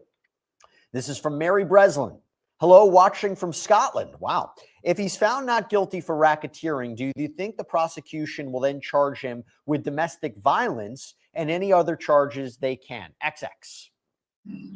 Okay, first of all, domestic violence is a state case. We're in federal court. And also, I believe the lion's share of this, I think the statute may have run. We may have a couple that are straggling that were within the statute of limitations. But I do not think that the state is going to come in and charge him at this time with domestic violence unless there's something that hasn't come out in trial. But remember, it's not just the RICO. Although I do think, you know, I keep saying, I think the prosecution is hitting the RICO bingo card, the element. But we have the other charges. We have the drug trafficking and the sex trafficking and the prostitution as well. Yeah, that's one of the reasons he can't be charged for the hotel incident in 2016. It's just too old. It's time barred, even though the evidence certainly would be there. But now you're hearing the allegations during the course of this trial that he bribed a security officer for the video. See, greetings from Morocco. Love your show. Oh, well, thank you so much. International viewers, love it. So why isn't the shooting in 1999 and Diddy's past relationships mentioned by the prosecution? It goes to character and pattern, no? Well, you know, I'm sure I'd imagine there was a lot of arguments going on in terms of the defense excluding incidents that aren't necessarily a part of the pattern. The shooting that he's talking about, I believe, is the one where J-Lo was present at the nightclub. And so Diddy already went on trial for that and was acquitted. So that essentially is just bad habit or bad character evidence. And that, I'm sure the judge would say, is not relevant, given it's already been adjudicated and he was found innocent. So that's not anything that this jury needs to be concerned about, because this jury has to convict him on the crimes that he is being charged of and the conduct that amounted to those charges, not on some past, more past remotely related time barred things. We're going to get some final thoughts here for final questions. Alexis, this is from Walter Hines Glees. Will 50 cents give his 2 cents? I love it. I might have to steal that, but we don't know. I mean, maybe he will, maybe he won't. We'll see. But I mean, a lot of these people that were in his, circle that we saw pictures and videos over the years have kind of gone into hiding. They're not publicly coming out. I mean, even his friends are not showing. His alleged friends are not showing up in the courtroom or making statements. Hey, Safa, we got this question from Alina Maddox. If the jury's deadlocked, can and will the prosecution go after him again? If this lands in a mistrial, then I would expect that they will try to go after him again. But you also have to weigh, the equities here. How much time, how much how many taxpayer dollars are we going to use to continue to attempt to prosecute this man? But again, I would expect that if for some reason this landed in a mistrial, they would try to go back to the beginning. Well, let me end this with one viewer poll this is from Rel. So let's ask the group, is the government's case strong or weak? 67% say strong, 32% say weak. Adante, do you agree? Well, I actually think that there's a mixed bag, but I can see how the poll coming out this way. I'm going to continue to say until I see evidence otherwise that I think this trial is headed towards a mistrial and that it's going to be very hard for the jury to come back with a unanimous verdict across the board. Possibility the prosecution is probably the strongest case, in my opinion, that the prosecution can prove beyond a reasonable doubt. But the other charges, I think it's going to be a mistrial because the jury is going to have a difficult time coming to a unanimous verdict, given the evidence, in my opinion, is all over the place. Alexis, you agree with the poll? I agree with the poll. I keep saying they're hitting that RICO bingo card. So I think the question is the jury going to convict or not?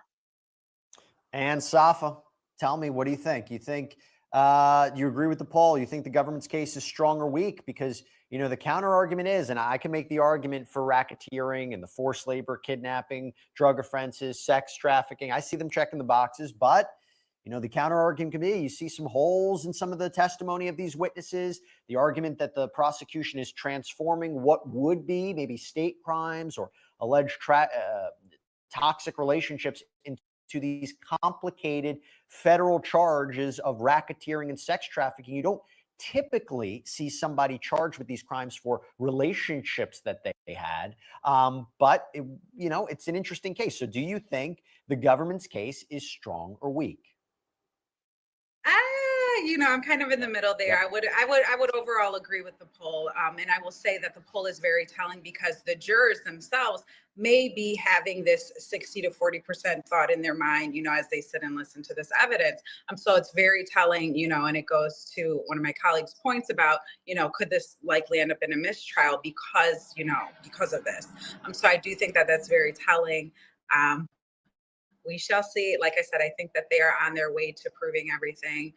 But will the jury look at this as more being domestically violent related and something that just unfortunately does happen in relationships, unfortunately, or is this a racketeering case and a sex trafficking case? So, what the jury is going to think about that, and they are the ultimate ones that have the say after this is over. Safa Robinson Ferrer, Alexis Rosenberg, Adante Pointer, all-star panel. Thank you all so much for coming on. Really, really appreciate it. You all are terrific. And, everybody out there, thank you so much for the terrific questions that you put forward every single day. Before I wrap things up, and by the way, we are going to plan on doing these shows every single day of this of this trial, particularly. Sometimes hit podcast, The Rise and Fall of Diddy. You know who it's hosted by? It's hosted by me. This is not just self-promotion. It's actually a really, really good podcast. It's back June 17th. It's exclusively on Wondery Plus. The trailer just dropped, by the way. You can find it right now on Apple Podcasts, Spotify, wherever you get your podcasts. I'll be breaking down each day of testimony. And Elizabeth Mills, your favorite long-time analysts and experts like Safa Robinson-Ferrer, Natalie Whittingham-Burrell. I'll go back in. Okay. I'm saying if they basically, and for real people, I'm going to say this. If they plan on wrapping it up and maybe bringing another witness or two on Friday, and, you know, perhaps Thursday evening, right? Now, what good was the 3 raids on the mansions? It was such a big deal. They had the SWAT team flying in, pulling up on boats, pulling in with the battle ram. I mean, all these different things. But we ain't really got nothing from the raids. Ain't nobody said nothing about the baby oil being laced. People ain't really even talked about the drinks being laced. Remember all these stories we've been hearing? With some wild parties. I was there. I seen this. I heard about this. I just heard some relationships of Diddy gone wrong. However you want to say it. Cassie was in a relationship. Jane was in a relationship. Voluntary, you know, gold digger relationship, whatever. They was in relationships, like relationships gone bad. It just seemed like a toxic relationship to me. Was all these things like, is it trafficking involved? Yes, it was some freaks involved. But the only freak wasn't just Diddy. It was other people. So you want Perry to send a man to prison for life when him and a group of people committed all these crimes, but we just want him. Cassie invited the prostitution, so let's get her for trafficking, if that's where you want to go with Diddy. Let's get Jane with it, and let's get Jane for prostitution and Cassie. I'm just saying, because basically, if that's what you want us to believe they did, that's it. Why should Diddy be the only one? I'm just saying, like Sharrell said earlier, well, for me, I'm tired of black men just getting hammered on and people finding a way to take a black man down. Now, if you're going to get him for something he did, charge him for those things properly. But I mean, with all the things Diddy did, you shouldn't have to create a damn thing. That's all. I mean, you should be able to go and get them for him. But no, you want to come with the big fancy RICO, just stick it to somebody and let these other people go. If you said you're taking down a whole enterprise and get them all with RICO, fuck it. Go and get them. Go and get them. But why are you constantly just pointing him out? Because he got money, and then if he get the RICO, y'all can take his shit. No, I'm just saying, like, for me, complicated case. I wish I never would have took this case on. Very complicated. It's presented to us very messy. Something that would not be expected of the Southern District of New York. You guys are supposed to be on your P's and Q's. When the defense can come in and chop up the prosecution's witness, then it's not presented very well. It's just crazy. I'll tell you this. If they had enough evidence, Diddy probably would have took a plea. But see, that's the thing with that 98%. Most of them, damn near all of them, are plea deals where people plead out because they know they're guilty and they're charging them for things they actually did and they got evidence. But you got these witnesses, you know, and that's the hardest part about a witness. Even if you can be telling the truth, people going to question your background, question your testimony. But when you ain't got no hard, concrete proof, it's a little vague to get somebody without a reasonable doubt. Now, These ain't no goody two shoes that's on the stand. If you had to take immunity, there's a problem. I mean, you still can hear your testimony, but what I'm saying is, it was like a group of criminals together. And mostly, and we talked about all the freak offs and all that, all the celebrities, all this at the mansion. It sounded like most of these was motel rooms with Diddy, an escort or entertainer, and either Jane or Cassie. Something happened, Perry, because Inner City Press erased all their previous tweets. What is going on?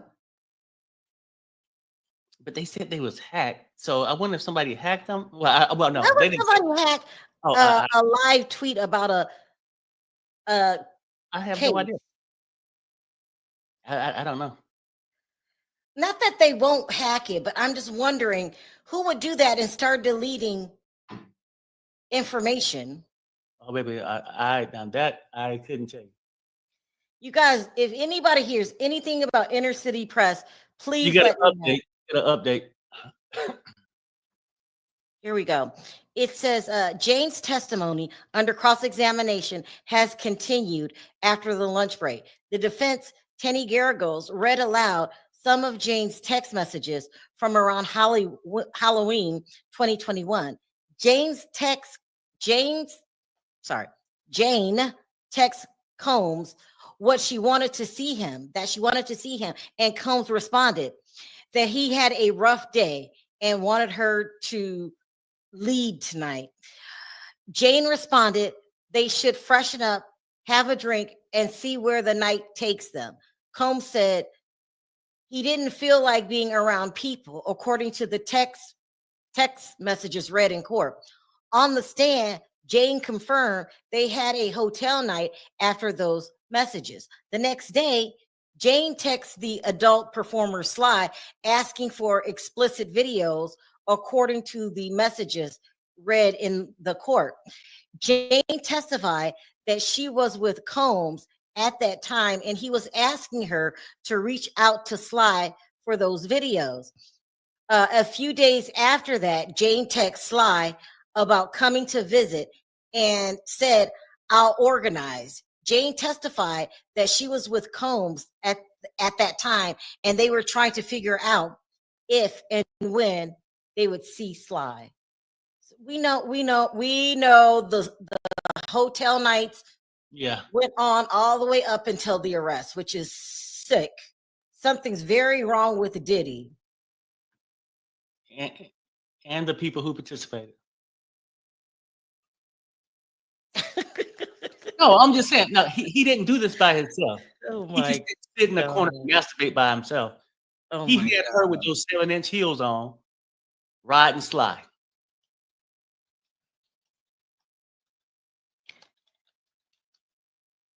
While her child was at the daycare. By the way. It's a lot going on down there. It's a big headache. I'm really glad I didn't go. It's a big headache. It's a lot going on. Yep.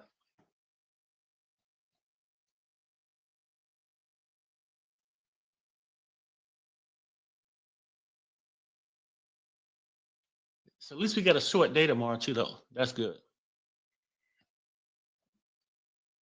We got 4 hours tomorrow.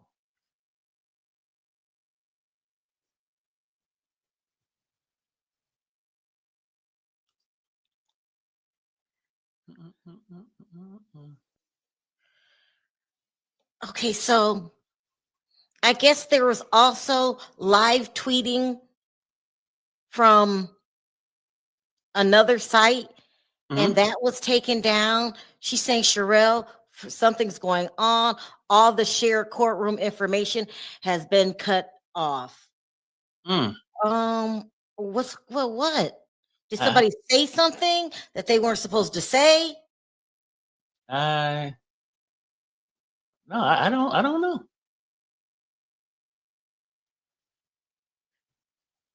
It's weird. The defense is trying to show the witness and accusers that we're being anonymous is not an option. I don't know. They shared information in court that outed her. Outed her about what? About who she is, probably. Like that basically identified her. We know who she is. What are they talking about? We Right. know who she is for 3 days now. Yeah, well. So somebody's telling me that some information got tweeted out about who she really was, and they're closing down those sites. I don't think at all inner city press said anything like that. And also, So I I don't heard, know what they're talking about. I also heard that when she answered questions and do stuff like that in the courtroom, she's basically identifying herself. Oh, well. No, I mean, I'm saying that's what I heard. Yeah. Unless they made a reference to 50 Cent and they didn't want that out there. Yeah, I mean, I don't know. But you know what, though? I mean, really, I think that shit might be overrated. I mean, you out here rolling with celebrities, public figures, and you going out to somebody, but now you want to keep your identity hid while you try to send a man to prison.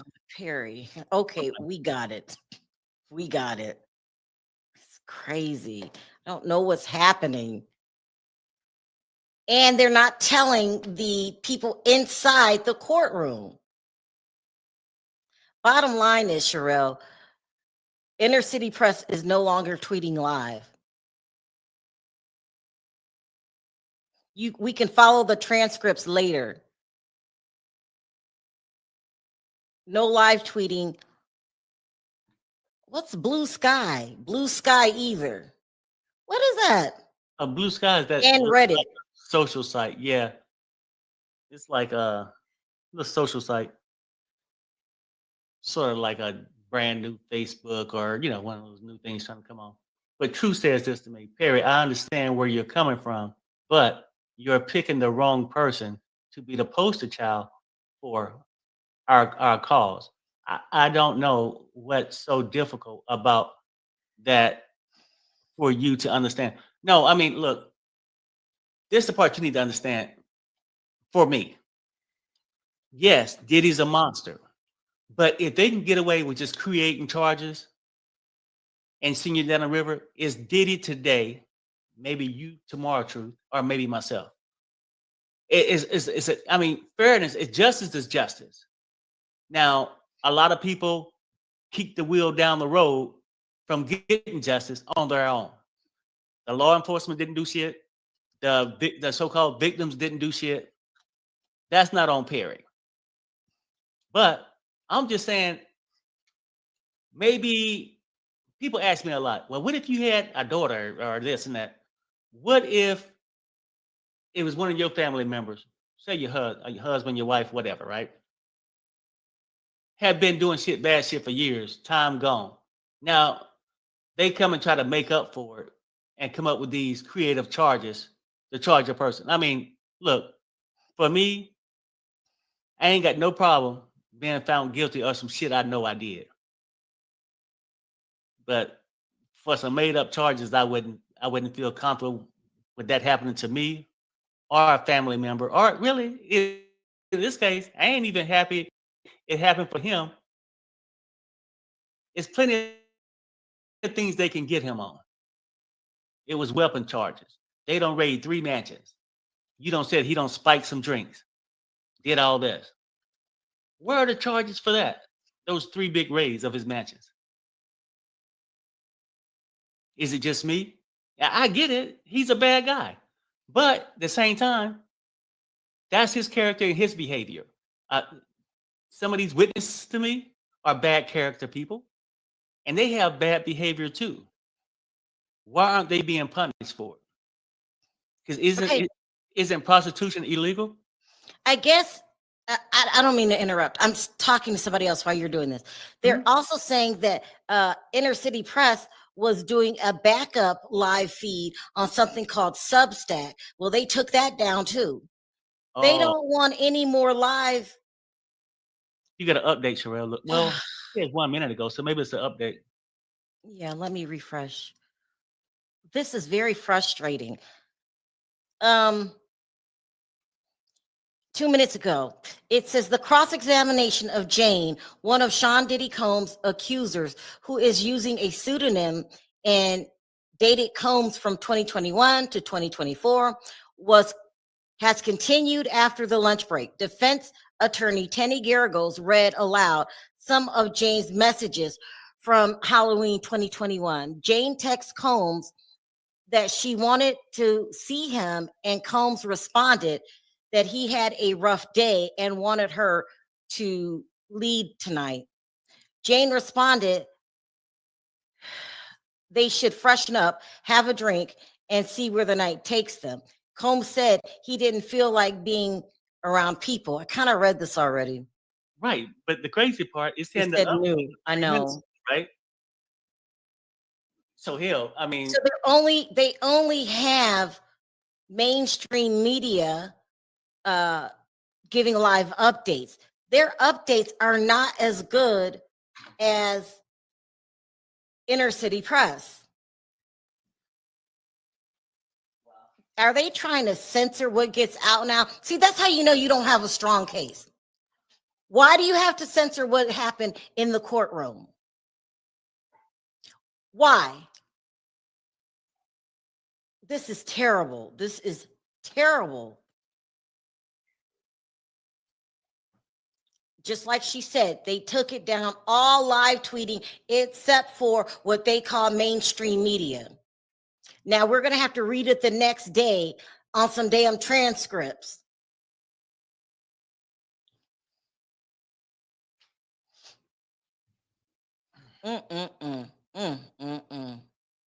Because their plan is falling apart. It has to be. yeah, I mean, when they panic What's so so much, secret that you don't want the public to know? Y'all don't- playing games. they trying to kick the brother off the jury. What is going on? Why don't we have access to a live feed? I mean, I respect CNN and you're doing a great job, but I like it compared to inner city press. And he also had a Substack, whatever that is, account, and he had a Reddit account. And now those backups are not receiving live feeds, and they send you to CNN. It's really good when you hear attorney, witness, attorney, witness, when it goes in order of what was said and when it was said.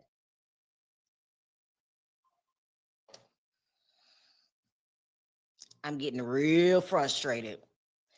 Partial prosecution limited the reaction because it allows you to form your own opinions. CNN is against Diddy. Something's going on. What am I to make of this? What am I to make of this?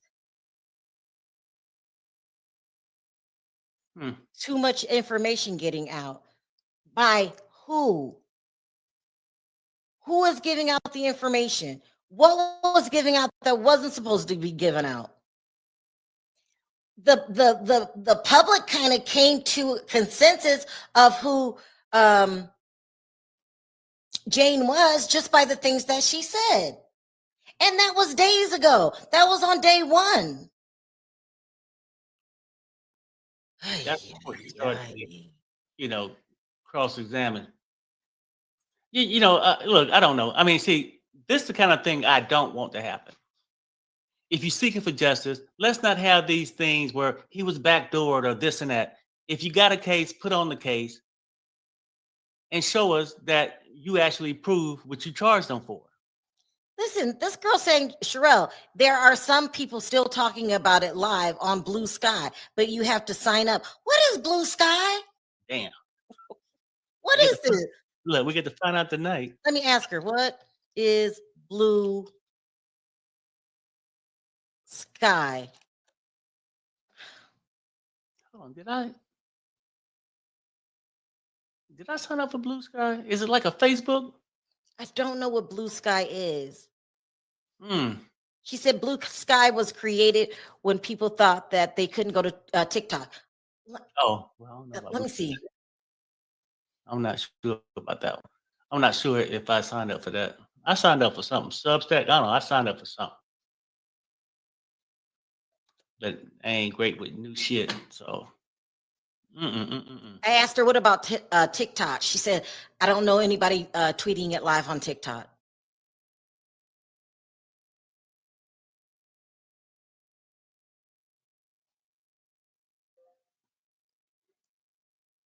No live broadcast except CNN and Washington Post. This looked like it might be another update on CNN. I was just making sure it wasn't the same one. CNN says defense attorney Tenny Garagos showed the jurors 6 more text messages that we don't know about.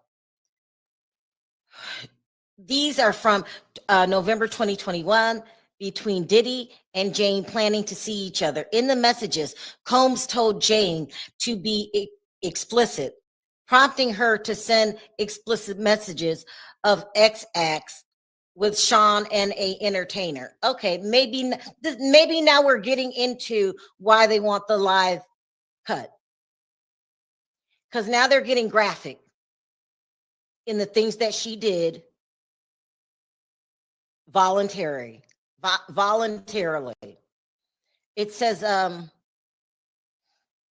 Garagos and Jane read some of the messages aloud in the courtroom. Jane testified that she spoke in graphic, actual language, knowing that's what Combs wanted. Their case is falling apart. And they're trying to keep that from the public. Because if there's a live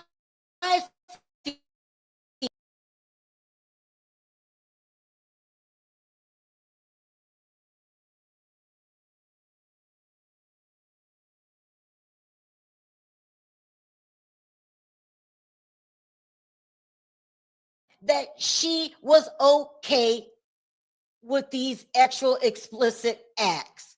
And how bad did it go that you guys got to stop live feeds from leaving the courtroom?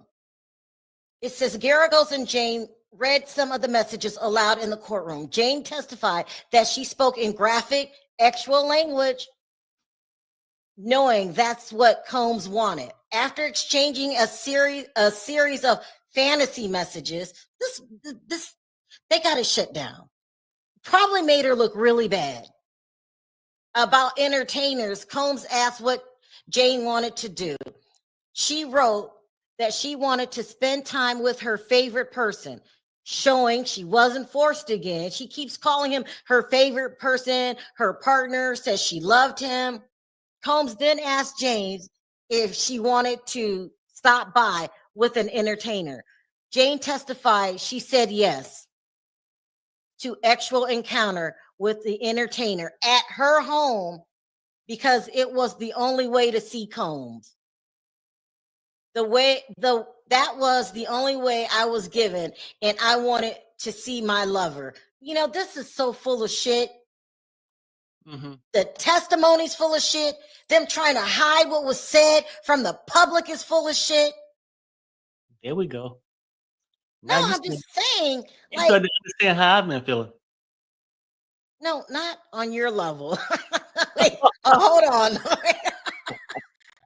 I'm talking about us getting updated information. I'm not talking about what Perry talking about. I'm talking about just trying to censor what we, the public, can hear before it gets struck from the record and we have no evidence that this was said and this was done. Because once they strike it, that's just what it is. Pissed.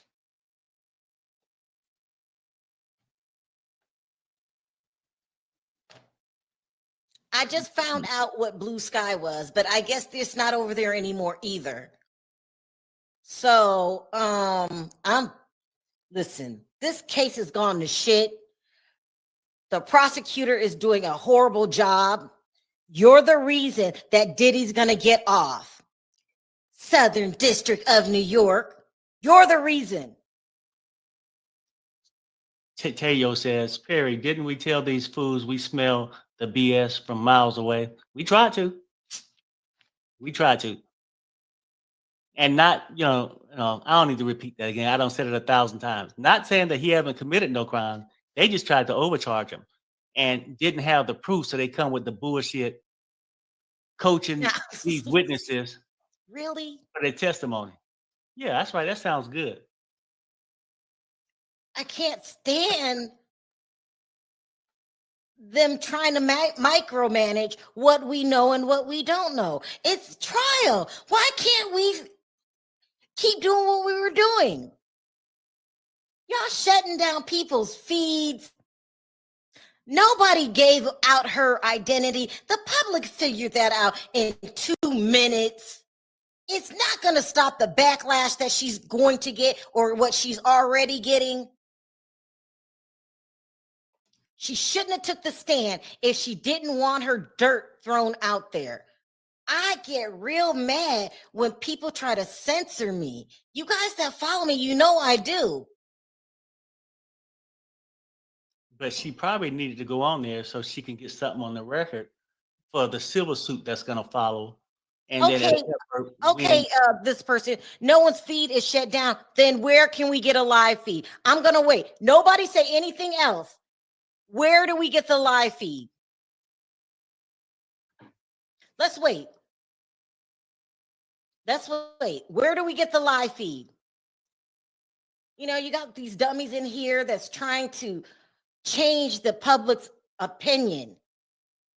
That's what you're trying to do. Sharrell's a liar. There's really a live feed. Okay, prove me wrong. Prove me wrong, and I would gladly go over there and read the live feed. Oh, please, Jane Doe. Let's just look. You're playing games. You gotta go. He ain't got no live feed either. Just stop.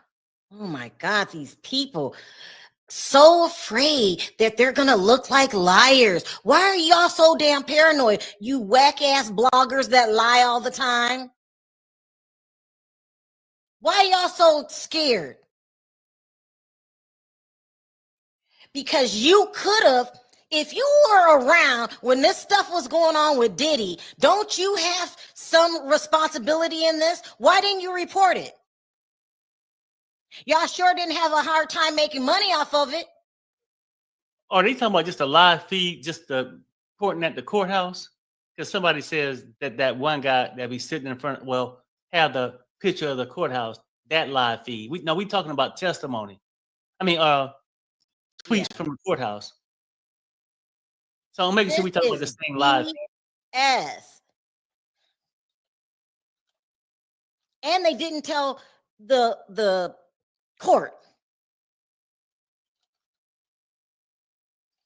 Yeah, I'm thinking that, you know what? Maybe they're assuming it's the live feed from front of the court. We talking about the live tweets from the courthouse. That's it, from the courthouse. And damn, we ain't getting nothing.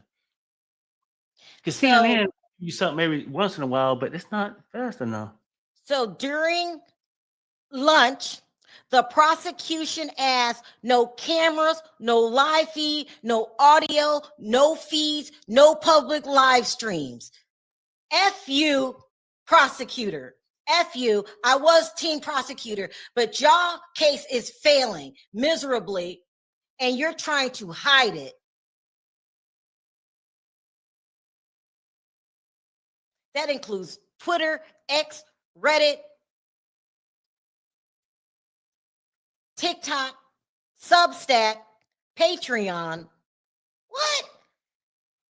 Ugh. Well, I'm gonna still do my job. I got the watered down CNN version, and we'll just make do with that. I'm gonna stay. Anybody else is welcome. Here, someone said, wait, oh, what is this? What's this? Let's see. Jewel Mancy on X. Hold on, I'm heading over there right now. Pissed. Hope this works. Everybody keep their fingers crossed.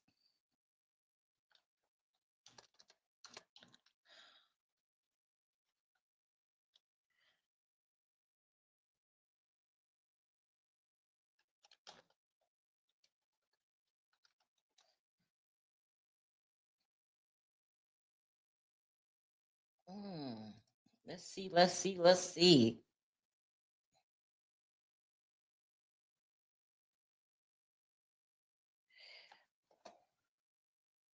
No, not even her. She probably was tweeting live, but she's not now. Let me put it on the thing. So you guys see right here where it says 5 hours ago.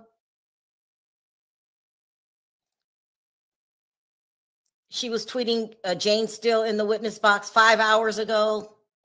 That's the same thing. This says 4 seconds ago. Garagos, Jane, I'm now going to read aloud a message to you sent to Mr. Combs reading, I want to sit on your face. Do you recall sending that? She said, yes, I do. Garagos, can you explain the content of that message? Now I'm reading you guys. Thank you in the chat. Thank you in the chat. Thank you in the chat. Head over to, what does this say? Jewel Mancy, while we can, before this gets taken down.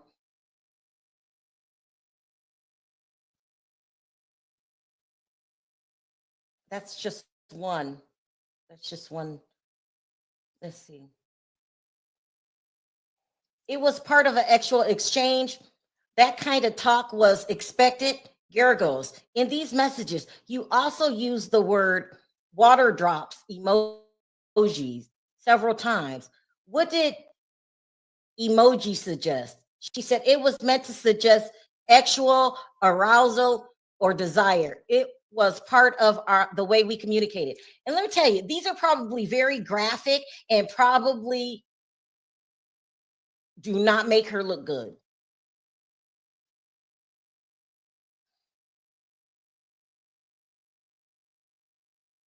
So upset. Okay, 2 minutes ago, Jane, now I'm going to read aloud a message you sent to Mr. Combs, reading, I want to sit on your face. I'm just repeating this. Do you recall sending that? She said, yes, I do. Can you explain the contents of the message? It was part of an actual exchange. That kind of talk was expected. Garagos, in these messages, you also use the water drop emojis. What did that emoji suggest? She said it was meant to suggest actual arousal or desire. It was part of the way we communicated. And then after that, it's 16 minutes later. I might as well read that. It says, Garagos, there were exchanges between you and Mr. Combs and an adult film performer named Cabral. Do you recall those? She said, yes. The messages included actual explicit content, correct? She said they did. I can, and then after that, it's an hour, 2 hours, 2 hours. Perry, oh, he's gone.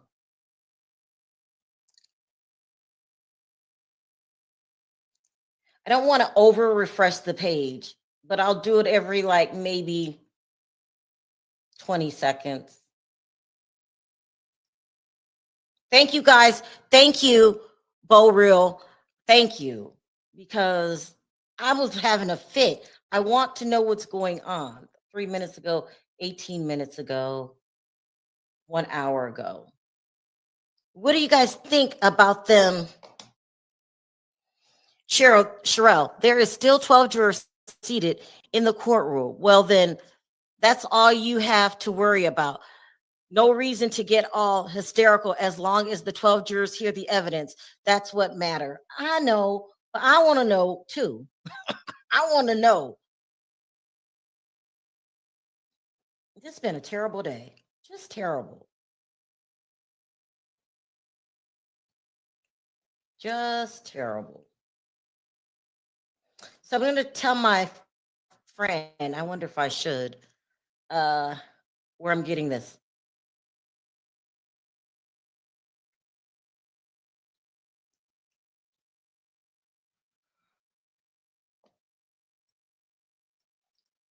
I'm going to send this to my friend. And we're gonna stay updated. Hold on one second.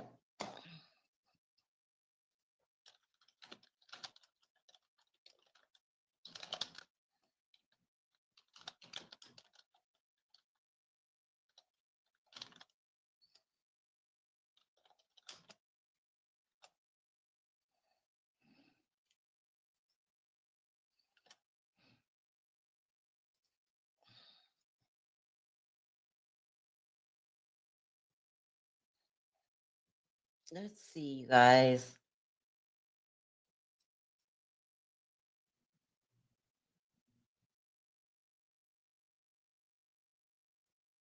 She said reshare this. I did reshare it.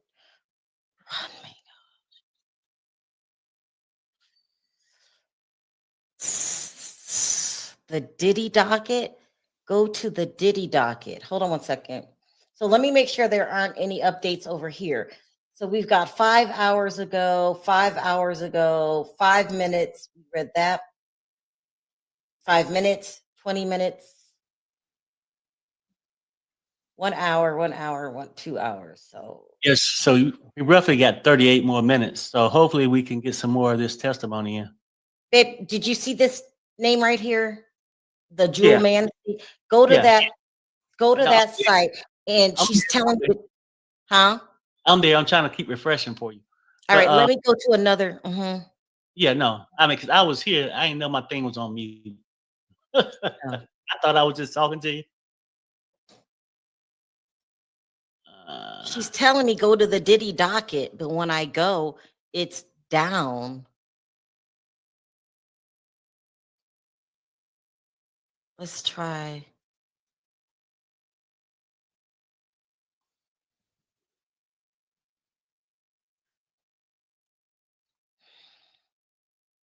Okay, 5, 7 minutes.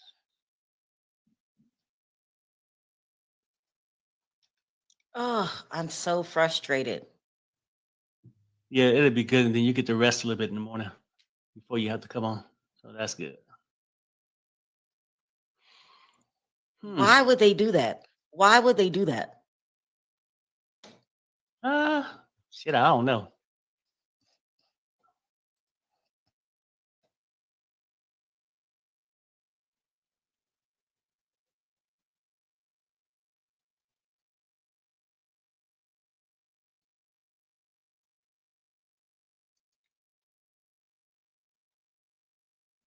She's sending me all these links. When I click on them, I don't see anything. Nothing. Nothing.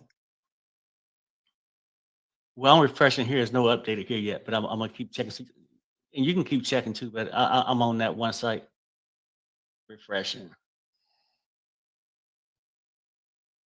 You got one like 7 seconds ago. For who? The site that you're on. Yeah.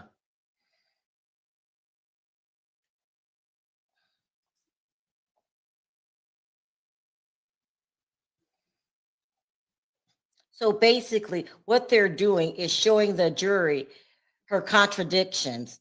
Garrigo says, Jane, in several of these messages, you described in detail what you would do to the entertainers Mr. Combs hired for these so-called freak-offs. Do you recall those texts? She said, yes, I do. Garrigos, were those your actual desires at the time? She says, no. Those things that would have occurred to me on my own. Garrigos, then why send them? She said, because that's what he wanted to hear. I was giving him options, trying to please him. It wasn't about what I wanted. It was about keeping his interest. Okay, You so guys it's see not about this? it's not about what you wanted. So why is it about what you want now? Well, you gave him the mindset that it wasn't about what you wanted, so you forfeit that. But then it became about what you wanted when the things that you didn't want to do. So I mean, it's contradicting. Look, it is what it is. She was there for the money grab for me, and now just sitting here wasting my time. Do you think they will resume tweeting tomorrow? Nope. Well, I'm not sure. If not, we'll go back here. Okay. Hell, look like she do a better job than him anyway. Shit.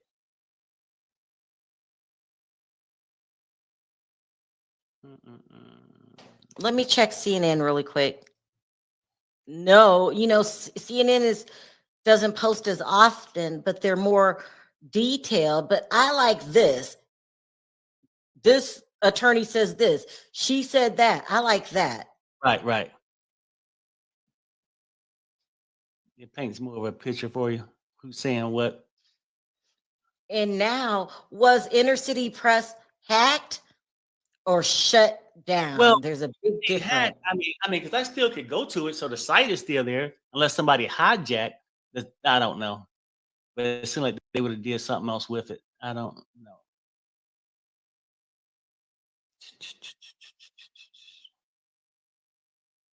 But we got to look at 34 more minutes. So let's see what we And can this get at. happened to be really crucial testimony because she's supposed to be the witness that ties in ex trafficking, right? Right. Forced against their will, coerced. But now there's evidence showing you were having a good time with it. Some of it was your idea. Mm-hmm. You're being kinky and nasty. Kinky, I don't want to say nasty. Kinky and She was given options, what he can have and see. Terry, And not today. Not oh, today. Like, I want to hear this testimony because they're saying this is the key witness that ties it all in. you got one 10 seconds ago. Where here? Yeah, it's about the only site we got now. Yeah.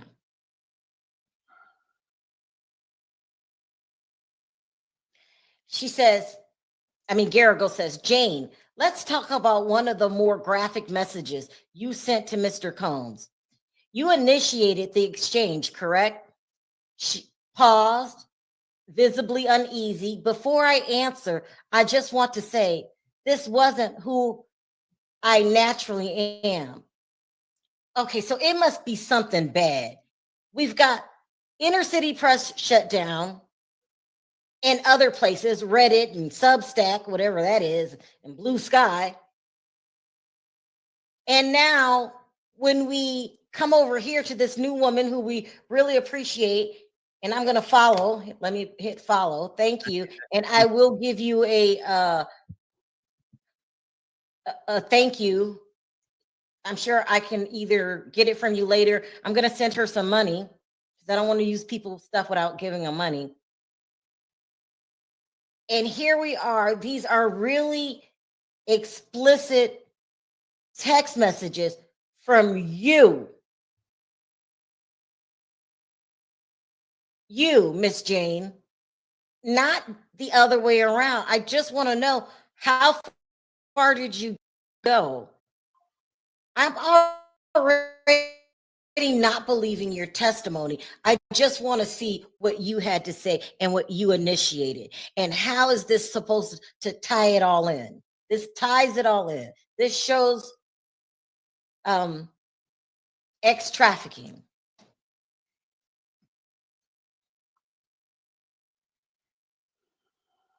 They took away my right to choose.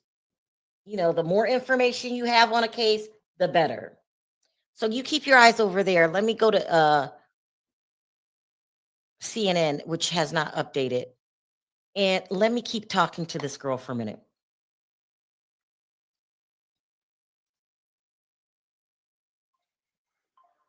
Sharrell, is one more on the main site.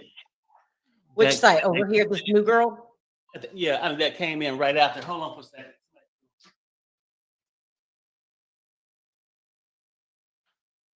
Hold on, Sharrell. Be back.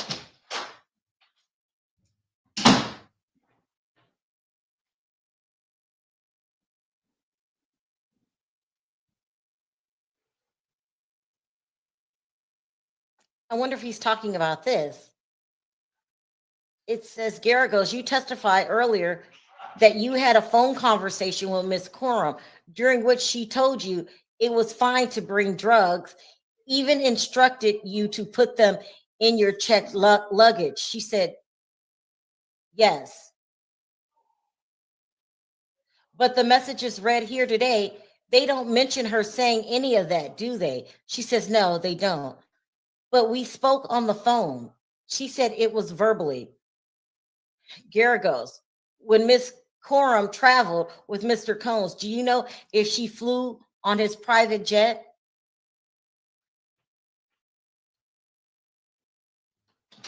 Something went wrong with reloading. Try again. Okay. So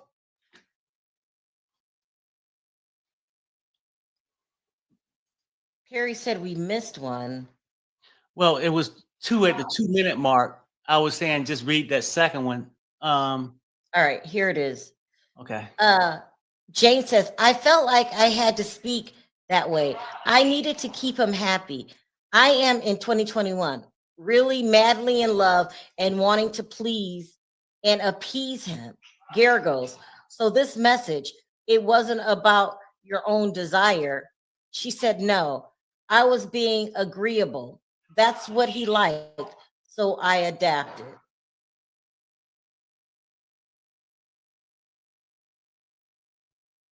There's a lot going on here. She's basically saying, in so many words,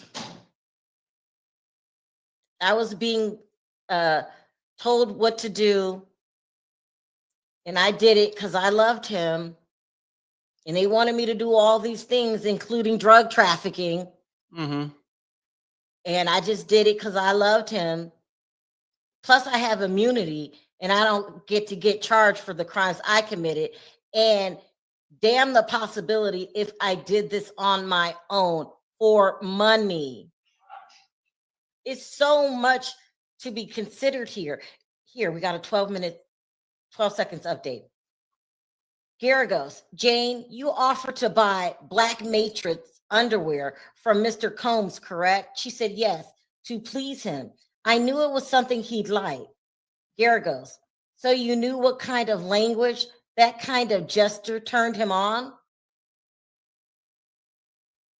Yeah. Now, I don't want to be green again, but what in the hell is black matrix underwear? What is that?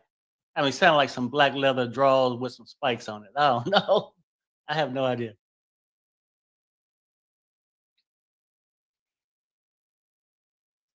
But Tamiko had, Simon said, Diddy, she pimped out male victims, allegedly. Who pimped who out?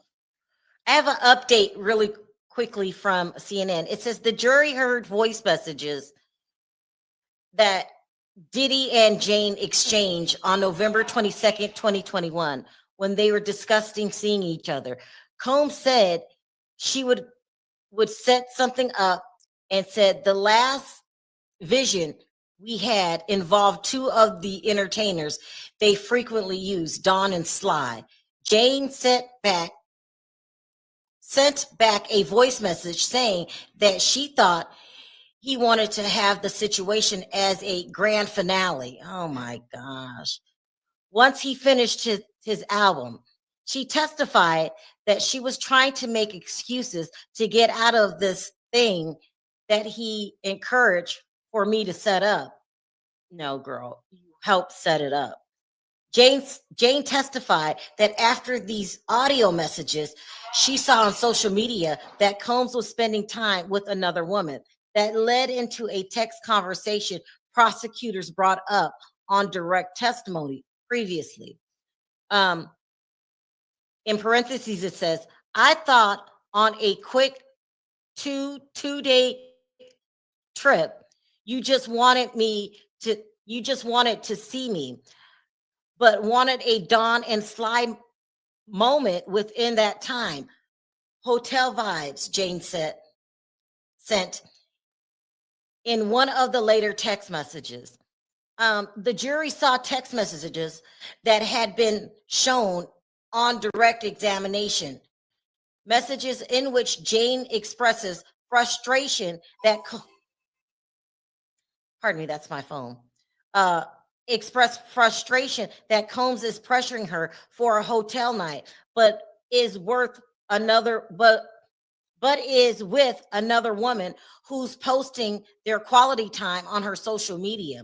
In one text, Jane references that Combs brought the other woman a Chanel bag. In what became a tense exchange with defense attorney Tenny Garagos, Jane said she didn't garner much from the relationship.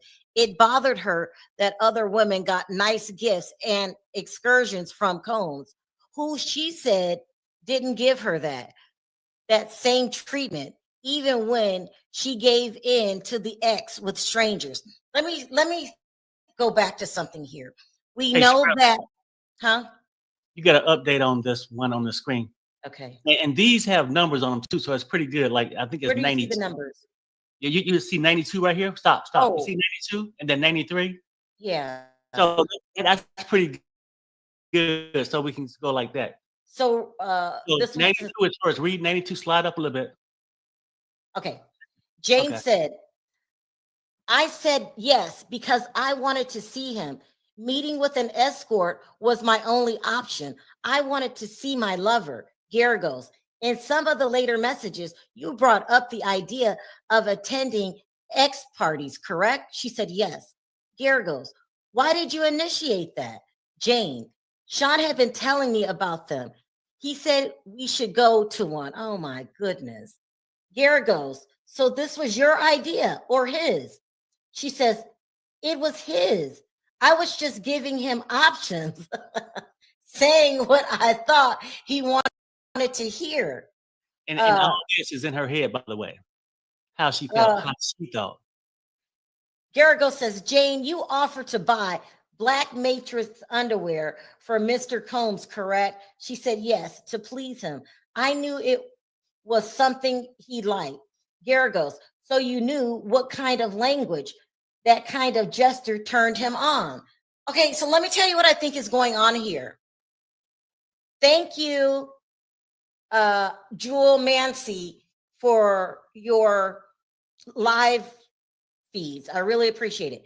We know that Diddy had a problem with CNN. They tried to say that CNN cut their tape, the one that they showed to the world, to make it suggest that the tape was something that it wasn't.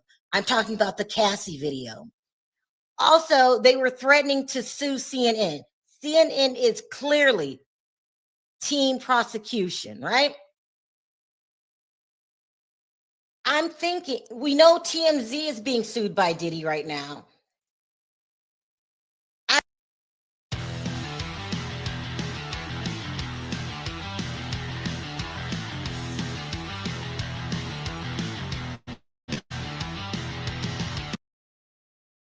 Because they are in either a tense relationship with the defense or being sued by the defense.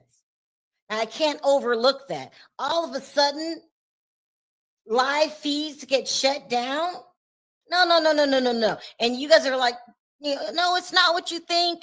It's, no, it is what I'm thinking. This case is so effed up. Yeah. They're trying to bury him. What else can I come up with? I'm being non-biased here. I told you Diddy needs to go to jail. But now we need our information censored? Come on, y'all. This is crazy. A lot of people have a lot of interest in Diddy being guilty, or they're going to look foolish. They're going to look like I was telling these lies for money. I exposed his sexuality and laughed in an interview about it. I lied on him. I was around during that time. I did nothing about it. Yeah. A lot of people have an invested interest of Diddy being found guilty. And I don't care what nobody says. This is my channel. I speak my damn mind, and that's how I feel. Why are the live feed from Inner City Press cut off? From his Substack, his Reddit, all of it. What number is it, Perry? Is it 94? 94, Garrigo says, did you and Mr. Combs discuss hiring escorts like Dawn and Cabral? She said, yes. We often brought them up. Garrigos, in fact, you reminded him that he wanted to save Cabral for a grand finale. You called it a showstopper, big boom, game over situation, didn't you? Come on, y'all. Yep. You know what the finale is. Damn. Well, these text messages are damning. They're damaging to her. You keep preaching that you were forced. First of all, they made it very clear that you were the one that connected everything to come together. Now you're up here so excited. We're going to have a grand finale. Bing, bam, boom. We're going to hotel night all night long. yeah. You know how people feel on payday? They feel great on payday. Girl, thank you. I appreciate that. Just keep paying attention to the testimony. I really appreciate it. If anybody texts you, give them this girl's name, Jewel Mancy. We got a new one, 95 this time. Ooh, and she's doing it so great. It's all in order. Let me refresh my page.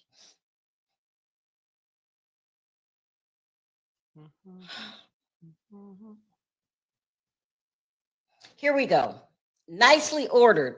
I'm going to give this girl some money. Jane said, yes, I was trying to delay it, just making excuses to get out of something he was pushing me to do.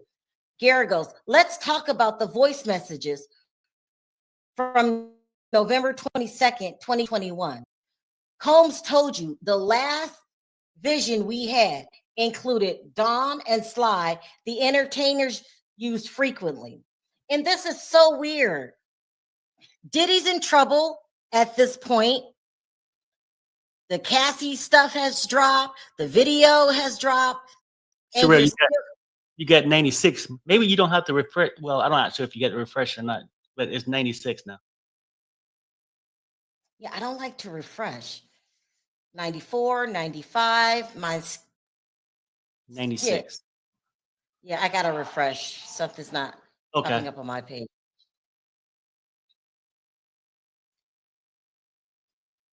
'96 and 97. Here we go.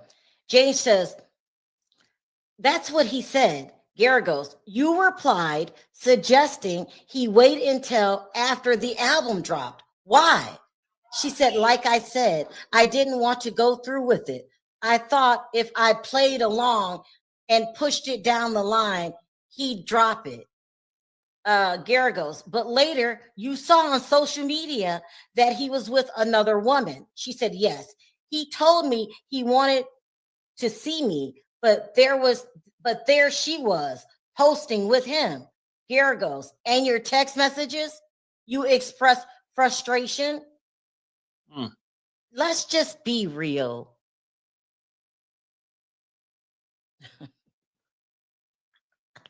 98 is up. Well, see, 98 is a new one. You see 98? Okay. So, Sonia, I don't know what Matrix underwear are. I don't wear them. Okay, here we go. Gary goes, you said he pressured you for hotel vibes with Dawn and Sly, but spent that time with someone else, someone he brought a Chanel bag for, ? She said, exactly. I gave in to things I didn't want with strangers and still didn't get the same care or treatment. No, I'm Team Cassie 100 and 40%. Jane Doe, aka Daphne Joy, We had is 99. full of shit. She's full of shit. You're no victim. Sounds bad, but okay, here we go.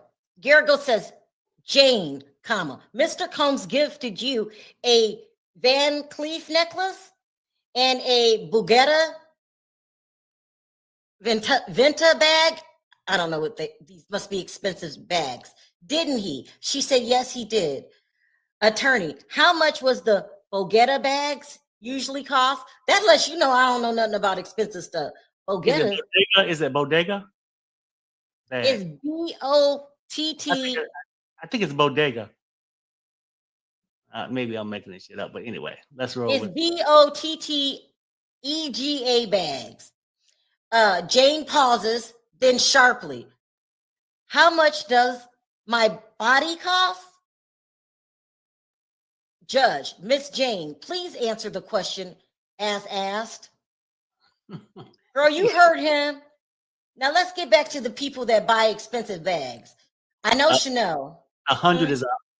The next one's out. 100's out. Mm-hmm.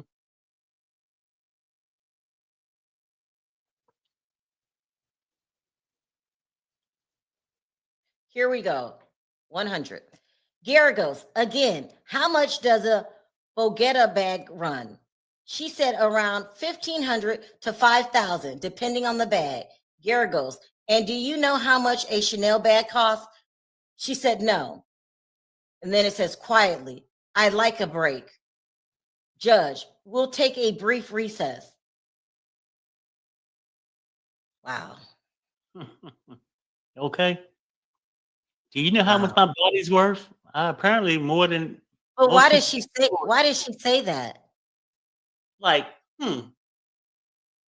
he bought me a little pair of earrings or whatever the hell he brought her. But they ain't shit. You know how much all this fineness is worth? Come on. And then people feel sorry for her. That's the point. And could you imagine her doing that? Child, look at me. I'm a 10. Listen to this. This is funny. Somebody said 50. Come get your baby mama. Your baby mother. Oh my gosh. It's been the worst day ever. We said it was coming. I thought I was prepared. People calling her a Karen in the chat. The pathological liar. I mean, right. It's just not going good. It's just not going good.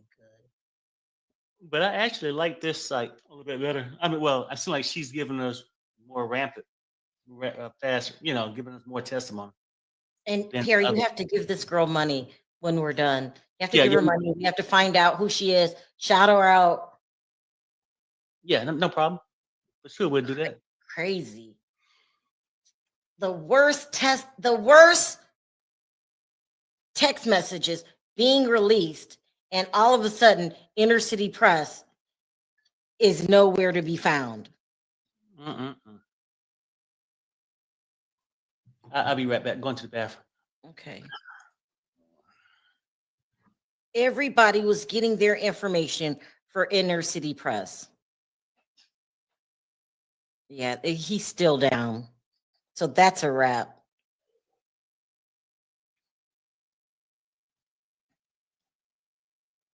I just told my friend who's a radio disc jockey to tell everybody about this site.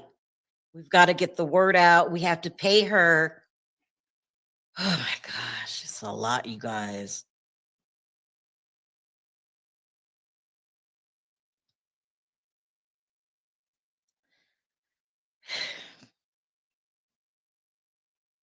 See what you guys are saying. She's upset because she wasn't getting a Birkin bag. Child, Jane is the little boy who cried wolf. I hope this is not a price of one of the bags. She's out of her mind. The most I would pay for a bag, not thousands of dollars. Mine is $1,000 under. I'm not going to pay that. It's so interesting to see how you vloggers have different opinions about how trial is going from day to day. It's everybody's opinion. At the end of the day, nobody's certain. Nobody's certain. This is her way of a woman scorned by Diddy. Get back at him. At the end of the day, her son will suffer. Yes, terribly, terribly, terribly, terribly. You guys put in the chat how other blogs are reporting this, because I don't know how you turn this around. Well, I mean, she won't see her son suffer because she's too busy trying to get that bag. Look, she is so arrogant. And people that sit there and say, oh, yeah, he used her. No. The man don't invest money in her business, which she still got. She still got the business and all this. And then if he give her a 24-hour break, she flying to some other hotel, is my belief, to make extra money. And she ain't got time to worry about what the kid is thinking about. I She think thinks about hooking up. I mean, hell, she probably at every NBA game, NFL game, got her little pom-poms and shit. Look at me, I'm fine and sexy. And you a 304. I think the most I ever paid for a bag was $1,500. And that wasn't I paid for. It was Perry and my sons. I do not pay a lot of money for my bags. That's crazy. Especially now, you must feel foolish that China says they're all the same bags. Americans are so dumb. What number? Huh? Oh, no, we're waiting on 101 to come out. But I thought you said an update. Oh, yeah, well, I'm going to see. We got an update. There's no number on it, though. Okay, I'm going to refresh my page. Oh, and she just talking, I think. She's just talking? Yeah, it's right below the 100.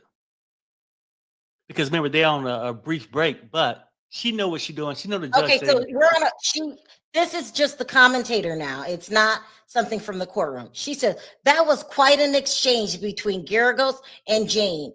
Garagos insinuated that Jane was consensually having sex with other men and gladly accepting designer bags. Oh my. Please tell me how other people are reporting this. How do you report that is not a huge blow to the prosecution? You're effing other people and getting... It shows the greed, and she's a collector of bags. You know, she got every name. Bodega, Gucci, Fashawn, and Don. Every time she do the double, does she really turn it on? Okay. I'm saying this could be damning evidence that you do sleep with other rappers. They give you money. You make your own money. How do you look at that any other way? And then, I mean, for real, let's keep it real. Let's keep it real for these rappers and stuff. She probably getting a lot of bags because $5,000 to a lot of these rappers is worth a one night stand with a freak. You know what I'm saying? Like, and that's why I think she definitely get around. Let's keep it real. And then you talking about custody, but I'm not gonna go there. Listen, I was listening to DJ Academics last night, and he was warning all his rich rapper friends. He was like, if you bring them out, am I lying? I'm not lying. If you bring them out, you can't buy them anything, y'all. Now that's called trafficking. So if you bring them out, you tell her it's either or. He said he had to be real specific. If they go, yeah, you know, I'm gonna come out and see you. Are you gonna take care of me? He said you got to specify taken care of. Yeah, he said that. Because if you imply and then you try to go sexual, then they're gonna get you with this craziness. So, like, these are trained professionals, people we digging with. These ain't just any ordinary gold diggers. Now, they didn't go to college to get their PhD in it. They got it from the street. Now, that's what they're doing. I mean, look at them all at the games, can't wait. I'm not on that level Perry's on. I'm just saying, throwing all that experience at them. is this damning evidence? They don't want us to see it, the public, but the jury's seeing it. Is it damning, you guys? All you Cassie people, come through. Is this enough to change a juror?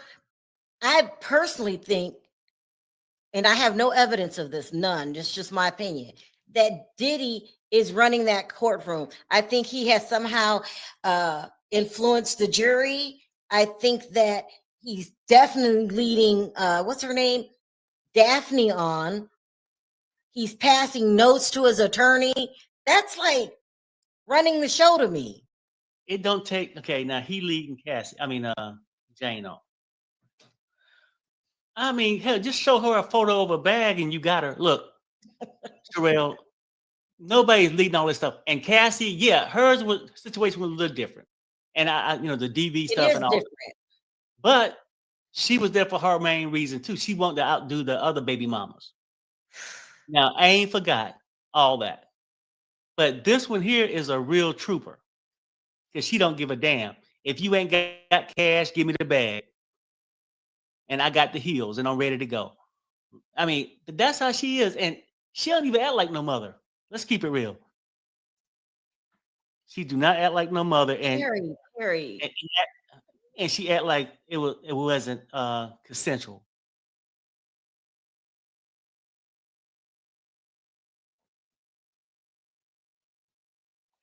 Anybody in the chat, how are other people reading this? How are other blogs explaining this? They're saying that this is the smoking GUN.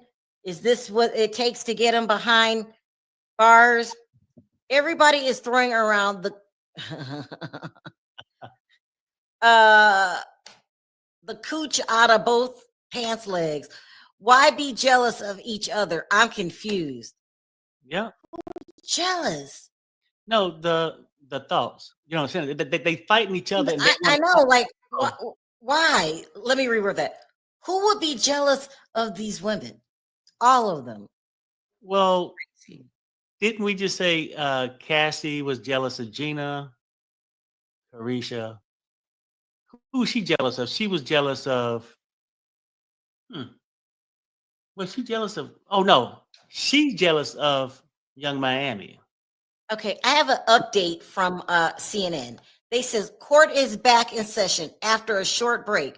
Jane testifies that the home she lives in is now about 5,300 square feet, which is a significant bigger than the 1,400 square foot apartment she used to live in. Jane said that she's profit a little bit off of a business that Sean Diddy Combs invested in. He gave her $20,000 into it. She confirmed that Combs never asked her for a portion of the proceeds. The defense attorney, Tenny Garagos, pointed to Jane's businesses and asked about her previous testimony that she wasn't able to do anything during the years she was in a relationship with Combs. She said, had I not drove headstrong on this relationship, I probably would have been a bit more. Dogs are saying Diddy is guilty. This is the smoking gun. He made her do these things. Well, and she ties it all together. Well, if they That say is if you believe her. right. If she's lying, she's not tying anything together. That's the difference. This channel right here, we're saying we question her honesty. Well, Sharrell, on the other one, you got to update. It's going to go from 101 to 103. And I'm extremely suspicious about other live people giving live feeds being shut off from the courtroom. Okay, 101. Yeah, I just thought I seen it. Well, they came back and said they was back from court, but give me a second. Okay, here we go. I'm just gonna go from 102. Garrett Okay. goes, and one of your businesses that was started with 20K investment from Cones, correct? She said, yes, that's correct. He says, he never asked for a share of the profits. She said, no, he didn't. 103, she said, Garrigo says, yet earlier you said you weren't able to do anything professionally during your relationship with Mr. Cones. Is that your position? She said, yes. Had I not dove headstrong into the relationship, I probably would have been a bit more successful in that time frame. Now listen, to all of you guys that think this is the smoking gun, I'm going to read this to you again. She said she had no other way to make any money. That's why Diddy was helping her out. But she just admitted to opening a business that profited. And he didn't ask for any of that proceeds. How can you say this is the smoking gun? I need someone to know this is just conversation. This is conversation. That's the smoking gun when she's contradicting herself like she did yesterday. And let me screenshot this because I don't want anybody twisting my words. She said she profited from this business. Let me screenshot this right now. See, I need stuff like that when people come back with the craziness. And then she tried to clean it up. She said, yeah, I mean, Diddy gave her the 20,000 down. She made a profit. Diddy didn't ask for nothing back. She still got this business. And they saying, well, I thought that he didn't allow you to do any business. Yeah, but if I went and land up on hotel night, I could have been more successful. And you also would have had to pay that $10,000 rent. That's the part that you leaving out. So I don't know. It's just too much for me. It really is. And I had to screenshot this because I don't want nobody twisting my words or adding to my words or her words. This is what she just said. She said she had to take money from Diddy because he took up so much of her time with hotel nights. So crazy that she didn't have time to make money. And you know, she didn't say her child was. You know, she didn't say her child was taking up her time, that she wasn't watching. It's a damn shame. We want to point out the differences. We don't want to bash the mom. 104 is there. We got 104. You talking about people's character, yeah. I'm loving this girl. Okay, Gara goes. So the relationship held you back? ? She said, in many ways, yes. Had I not drove headstrong on this relationship, I probably would have been a bit more successful in the time frame. But that's neither here nor there. So why you mention here or there? Look at this, child. Not a one thing. I'm keeping it real though. I'm just saying. You don't hear nothing. But she want us to believe that the hotel nights is what kept her from being successful. To me, it seemed like the hotel night is what kept you afloat. Just my opinion.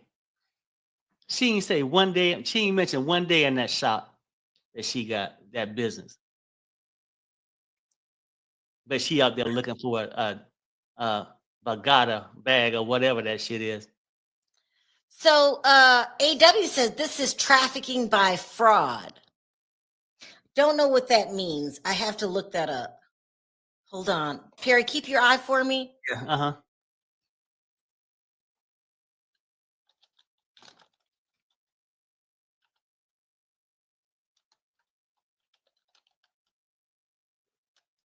I mean, fraud on who part? Diddy ain't trying to hide. He a freak. I mean, not with her. He was very transparent with that. Put those 7-inch heels on.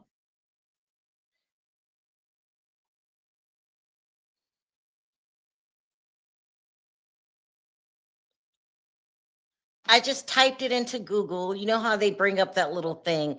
it says trafficking by fraud isn't a common standalone legal charge, but it likely refers to a situation where fraud means are used to monitor, follow, or surveil someone.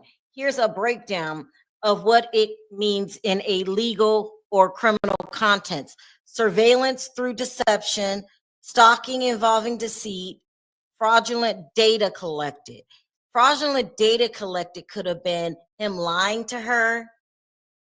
Yes, because fraudulent data collection using fake business apps, phishing, or scams to secretly track someone's location, behavior, personal information. Yeah, I don't know about all that, but either way, maybe she could be charged with it too. Well, maybe this is the smoking gun. I don't see it. But I need to talk to an attorney. And we spoke to an attorney yesterday. He didn't want to come on because it's not a good look to call out the prosecution. Really a mess. This is a mess. Well, I just feel like her. To me, Are like, we on 104? Oh yeah, 104 we done already. We're waiting on 105. For me, in a jury, I'm just keeping it real. We can go to all this kind of fraud and all this. Some people just gonna see it for what it is. He used these girls because he knew they was money hungry. Give them a little money and they'll give you all the freakness they got in their body. Whether it's 12 hours to 18 hours, buy them a bag if they ain't satisfied. Give them a bag, they'll be happy. Shit like that. I mean, that's how it went down with all these women to me. And nobody want to just see, well, yeah, it's people in the chat that do see it my way. But a lot of y'all want to keep giving them excuses. She had other things to do, run that business, take care of her child. But I ain't gonna knock nobody how they make their money. Just acting like, don't act like you was forced to get up and go to work. You could have stayed in bed, child.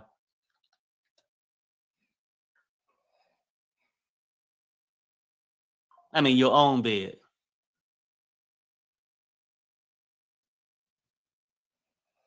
Someone's reminding me, Sharrell, you only need 2 of the RICO charges.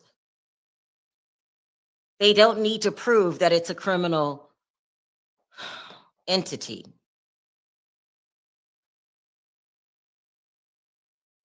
Yeah, but like with those things, there's clauses underneath those charges too. Wait, hold on. She says she was lied to. That's the forcing her into the trafficking. What, did he lie about paying her bills? Did he lie about what they was gonna do? She lying now when she's saying that she all did it for Diddy. She did it for herself to get paid.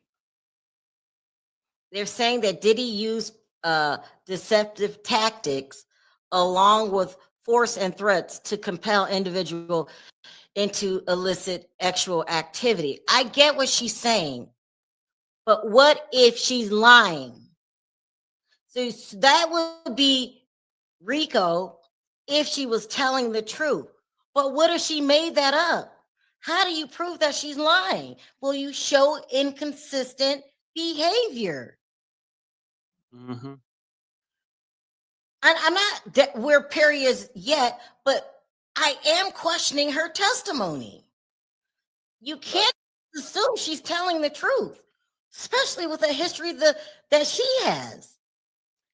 Thanks for just considering. So everybody's acting like her word is bond, like she's incapable of lying.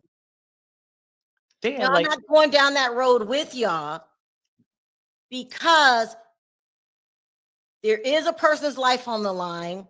You want to be accurate. We don't want them misusing the RICO law.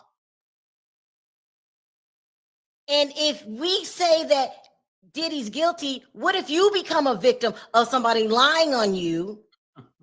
And just because your lie sounds really good, you go to jail for the rest of your life. So I'm all over the place with this. See, Cassie lied too now, remember? She seen Harry, the no, I'm not ready for that. Okay. Don't. I mean, I'm just saying, people, we can't believe everything we hear. We'll be a fool to believe anything Diddy says. Remember, Diddy at like the incident happened in the hallway until the video came out. All of them are liars. All of them are addicts. All of them are freaks. You know. I'm simply talking out loud and questioning things, and there's most definitely nothing wrong with that. I'm not team nobody, where I gotta say whatever the rest of the other blogs are saying. If I feel that her testimony is very shaky, I'm gonna say that. And I'm just not ready to say she's telling the truth. I just feel like right now, with all the stuff that we don't went over with this court thing, they haven't proved it to me yet. And they got a couple more days. If they finish up by this week, it ain't looking like they can prove something. The only thing I see out this girl is she'll do anything for $1 or a bag. That's what I believe out of it.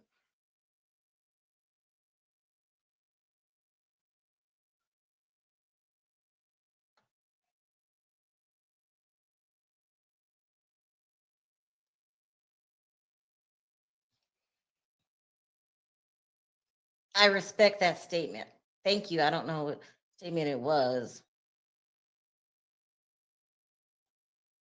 No. That's crazy. And see, that's crazy. He said that that the court was going to end at 3 today, but now they over. So I don't know what's going on.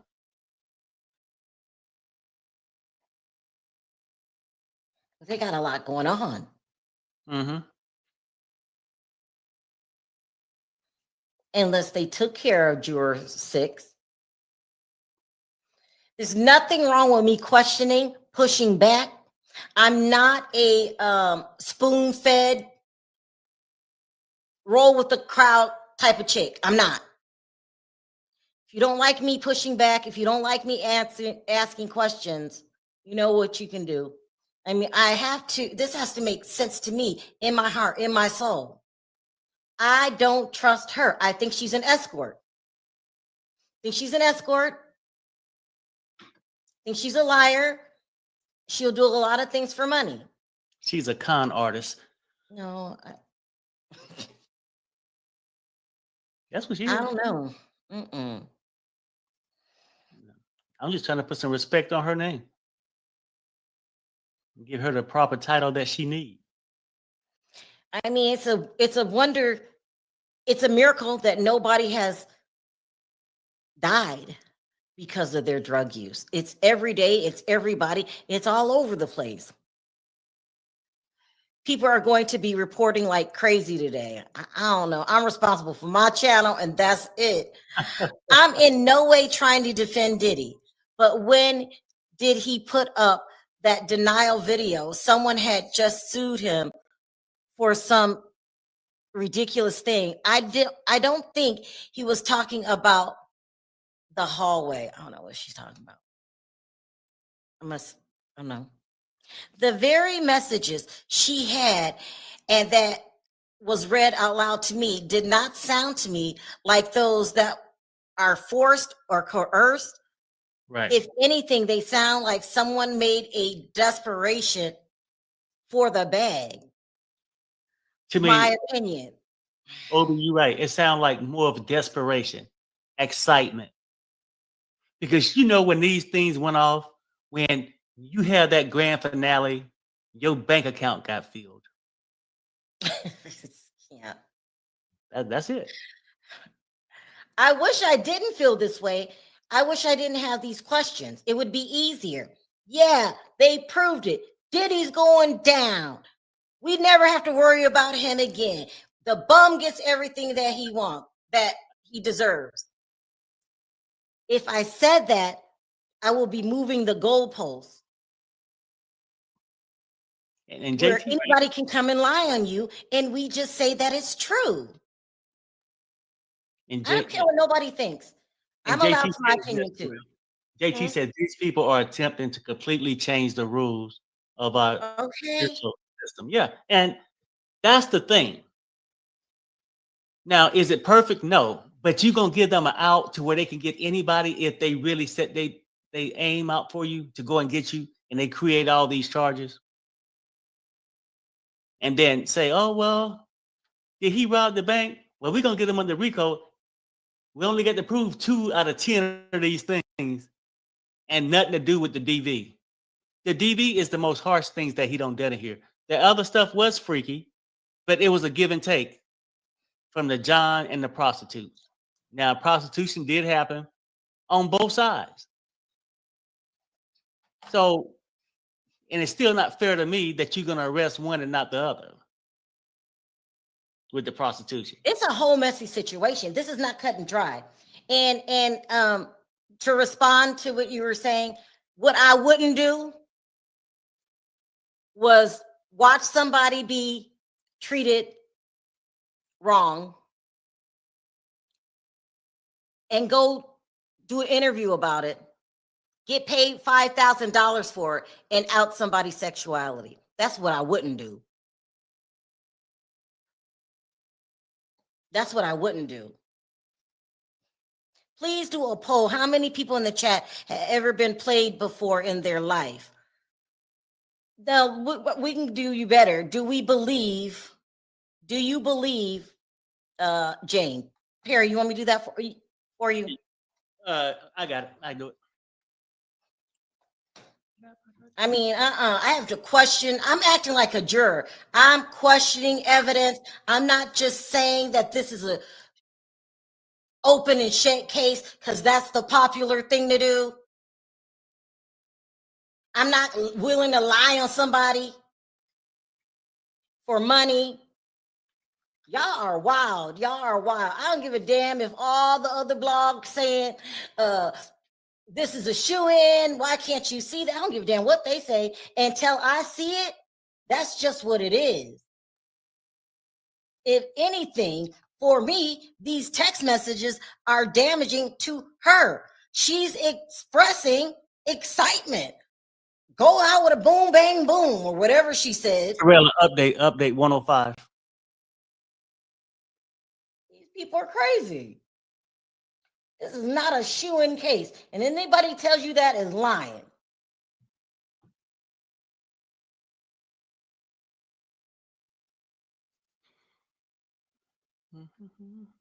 Here we go. She says, court has been adjourned for the day. Jane will still be on tomorrow. Judge Subramanian says court will resume tomorrow at 1 p.m. Eastern. Yep. Listen, y'all. I don't give a damn if I'm the only person sitting in this damn chat. My feelings are my feelings. This is my channel. You can twist my words, whatever you want to. Call me a person that loves people that put their hands on people. Her testimony is shaky. This is supposed to be the testimony that brings it all together. She showed that she wanted this. Set it up. Let's go out with a boom, bam, boom. She's getting money all over the place. She has escort behavior. This has nothing to do with the rumors. This is just what I'm getting from the text messages. I don't care who says what. What I don't want is somebody to be falsely accused. Does that mean I love Diddy and that I support him putting his hands on women? I'm going to let you think that if that's what you think. Right. I mean, because like Beth, I agree, he's a monster. And before, I would always try to, throw emphasis on, I'm not saying DV is okay. I've said it enough. I'm just saying these charges don't fit for me. If it don't fit, you must have quit. That's all I'm saying. So do what you want to say. Because people ain't gonna twist my thing, but I'm not gonna keep wasting my breath telling you how I feel about DV when I told you my mother dealt with that. Okay, I got sisters and all that stuff, so y'all can just hold that in your bag and just deal with the consequences. Judge Wood said, I told you the government is literally trying to trick the regular people that don't follow crime and law and change the spirit of the RICO charge. Yeah. Yes, and people don't understand it. It's up there now with the millionaires. Soon it's gonna be on your block and on your ass or mine, and then you want to cry about it. Well, this is different because a lot of people got drugs trafficking around them, and probably the other shit too. I'm just keeping it real. I'm just saying. So All right. We will see y'all tomorrow. I'm gonna go on later tonight and talk about the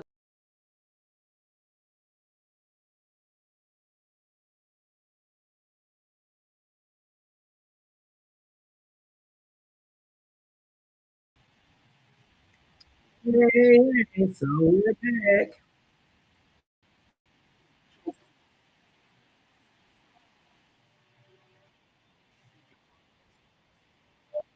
So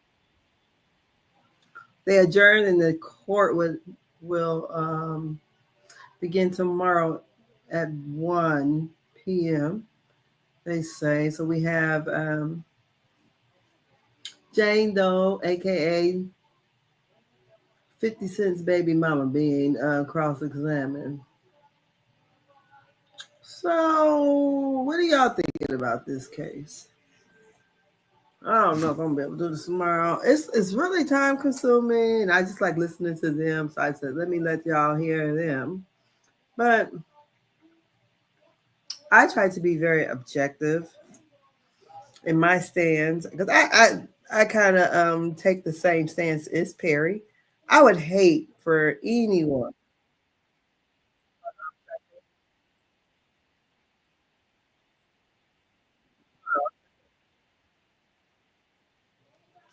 I would hate for anyone to be sentenced to life imprisonment. So that's why I take it very seriously, whether I like the person or not. I don't want to see nobody damned.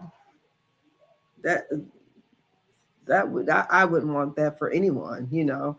I from day one, I always thought the charges was a bit, you know, they charged them much higher.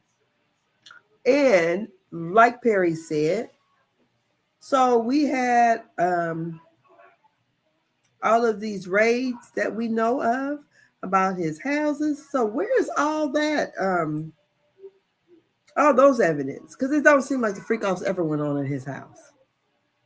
And he probably don't want no, you know, they're getting the people off of what do you call it? Back page and whatever it's called. Craigslist. He don't want them strange people at his house.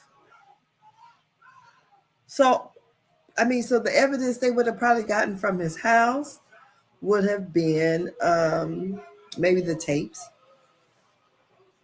And again, about the baby oil. I had a whole conversation with somebody about the baby oil. Somebody swerved them down, told me they knew it was us. So I was like, all of that stuff, first of all, there was a gag order. So how are we're going by some other people because everybody's assuming that Diddy's just around here raping people. From what we see right now, we don't see that did he even touch anyone? Nobody has testified that I know of so far out of all these escorts and escapades that he even had sex with them people. Now, y'all get in here and let me know if that's true or not. But that's from what I saw. We thought we was going to have big orgies. We was going to hear all these things because, you know, Lil Rod gave a statement. Cassie never really said anything. Lil Rod was the one who came out with all those, you know, throwing in Cuba Gooding Jr. and everybody else. They was throwing them names around. And we haven't got any of those names other than Carisha. Did they say her name in the testimony? Oh, we assume that was Carisha. So I don't know.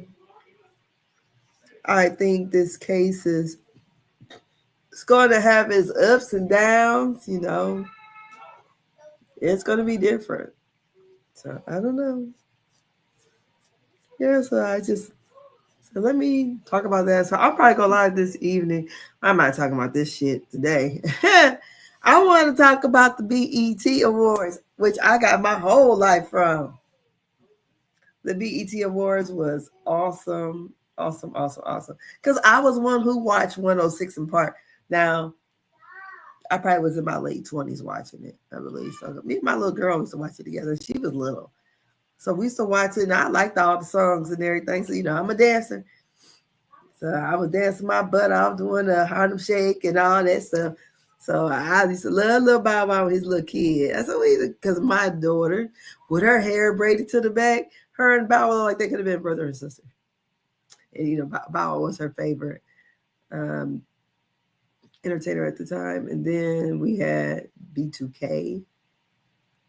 And B2K, that was a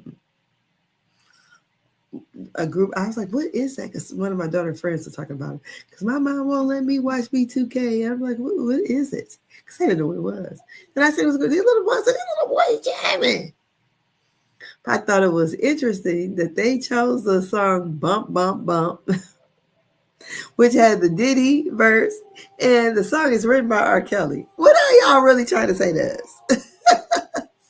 Anyways, that was probably them maybe the most grown, but I used to like that bump, bump, bump. I said, these little boys is jamming. So then I wanted to talk about A. Marie.